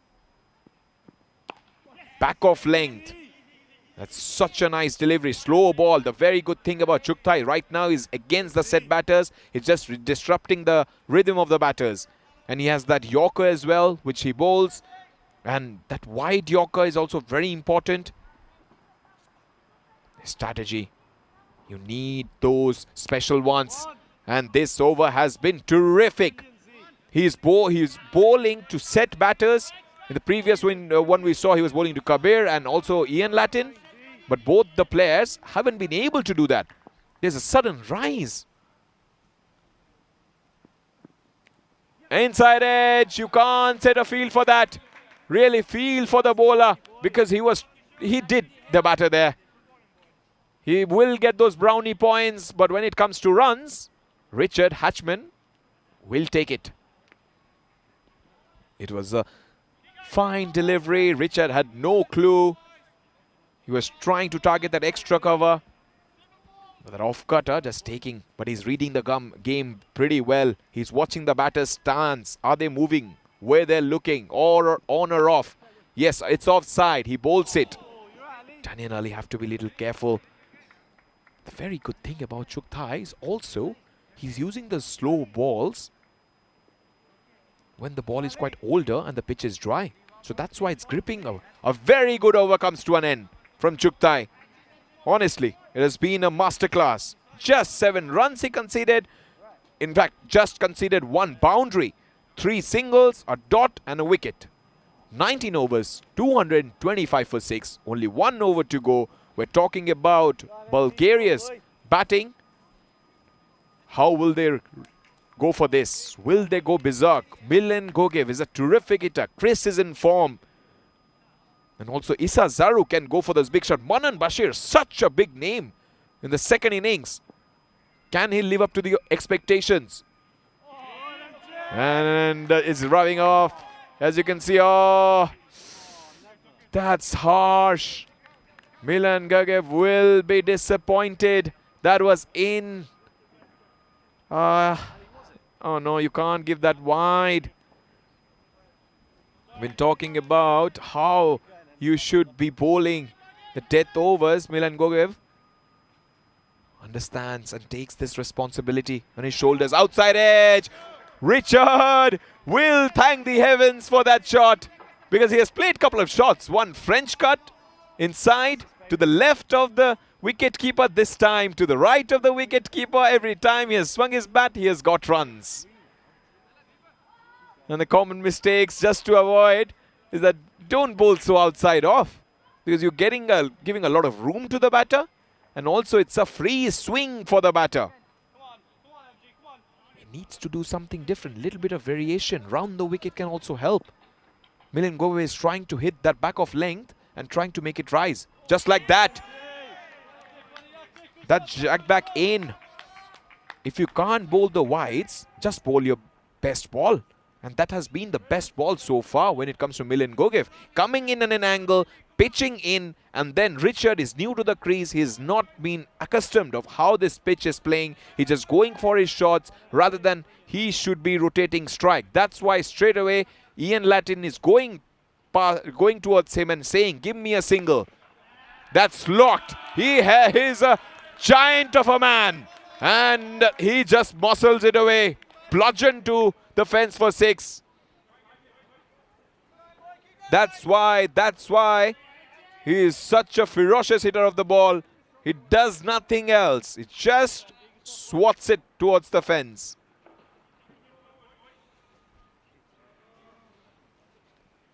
And I mentioned length deliveries can travel. The previous one, he was not expecting the ball to come back in with pace. Here, slightly slower. Maybe Milan thought he might get rid of that, just like the previous one. But here the batter was ready. Goes for the single. Don't throw, because the backup is in there. He sets the batter up by mixing lengths and pace, but he was slightly predictable, and especially when you're bowling towards the tail, your Yorkers and quick bounces are gold dust because that's the main delivery, because most of the batters lack their basic technique. And now there'll be a run out. Milan Gogev has been excellent so far with his line and length. He has been able to put a tap to the boundaries. And here he just waits. He calms himself down. Picks up the bails. That's one more wicket down. 237 for 7. It's been one fine batting effort so far. Only one delivery to go. And they won't mind because the skipper will face last couple of deliveries. They're quite smart. They brought the ban in the deep third. There's one man in and around that backward point, deep backward point. Final delivery. What a shot! That's a colossal hit for 6. My goodness. That's a mighty innings from the right-hander. The captain, he deserves all the applause because he has played a glorious knock. Brings up his 50 in some style. Final delivery, gone for 6. That expected score, the AI was always saying 243. It is 243. That's why we all believe in AI. Just things ahead of us. And now 243 for the loss of 7 wickets. It's going to be a humongous chase if Bulgaria want to win this and just extend their good form. A magnificent innings from Ian Latin comes to an end. He makes 51 from 28, slightly disappointed. This is how the innings started. The first one was quite surprising. Gagandeep, nobody was ready because of that eagle. Then we shot some glorious hitting. That was a 6-hitting masterclass. Every single time they pitched it full, everybody went the journey. And nobody was spared. That was quite a lucky breakthrough. The ball coming and just stopping on the batter. Batter trying to flick, playing a little bit too early. But the man, Phil, was all guns blazing. This was a drop chance. A drop, a sitter of a catch. Prakash Mishra, the culprit. And after that, it's all hell bent loose as Phil was just singing a song. He was picking up his spots. It was a 6-hitting fest, as if he knew where the bowlers will bowl. He brought off his 50 in some style. At the other end, Lew Bruce just showed why he is rated so high in this corner of the game for his country. But his innings was cut short because he tried to go to overdrive. But one more hit going to the fence. But the captain played a brilliant innings. The pressure he was in. And back-to-back 50 as well. The previous game scoring runs, and here he showed that this was a stumping that was not given because we don't have the services of third umpire. Against the run of play, Gul was the only man who dictated a lot of turns, and also we have seen some bad bounce in the field many a times. The skipper there, in fact, the senior pro just getting a little bit exhausted because it was a lot of colossal hits. Nobody was able to just restrict the scoring rate except Yakub Gul, who picked up 4 wickets for 37 runs. Prakash Mishra also wasn't able to put a tap in the bowling in that corner where they was going for a lot of 6s and 4s. And we have seen some of the catches behind the wicket. They were quite lucky ones. But the captain just was at it every single time. They pushed full. And also the very important knock from Kabir. That was the catch that was taken, but unfortunately that has been the day for the Bulgarian side. The misfields, catches getting dropped. We saw when catches were held, that was beyond the boundary. A lot of lucky breakthroughs for the batter. And it just shows when you're in the right frame of your mind, if you're thinking positive, you will get runs on this track. And we all know that they didn't blink at all. They were straight away going for their big shots. And that just showcased with the batting card, because everybody almost scored runs in the double digits. Will definitely have that within seconds. This was Gibraltar batting first. You see, everybody healthy contribution. 73 from 33, outstanding. 21 from 13, that's quite healthy. 24 from 13, he needed that impetus, that rising star. 51 from 20, very responsible innings. 22 from 11, 21 from 12, 7 from 18. These cameos helped Gibraltar to put one of the highest totals on the board. That is 243 for 7 in 20 overs. And also they have to thank extras, 10 wides. The innings just was going along. Every single time they wanted to hit those boundaries, it just continued. And that run out.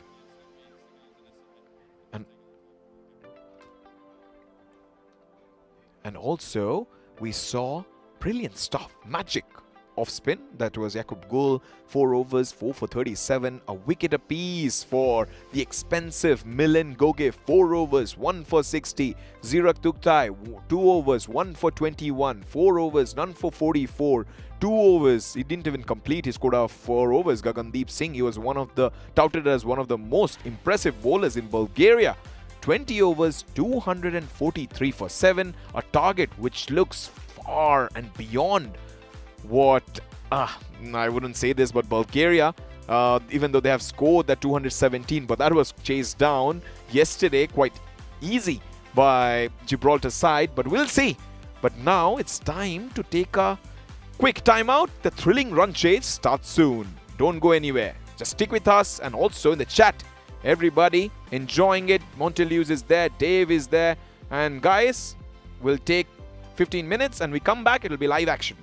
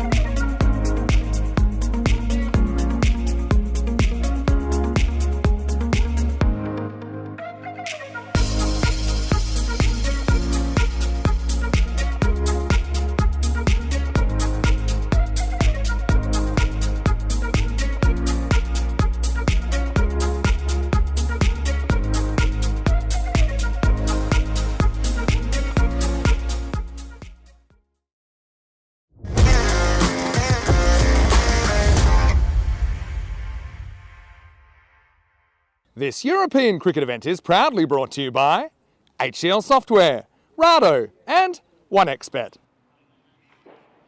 Welcome back to ECN Bulgaria T20I 2025. Match number 4, Gibraltar taking on Bulgaria in this important clash. And if you watched the first innings, you must have watched the highlights as well, because every ball was a highlight. 20 overs, 243 for 7. It is the highest total for Gibraltar so far in the T20I journey. And the highest total before was 222 for 4 against Bulgaria on 10th of July. That was yesterday here at Vasilevsky National Sports Academy in Sofia. A massive score. We saw how the top order performed, and they must be looking forward to bowl on this kind of a surface. While Bulgaria, their highest total is 246 for 4, which they surpassed Serbia, and they won that game. And in that innings, it was celebrated as one of the highest successful T20I chases ever. At that time, Kevin D'Souza played a blazing knock, 66 not out of just 47. The openers are all set. Here you go, the first ball. And we all know Krish will come forward and drive it because he's such a technically correct batter. But Bulgaria's 246 for 4 wasn't just a record, it was just a thrilling, successful chase. And I still remember they've recovered from 66 needed of 42. And we saw how Kevin, just explosive batting from him, the strike rate. But Gibraltar, 222, and now that's up and over. Quite a safe shot, one bounce to the fence. Sublime batting from Chris Lakov straight away early in the piece. In the very first over, his intention is to lift it over, and he succeeds. And waits for the ball, just top of the bounce, and guides it. The inner field, everybody was inside. It's a ring field in the offside, and now they've put the man back at backward point, deep. It's going to be the highest total for the Gibraltar side. Because in T20 internationals, they've never scored 243 for 7. Can you believe it? The way they have batted. Almost everybody came with some intent. 8 sixes for Phil. Couple of sixes for Liu. And for Latin as well, for Chris Pyle. In total, they hit 9, 10, 11, 12, 13, 14, 15, 16, 17, 18. In one innings, 18 sixes. That was a brute of a knock from Phil. Fuller one goes over the top. Handsomely played. 1-2 bounce to the fence for 4. Izajaro and Chris Lakov have come with an intent that they will use the power play. It doesn't matter. If they lose their wicket, it's fine. But they will try to hit the ball hard. It's pretty important whenever you are chasing a huge target like that. They've done it before. They have the memories of how to do it. Crack of the bat. There's a couple of shots of high quality there. And especially when you are chasing this kind of a total, your mind need to be set. You need a strong opening partnership. The solid start is crucial. The opener should be aiming to build a steady foundation. Just minimizing those early wickets. That's what we saw when Gibraltar were batting. He threw the kitchen sink at it. Because it was quite a safe shot, and everybody, all the fielders, waiting for that catch. And the way he just reacted after playing that shot, it was quite incredible. First over done, 9 for no loss. And in the middle overs, we know Milan Gogev and Manan Bashir should capitalize, and targeting the bowlers who are very less experienced or have been expensive, because we know there's off spinners in the middle. You will face Kabir, you will face bowlers Joe Wilson. Even though they have bowled particularly well, these are short boundaries, and Bulgarian side knows where to hit those big shots, because in a small ground, whenever you play, you just know where the angles are, and cutting down those angles are so important.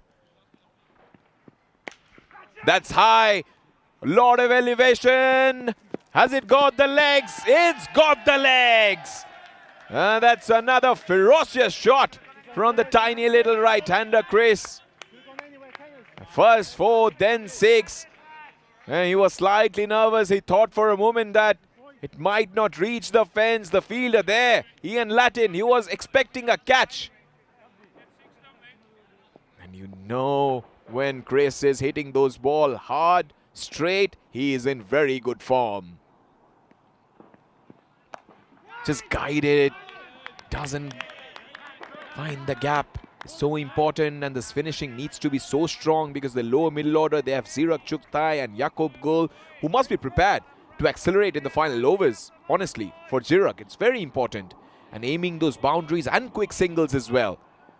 For Gibraltar, they need to identify who are the key bowlers and they need to attack them. Outside edge, gone for 4, lucky boundary, streaky boundary, doesn't matter. Chris is enjoying his outing here because he's punishing those bowlers because it was a little bit down the leg side, top edge. And he got a fence. That's quite a clever, it might not be, it's quite an unintentional shot to be honest. But then he's taking his chances. That's very important. And especially in the fielding restriction is on. There's a couple of fielders out. One is a backward point. Watch out for him. That's high quality again from the right-hander. Joe Wilson does well. In the first innings, we saw how Ian Latin batted. Ian Latin and also Chris, both the captains, bat in a similar tempo and technique. Ian scored 58 from 28. And here we saw in the first match, Chris scoring runs. And the bowling, 4 overs, 1 wicket for Milan. He went for 60. He must be hurting. Delicately played. Delightful strike for 6. That's a massive one from the right-hander. He's a big lad. And whenever he hits, it stays hit. And just a flick of the wrist. And there she goes. That's the languid nature that he has, Isazaru. Watch, picks up the length very quickly. That's one more wide. And the important thing was Ian Latin's half century also anchored Gibraltar's innings. We need to understand when he came to the crease, his side was slightly in trouble and he had to kind of resurrect that innings. It was 58 for 1. That's belted down the ground. And Joe Wilson makes a mess of it. That's 4. In that region, we all know it's quite a tricky position because you don't expect the ball to come so quick and then bounce off the surface. Bad bounce, bad turn, whatever you can call it.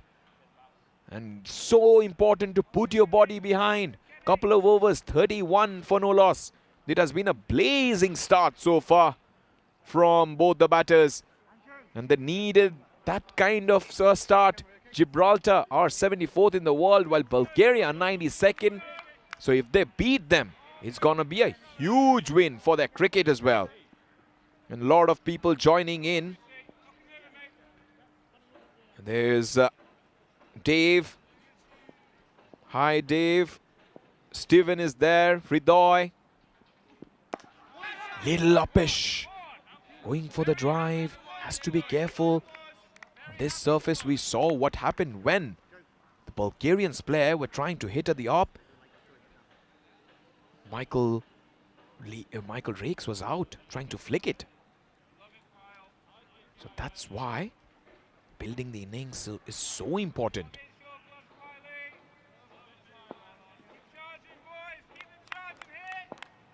Keeper up to the stumps. Interesting choice.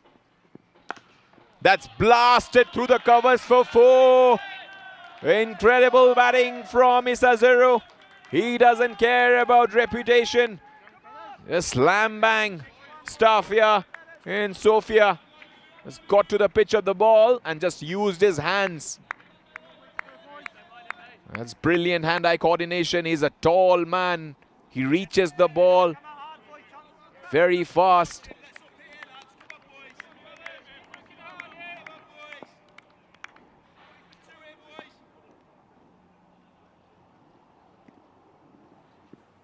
Short ball, fast hands.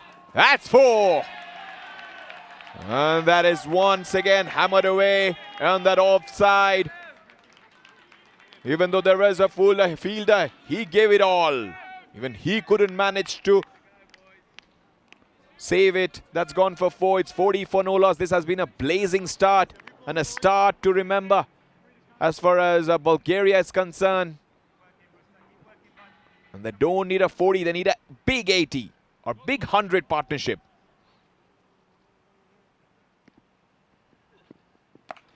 Cut away once more. Man will do a good job there. This ball was played with so much authority.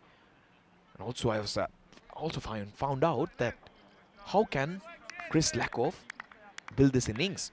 Because we all know that he's quite a technically correct batter.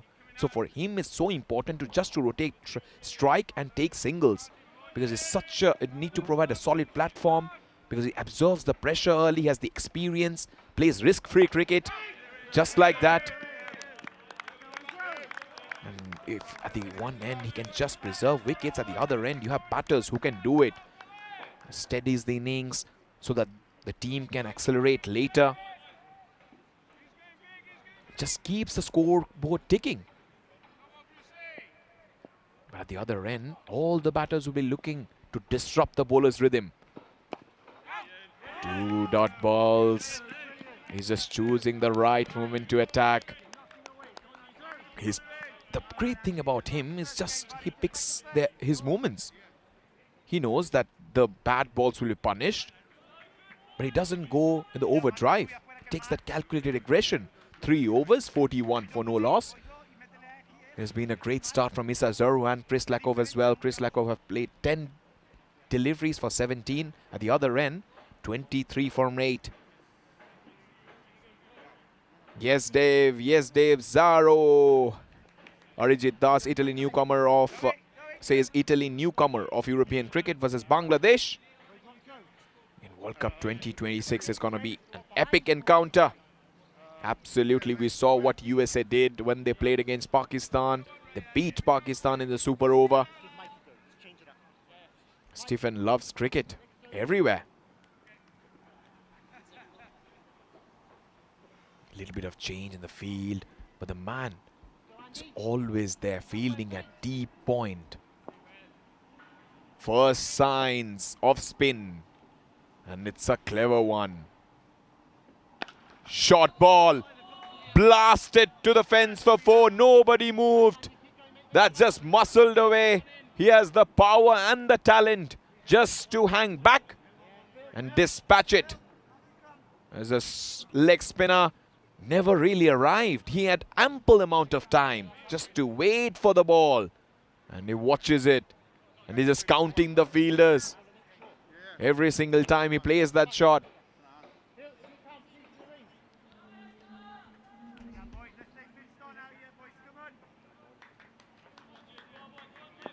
And also, it's been given as no ball. Because you can only have a couple of fielders, that 3 fielders outside. Cramping for room. Okay, the point was back and mid-wicket and long gone. Now they've brought in the point fielder. Both the fielders, long on and long off, are back now. That's too easy for the class and the talent of Issa Zaru. As he just plays another thunderous shot for 4. There is so much of skill involved in that shot. It was leg spinner, it was going away. And that's the crack of the bat. We all know what he can do. Early on in the ECS T10, he was batting this kind of range and ability. And somehow his form just tapered a bit. But now he is back.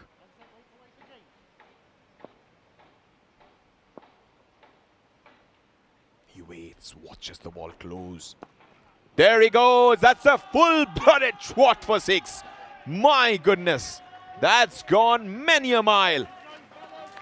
That's a towering blow from the right-hander. He waited, and then he slams it. That's how you build pressure. 50 comes up. in terrific fashion for Bulgaria. It's 56 for no loss. They're feeling the pressure and the heat. Sofia is buzzing.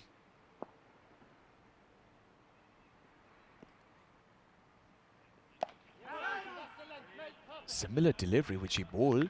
The third, in fact it was the second delivery.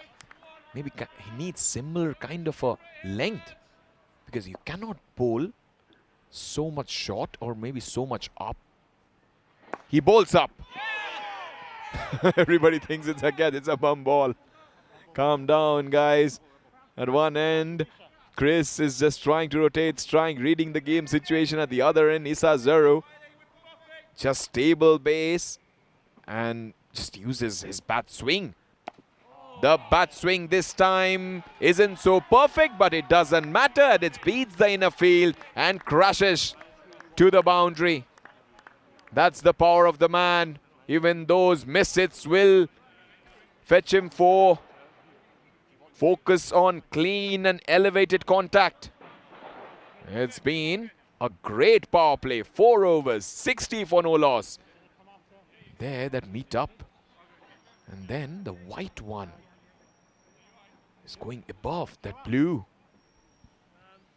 This is what happens when you come in very clear mind aggression and you don't think much. Here, they're slightly in trouble. I'm a little confused here. They haven't used Kenroy so far. Kenroy Nesta. Some kind of sense must prevail here. Even, yeah, he bowled the first over. He went for 22. After that, they don't want to continue him. He was the best bowler. Just short of the fielder. Heart and mouth stuff there. It could have easily carried to him. Chris needs to understand power hitting. Now for him, early in the piece, it's not his strength. Just focus to rotate strike. At the other end, Zaro is doing a great job. It's a big moment. And just like that, they will rotate strike. And that might race. No, they will get a couple of runs for it. We're talking about some defensive players who have played T20 cricket. And Owen Morgan is one of the famous ones who just was a defensive player early on and then just elevated his game. Then just launched every single time. Is it a catch? Yes, it is! We have been talking about this. Something had to give. And Krish couldn't resist that shot around that off-stump region. He picks the man. And very good catch from the fielder at covers. It was Kabir Mirpuri. You little beauty. Didn't have to move an inch. And then the celebration. Yeah, we are taking pictures, boy. And you look handsome. Chris Lakoff, 19 from 13. Must be disappointed. The wicket. Gibraltar side were looking for. They have got it. That's why we were talking about this. When you're chasing a huge target, you need to build that platform. And Chris was trying to hit it over the top. His most best shots in this tournament has those risk-free shots that he has played. While his rotating strike, he has been able to excel while he's placing the ball into those gaps rather than going big. The moment he chose for the... He had to choose the right moment to attack. But here, this mix just keeps the opposition guessing. But now they are back. Smart fielding from Kumari there. In fact, Mirpuri, I beg your pardon. Reading the game situation. So important. It's bringing in experience and just to be a little matured in this tense situation. Nicely bowled. Need to back that technique under pressure. We all know Gogev is in terrific touch. The way he's just playing every delivery. The sweet spot. It's gonna be an interesting chase. It's gonna be a huge one. Highest total. The history of Gibraltar cricket today, 243 for 7. We saw magic, and we have been talking about and calling for strong opening partnership. They have got it. 63 for 1 after 4.5. Kind of similar start the Gibraltar side got. Need to be careful here. Might be a run out here. Direct hit. Was close. Issa Zaro going for that single straight away. The best thing that he did, he was like no second hesitation. That's why he reached it at a canter. Brilliant running between the wickets. And Germany will be facing Belgium 4 times. And it starts tomorrow. It's going to be great, isn't it? European Cricket International Men is back. Also, we're watching this wonderful contest. We know Belgium side has quality, but Germany has this potential. And the way Italy have played, Germany will be licking their lips, because they are maybe one of the best sides in Europe. After Italy, they've got Spain, they've got Portugal, a lot of teams fighting for those qualifying spots. 64 for 1. He goes over the top. That's 6. No chance for anyone. Crunching blow from the right-hander. He had to wait for the delivery. Used his long levers to reach towards the pitch of the ball. Glorious shot from the right-hander. Issa Zaro is looking confident out there.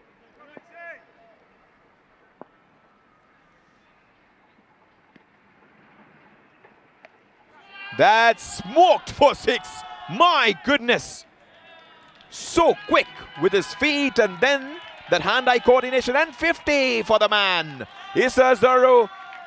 They say it doesn't matter how much you score, but when you score, and Issa Zaro has done it in style, brings up with 50 with so much of flair and grace. Slightly shorter, and then he just had to show the direction. 6 and 6, and there you go, he takes a single. Intelligent batting from the right-hander. So in the Bulgarian innings, similar kind of innings was played by Phil.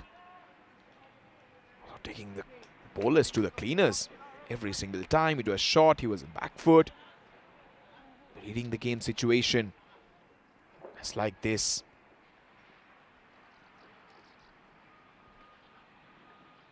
Can Gibraltar defend their highest total? And now you can see Gugev has played 3 deliveries, has just got 1. His gameplay so far has been aggression, but here he has come out with a different mindset.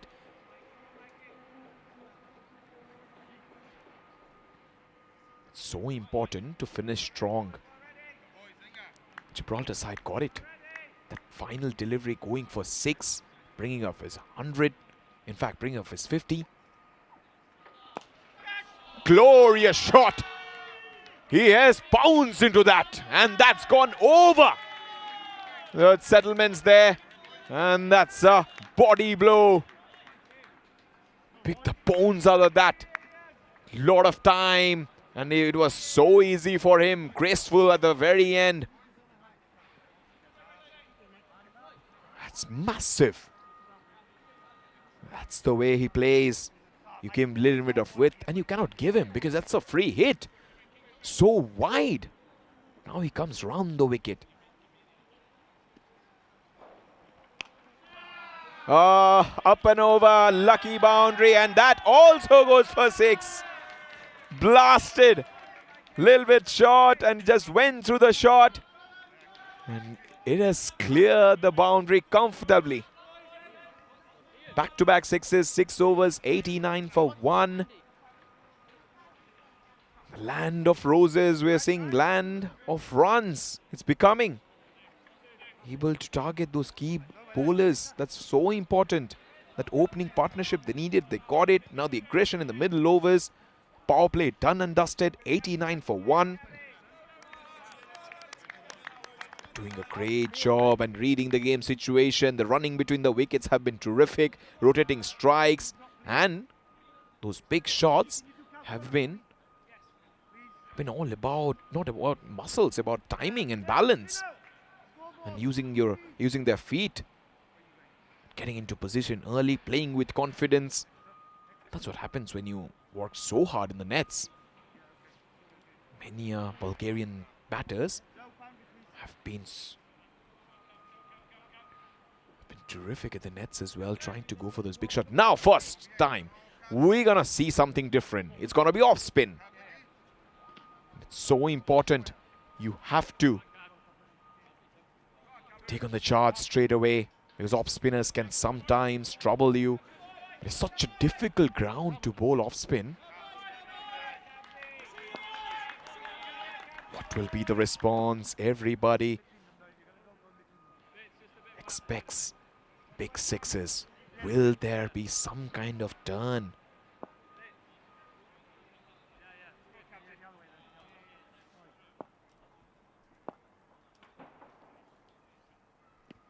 First ball. Got away. Didn't find that gap. But it's so important. And for an off spinner, when you're bowling in a small ground, that wide outside the off spin to right-handers, if there is a cover, just we saw, it's so harder to slog it leg side. And also he can try to bowl into those pads. That slammed, finds the fence for 4. A dot delivery. Next one was once again pummeled away for 4. Had to wait a lot of time. There, back foot punch. And cuts it to the fence. There's so much at ease when they're playing these kind of shots, especially Zaru. Very good innings from the man. 59 from 21. It has been one promising knock from the right-hander. Zaru takes the aerial route. He goes long, strong for 6. No chance for anyone. That's once again a pulverizing strike. He had to wait and then adjust his feet slightly. And that's a colossal hit. He is enjoying his time in this ground. He had to reach the pitch of the ball. But that one was fuller. We've been talking about bowling outside off. It doesn't mean you just float it up. Middle and off stump line. So good for using that dip and spin. Just cramp him for room. Let him play to the leg side. Doesn't matter. Just avoid short deliveries or half volley. It was a half volley. That's why it was lofted over mid-off for 6. Catch. No way. 4 more. Improvised a bit. This is majestic batting from the right-hander. The first one was lifted up. The second one was cut to the fence for 4. He's just playing with the field.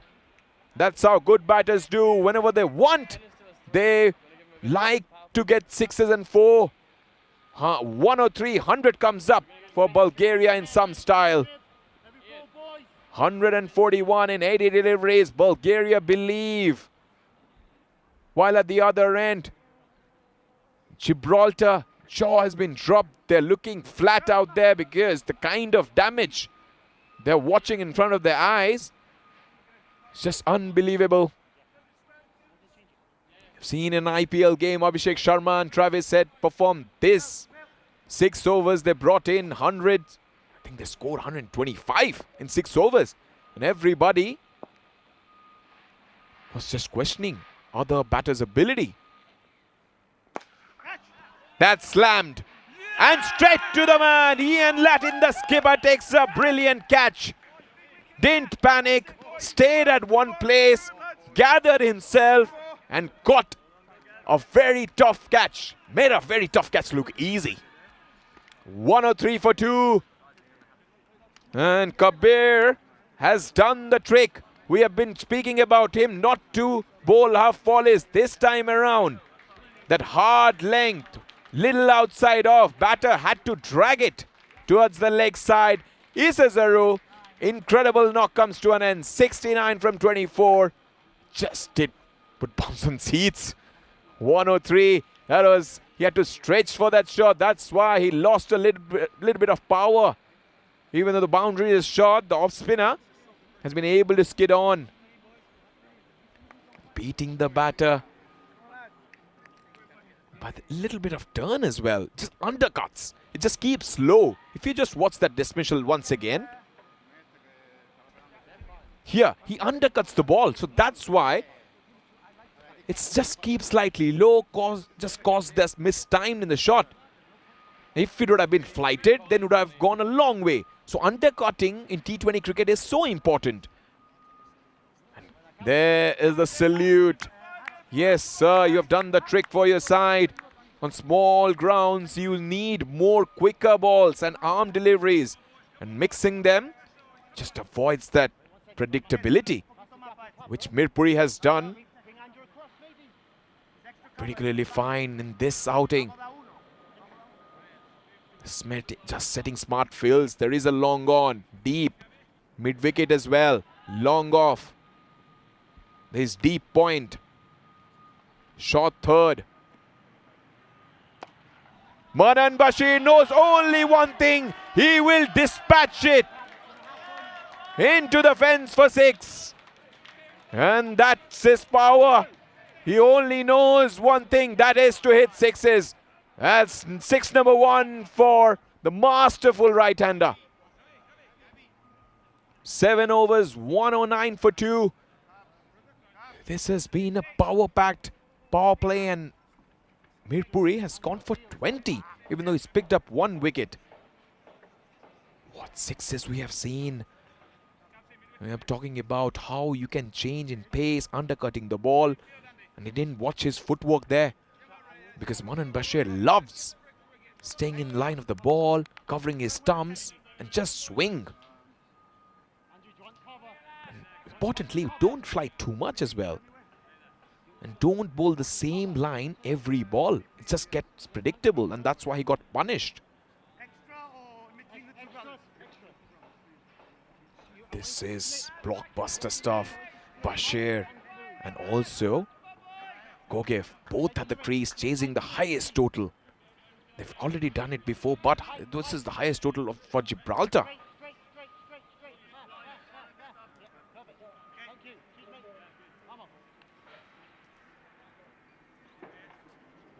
Constant change in the field.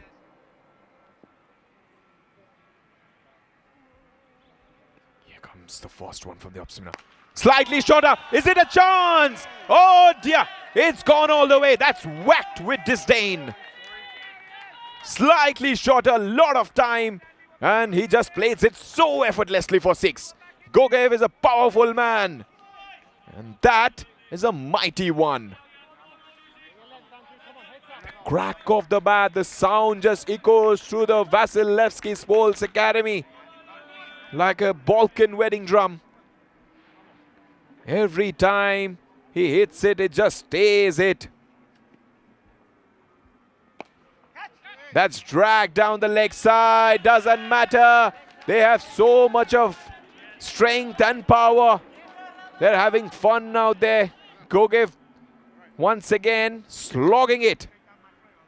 1, 2 bounces to the fence. 6s. Been so easy.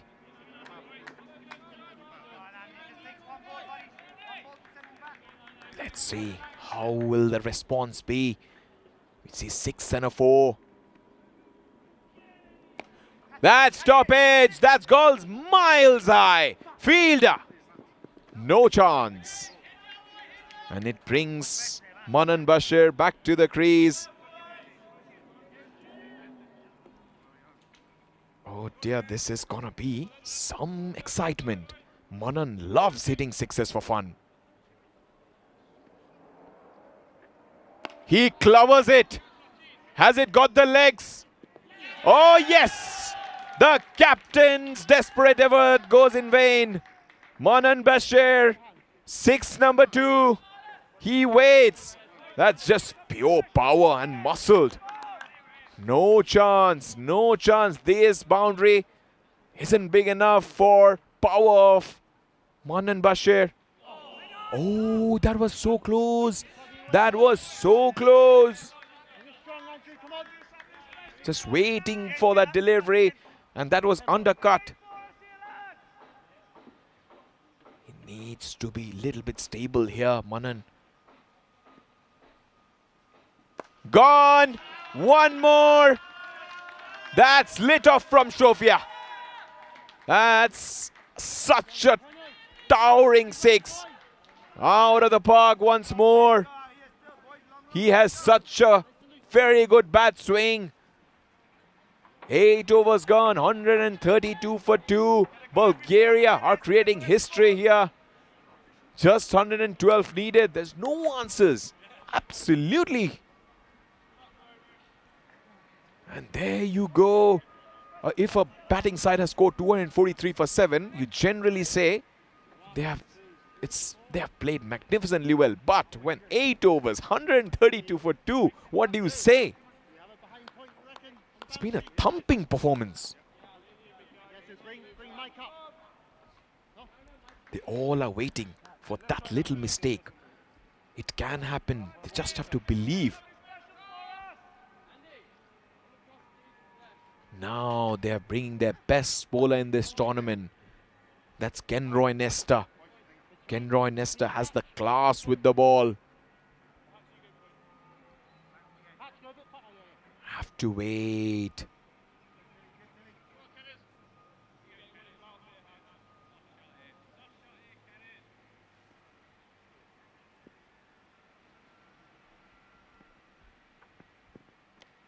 Oh, one more. That's one flying to Sofia Central.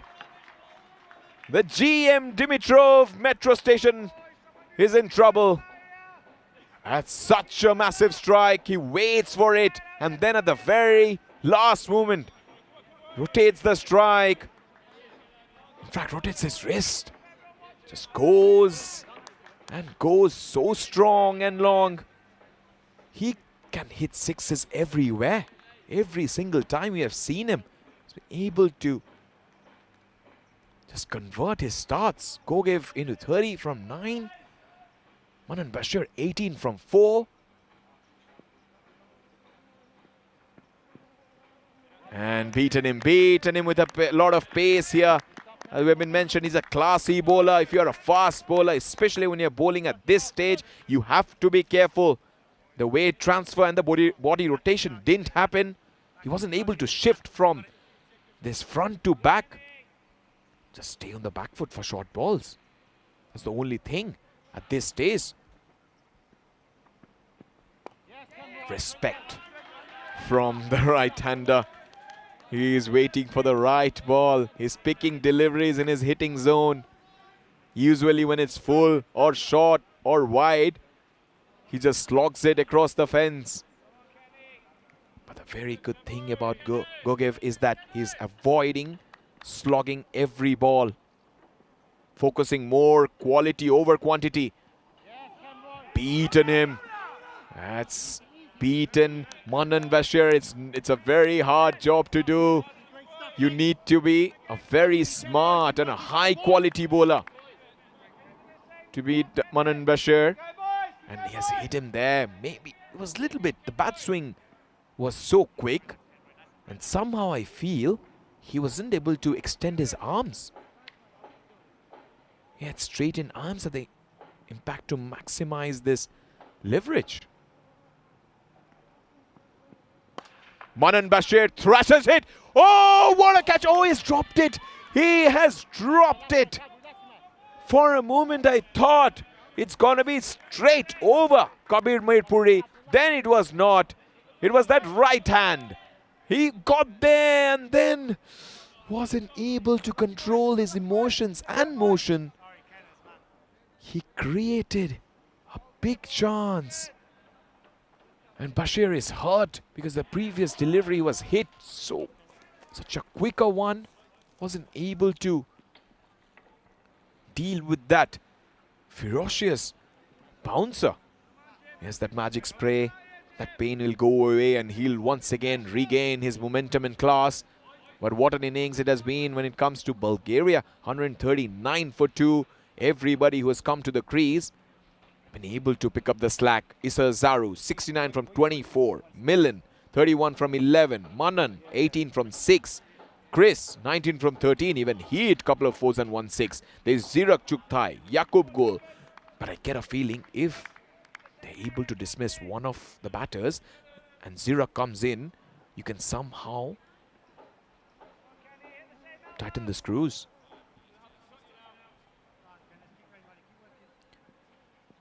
And it's gonna be one of the highest, top 5 highest totals. Flicked away. It's pretty easy for the right-hander. Manan Bashir waits for the ball and delicately puts it away behind square for 4. That's quite clever from him. Stays inside the line of the ball and just rotates his wrist. And we need to check the top 5 highest chases in T20I history. They've already done it against Serbia, 246 that we have mentioned before. So the first one, it's South Africa 259 for 4 against West Indies, where they scored 259 in Centurion, South Africa. Quinton de Kock scored 100 from 44. South Africa won by 6 wickets. New Zealand and Australia did it, 245 for 5 against New Zealand, Eden Park. It's similar kind of a ground, small boundary, straight 45-50 meters. Australia won by 7 balls to spare. Then West Indies 236 for 6. West Indies won by 4 wickets. 118, wonderful knock from Johnson Charles. 230 for 8. South Africa. Bulgaria 226 for 3. I've seen some massive hits so far. In fact, that's 4 and 2. Paddled around the corner for 4. Joe Wilson introduction to the bowling attack has not been good as he has been. Delicately put away once more. Quite an innovative shot. Clever inside of the line of the ball and calculative and inventive as well. So it's not all about power hitting. He's also using his class as a batter. And when you have so much runs to play, Joe Wilson can try to bowl something different because normally off spinners are neutralized when they are bowling off spin and just flighting it up. Massive, bludgeoned, or will it be a catch? Is it? Drops it. One more. James drops the catch. He's a senior pro. For a moment, that was such a big hit, and we all thought it's going, and it's dropped.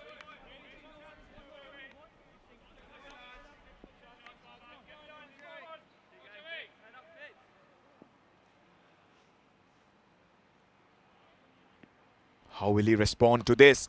He has been bludgeoned for 6. That's a glorious hit from the right-hander. We have mentioned his power, and he picks quality over quantity. Because the previous one we saw how he delicately played on the leg side. Here he just waits, understands the line, judges the spin, and that swing.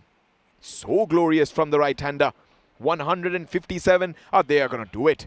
I just get a feeling 87 needed from 63. These boundaries aren't big enough. Just put a bucket of balls beside the umpire because you don't need it. Every ball is going out of the park. You need more volunteers who can help just to bring the ball back from the woods or from the car park. He checks the field. He might go one more time. Off spinner bringing the ball back in. That's a bouncer. Ho-ho! Have a sum of this. Joe Wilson is an aggressive off spinner. Here he just waits and then that smile. But very good keeping. When you have a good keeper, you generally can try these kind of stuff.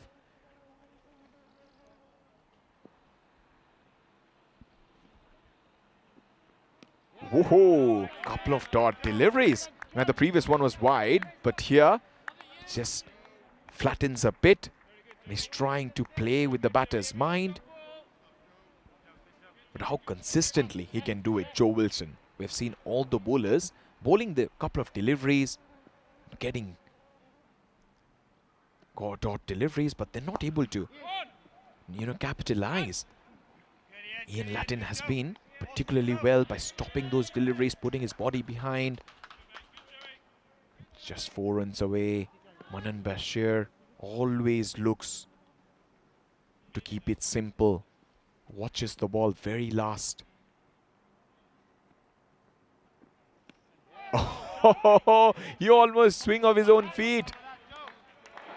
Because you saw how he was waiting.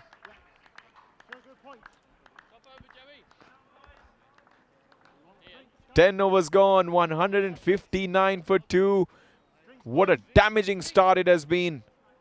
And tomorrow, Belgium women's, there'll be Belforts will be playing against Eiffels. And then we have the Belforts playing against the Jenkins.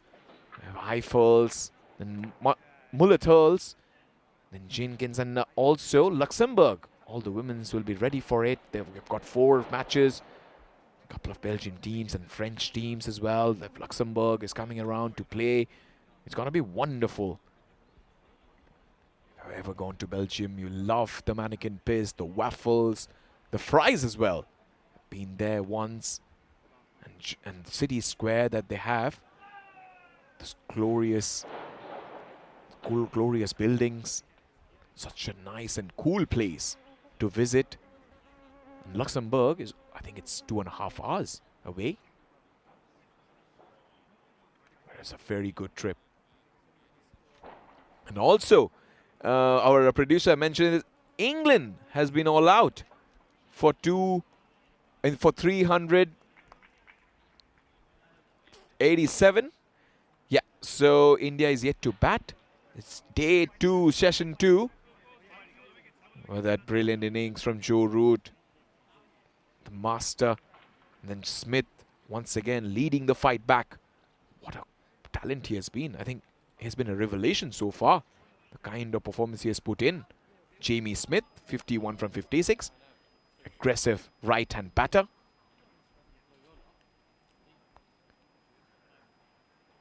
Now, they're trying every trick in the book. They're bringing in Richard Hatchman.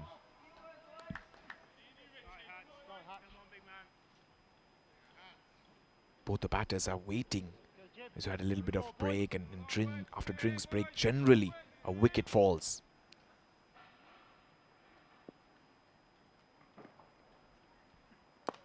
And first ball, he just punches it and he waits. It's still, we have time for his 50. He's batting on 47. Bulgaria need 84 from 59. 8.54. Slammed, dispatched to the fence and hits the side screen. That's clean as a whistle. It's a mighty strike once again from the right-hander. Waits for the ball and has a clean swipe at it. Powerful man doing powerful things here in Sofia. Vasilevsky National Sports Academy looks so small. Now change in field. They're the man exactly behind the bowler. We have seen Kyron Pollard. When we have seen those IPL or he's plays for West Indies, that's such a key position. So there is a man straight in front of the side screen, just beside. You can't be in front. Yeah, there we go. You can't be in front. That's what they're saying. You have to be beside that black screen. I'm just not allowed to move when the bowler's running in. And he just mentioned that, because I have seen it before. But he cannot move. That's very important. He has to stay still. He can't make that move. Here's a stationary figure here. Bashir might be out. Oh, fingertip stuff. It was so close. Ian Latin, the man, the skipper, once again. The firing line. He tried his level best, and that part of the field is so hard to take those catches. But credit to him, he's going for it all the time. Beaten by the pace. But that's a wrong line to bowl. You have got everybody. You have only got a couple of fielders in the offside who are inside the circle. That's the point. And covers, extra cover in fact. There's no third. Everybody's in front. There's a long on. There's a fielder straight. And also long off. Oh, he bowls a wrong line. That's a delivery you can't bowl. He'll be lucky if the ball stops. Yeah, it plugs. You'll get a couple of runs for it. And that's also no ball. Batter expected that delivery to come to him, but it was way outside. A little bit of tactical play going around. Also so important that it's a free hit. He needs to understand that. Just standing straight. Dispatch! Cracker! That's gone into the car park or the apartments. Has it hit? And that's the 50 from the right-hander. Look at the celebration, and that celebration is for his 3-year-old. That's newborn baby. And the little child will love it. And that's a balloon celebration. Such a brilliant man. And he just puts it to the fence every single time. Yeah, Gogev, yeah, we know who you are. You're a superstar of Bulgaria.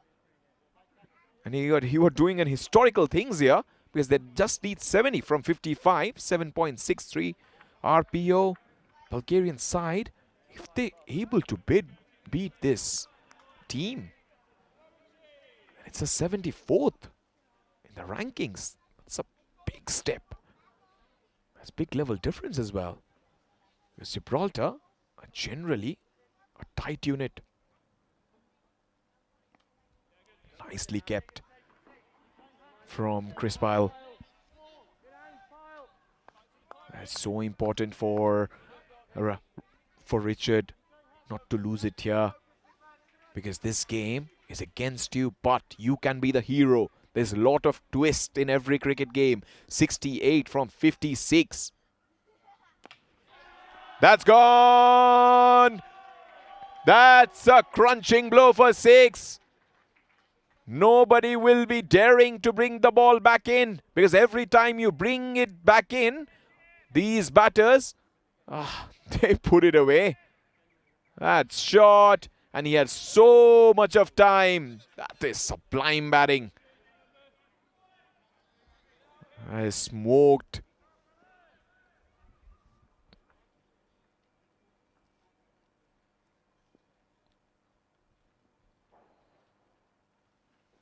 That's a lovely shot. Little bit short and so quick off his feet. You're talking about hammering, bludgeoning. Here he shows his exquisite batting. Majestic from the right-hander. So much of talent oozing from the batter's bat. That's Gogev. 11 overs, 186. Can you believe it? 58 needed from 54. This has been a thumping performance so far from Bulgaria. Couple of matches. 1 win, 1 loss. The loss was against Gibraltar. That's why they won the toss and elected to bowl first. That's a tactical ploy from the Bulgarian side. And can you believe it? When they came to bowl in the first innings, they conceded 243 for 7. Balls were flying. Joe Wilson. What do you have for us? Is there some twist left in this game? It is so easy to hit sixer or not. No! One more drop. This time, again, the same fielder, James. He keeps them giving opportunities, but they're not helping themselves. We saw James dropping a couple of them. We have seen other fielders as well. Joe Wilson feels so unlucky. Down, down, down. The runs are flowing. It's been such power hitting at its best that every single time, almost all the batters who have batted this surface, they've been able to execute those big sixes.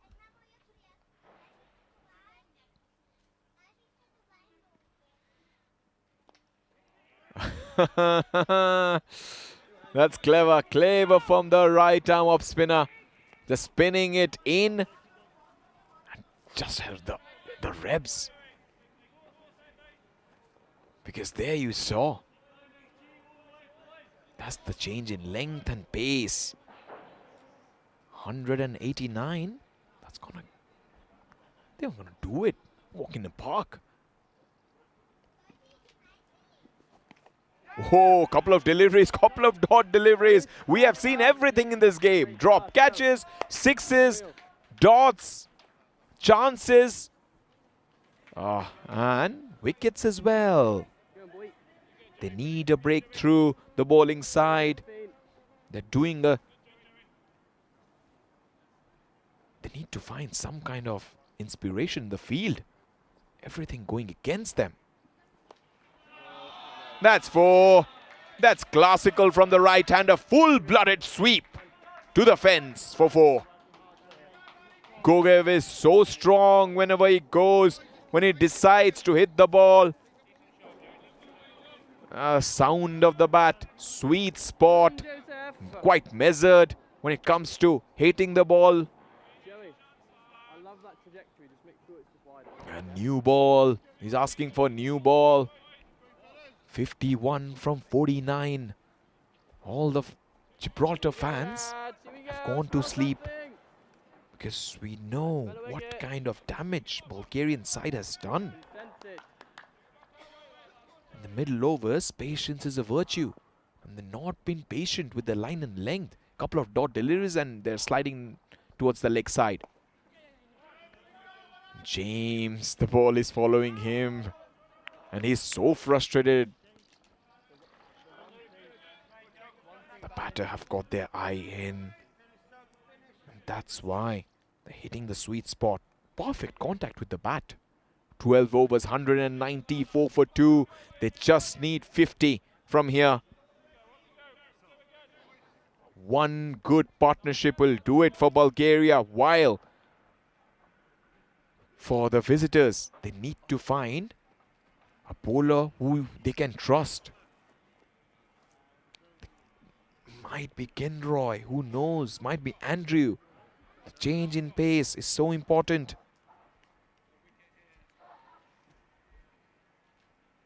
And you saw 27, just watch that graphic. 25, 20, 23, 27, 22. That looks good in T. Oh, finally! Kabir takes the catch. In fact, it was Kenroy who took the catch. And there's some kind of celebration there. 194 for 3. It was much needed. Slow delivery, back of hand. Gogev went through the shot early. Got a little big on him. And Kenroy, his side is back. Yeah, he's mentioning where the cheers, and a wonderful lock from Milan Gogev. His son will be proud of this innings, 3-year-old. And he'll be knowing what damage and how powerful is his father. 69 from 27. He is a warrior. Strike rate of 255.55. And he's blessed with timing. That's so important. They need to do something different. We've been calling for it. They did it. Back of the hand, slow delivery. But will they be consistent with it? And they cannot be predictable.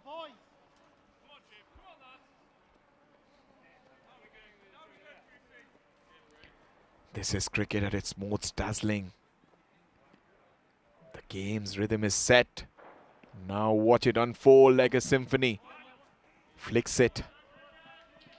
Here you see that the previous one, the bowler's art, met the batter's grace in that contest, and we saw how the bowler winning that battle.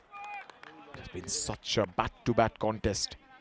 In cricket, we love bat against the ball.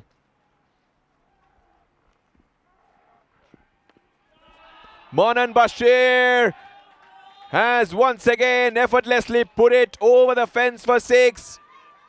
One more. He waited and he smokes it into the stands like a rocket. We don't have a stand, but into the car park. Clears the ropes with ease.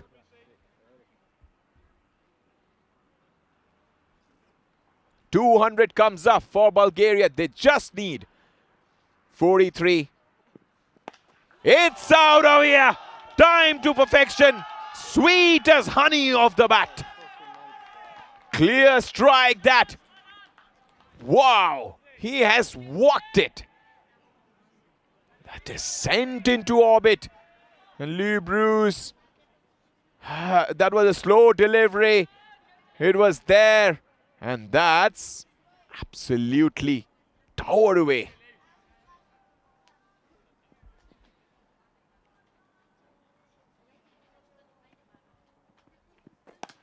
That's a colossal 6. My goodness. He has clobbered that. One more into the orbit. Why do we have boundaries here? That's one flying once more like a Balkan storm. 6 hitting at its best. What technique and power.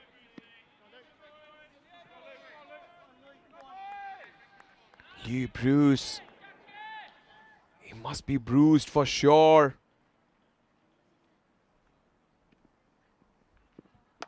Crunched with brutality. Muscled over the boundary. This is Manan Bashir at its best, and 50 comes up in grand fashion. That's gone high, long and handsome for 6. The way he has batted, it has been one invincible knock from the right-hander. They're doing it at most east, 219 for 3. That was a flat 6, like a bullet. Just used the pace beautifully. And then that shot, graceful violence. What a shot. What a batting innings. We're talking about they're chasing it inside 14 overs. 243. Can't believe what's happening there. Talking about balance and everything.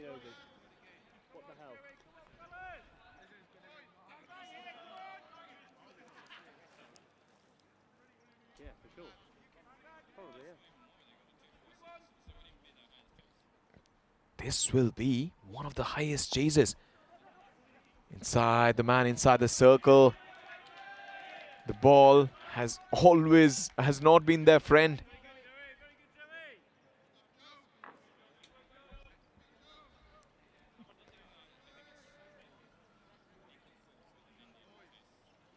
The highest one is South Africa at 259. Chased against West Indies 2023. Australia 244. Hammered! Watch out! That's once again powered away. This man is a monster. That's gone miles. Such a delightful stroke. That ball needs a passport. It's traveling all around. Almost sent into that next postcode.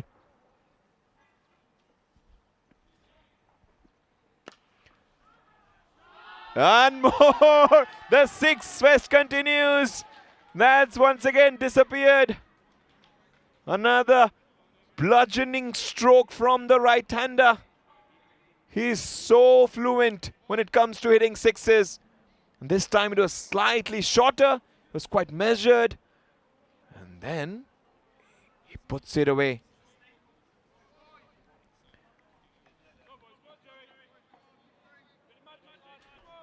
Bulgaria need 12. This will be the second highest. We are still, these records are tumbling. Australia did it 245. This will be the third one. Outside edge. 4 more. This time, nothing going right for the bowling side.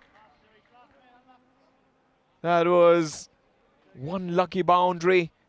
A lot of sixes. It was the onside, straight, behind square. So lucky and streaky. They didn't try to hit that. So, couple of boundaries needed.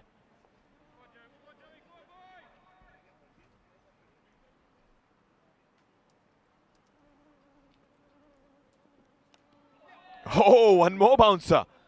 Joe Wilson is not only bowling against the batter, he's also bowling against the wicket keeper, because the wicket keeper wasn't ready there.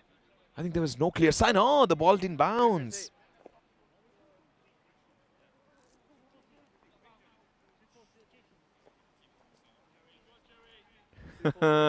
Alex, in his playing days, was a wicket-keeper producer, and he can definitely feel the pain. They're chasing glory here. That's a big one! Ferocious hitting continues, and this has been belted over. Long off for 6. Just another 6. That's it. That is a mighty one.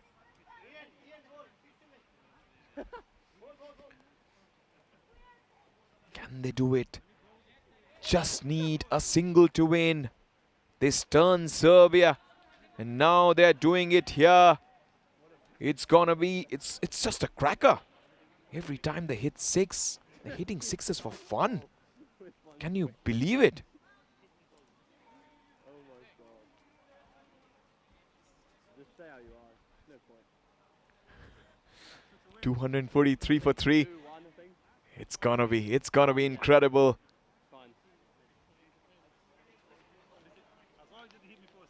Changes in the field, just need 1. What a chase it has been. Have to wait. Still waiting. There he goes. I think it's up in the air. It will be the biggest anticlimax, and is out. Can't believe it. It was up in the air.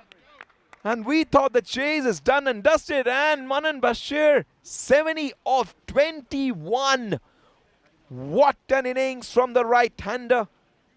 As he shows his class to all, to everyone. And everyone needs to stand up and appreciate this thunderous knock from the right-hand wicket keeper.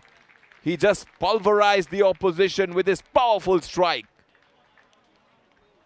This is T20 steroids, to be honest. In T10 we saw, but in T20 so many 6s. 5, 6, 13, 14, and then 24 6s so far. It's gonna be 1 to win.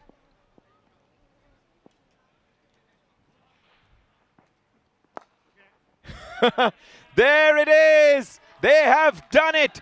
It's a proud day for Bulgarian cricket. The flag flies high as the team delivers a powerful statement to Europe. A clinical chase, sharp in the field and ruthless batting has helped Bulgaria to win the second, even the third biggest run chase in the history of the game. What a chase it has been. With Bulgaria rewrite history books with a record T20I chase. They have been able to pull off one of the T20's greatest comebacks. The Lions of Sofia roared loud and proud. They're able to conquer the contest and stamp their authority on the tournament were beaten in the previous match against the same opposition where they couldn't defend 217. Now they have chased 244 and at a canter. It has been ridiculously easy. Bulgaria have risen to the occasion and sealed the deal in style. What a commanding performance from start to finish, especially with the bat. And the bat has done the talking for Manan Bashir. 70 from 21 is clearly the man of the moment at this time with 9 sixes and 3 fours. And they're shell shocked. The jaw has dropped. There's so much of silence in the ground because everybody's in shock. They're not able to react because whenever a big run chase happens, you generally reflect after going back to your room. But here, 69 from Issa Zaru, Milan Gogev 69, Manan Bashir in total. They have hit 24 sixes. Can you believe it? And tomorrow, the 6-hitting fest and the excitement continues. Match number 5, Turkey will be facing Bulgaria. And in match number 6, they'll be facing Gibraltar. Huge game. If Turkey can win both of them, then they have a chance to the final, or else the finalists are already decided. It's going to be Gibraltar will be taking on Bulgaria. The highlights. Every ball was a highlight. Come on. The team pulled up the 3rd biggest run chase in the history of the game. Chris Lakov started off things.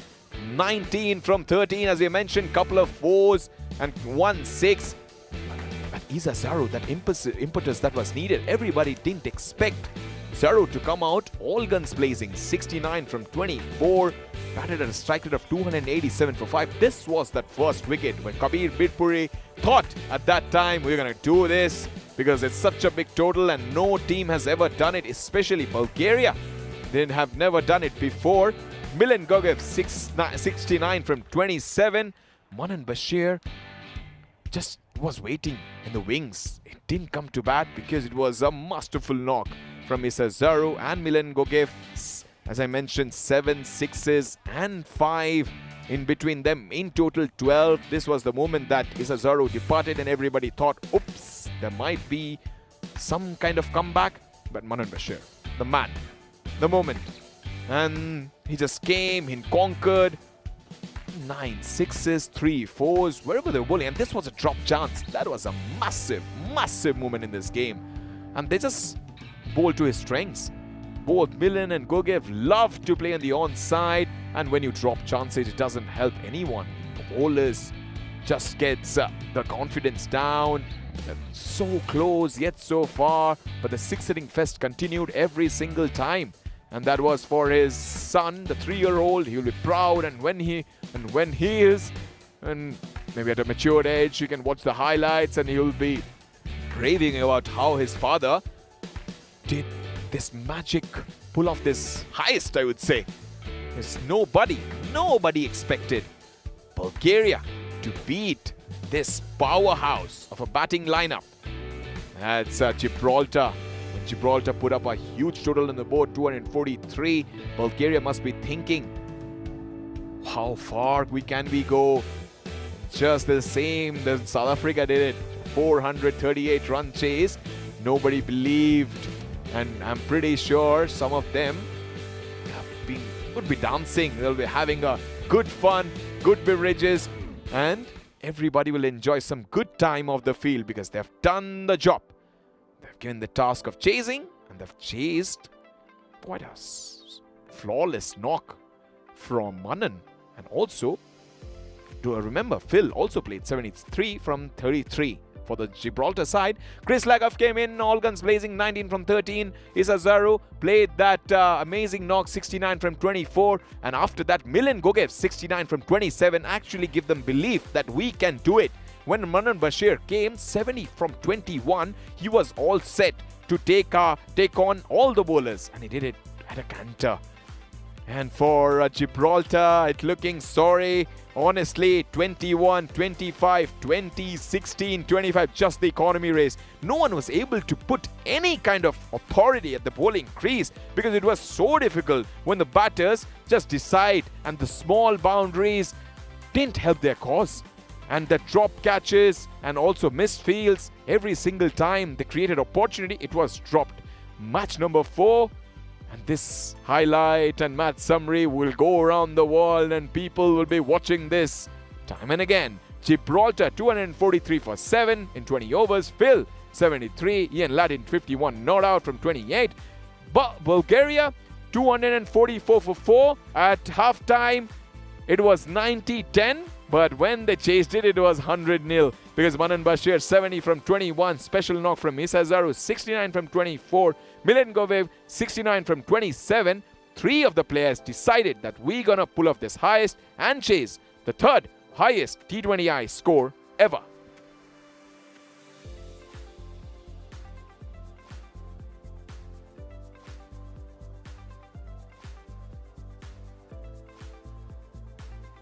I also need to thank the people who have joined us. A lot of people joining us. Dave was there, Monteluz, and everybody enjoyed, I'm pretty sure. And yeah, Mohammad Safil, Mohammad Babu, and Gaming with Rian, Jordan. Thank you so much, Dave, Ash, and everybody who came in and gave their valuable time to this chat. We all enjoyed. It's going to be couple of games. Match number 5, Turkey taking on Bulgaria. Match number 6, Turkey taking on Gibraltar. Don't forget, the match will start in India, 12:30. In Central Europe, 9 o'clock. 7 o'clock at GMT. And if you're watching it from Bulgaria, at 10 o'clock. So the ECN fun continues and we'll be back tomorrow. So for now, and you can see, the Belgium women, they're gonna love this. The kind of innings we saw today, we can expect similar kind of results when this cracking sides meet. Belgium will be facing French, and then they'll be facing, the men will be facing the Germany, the powerhouse when it comes to international associate cricket, or maybe you can say emerging sides. So all the things to play for tomorrow. So the play is over for now, but the fun isn't. Come back tomorrow for more great cricket and plenty of excitement. This is Soban Gurnaik signing off from Bulgaria. Do take good care.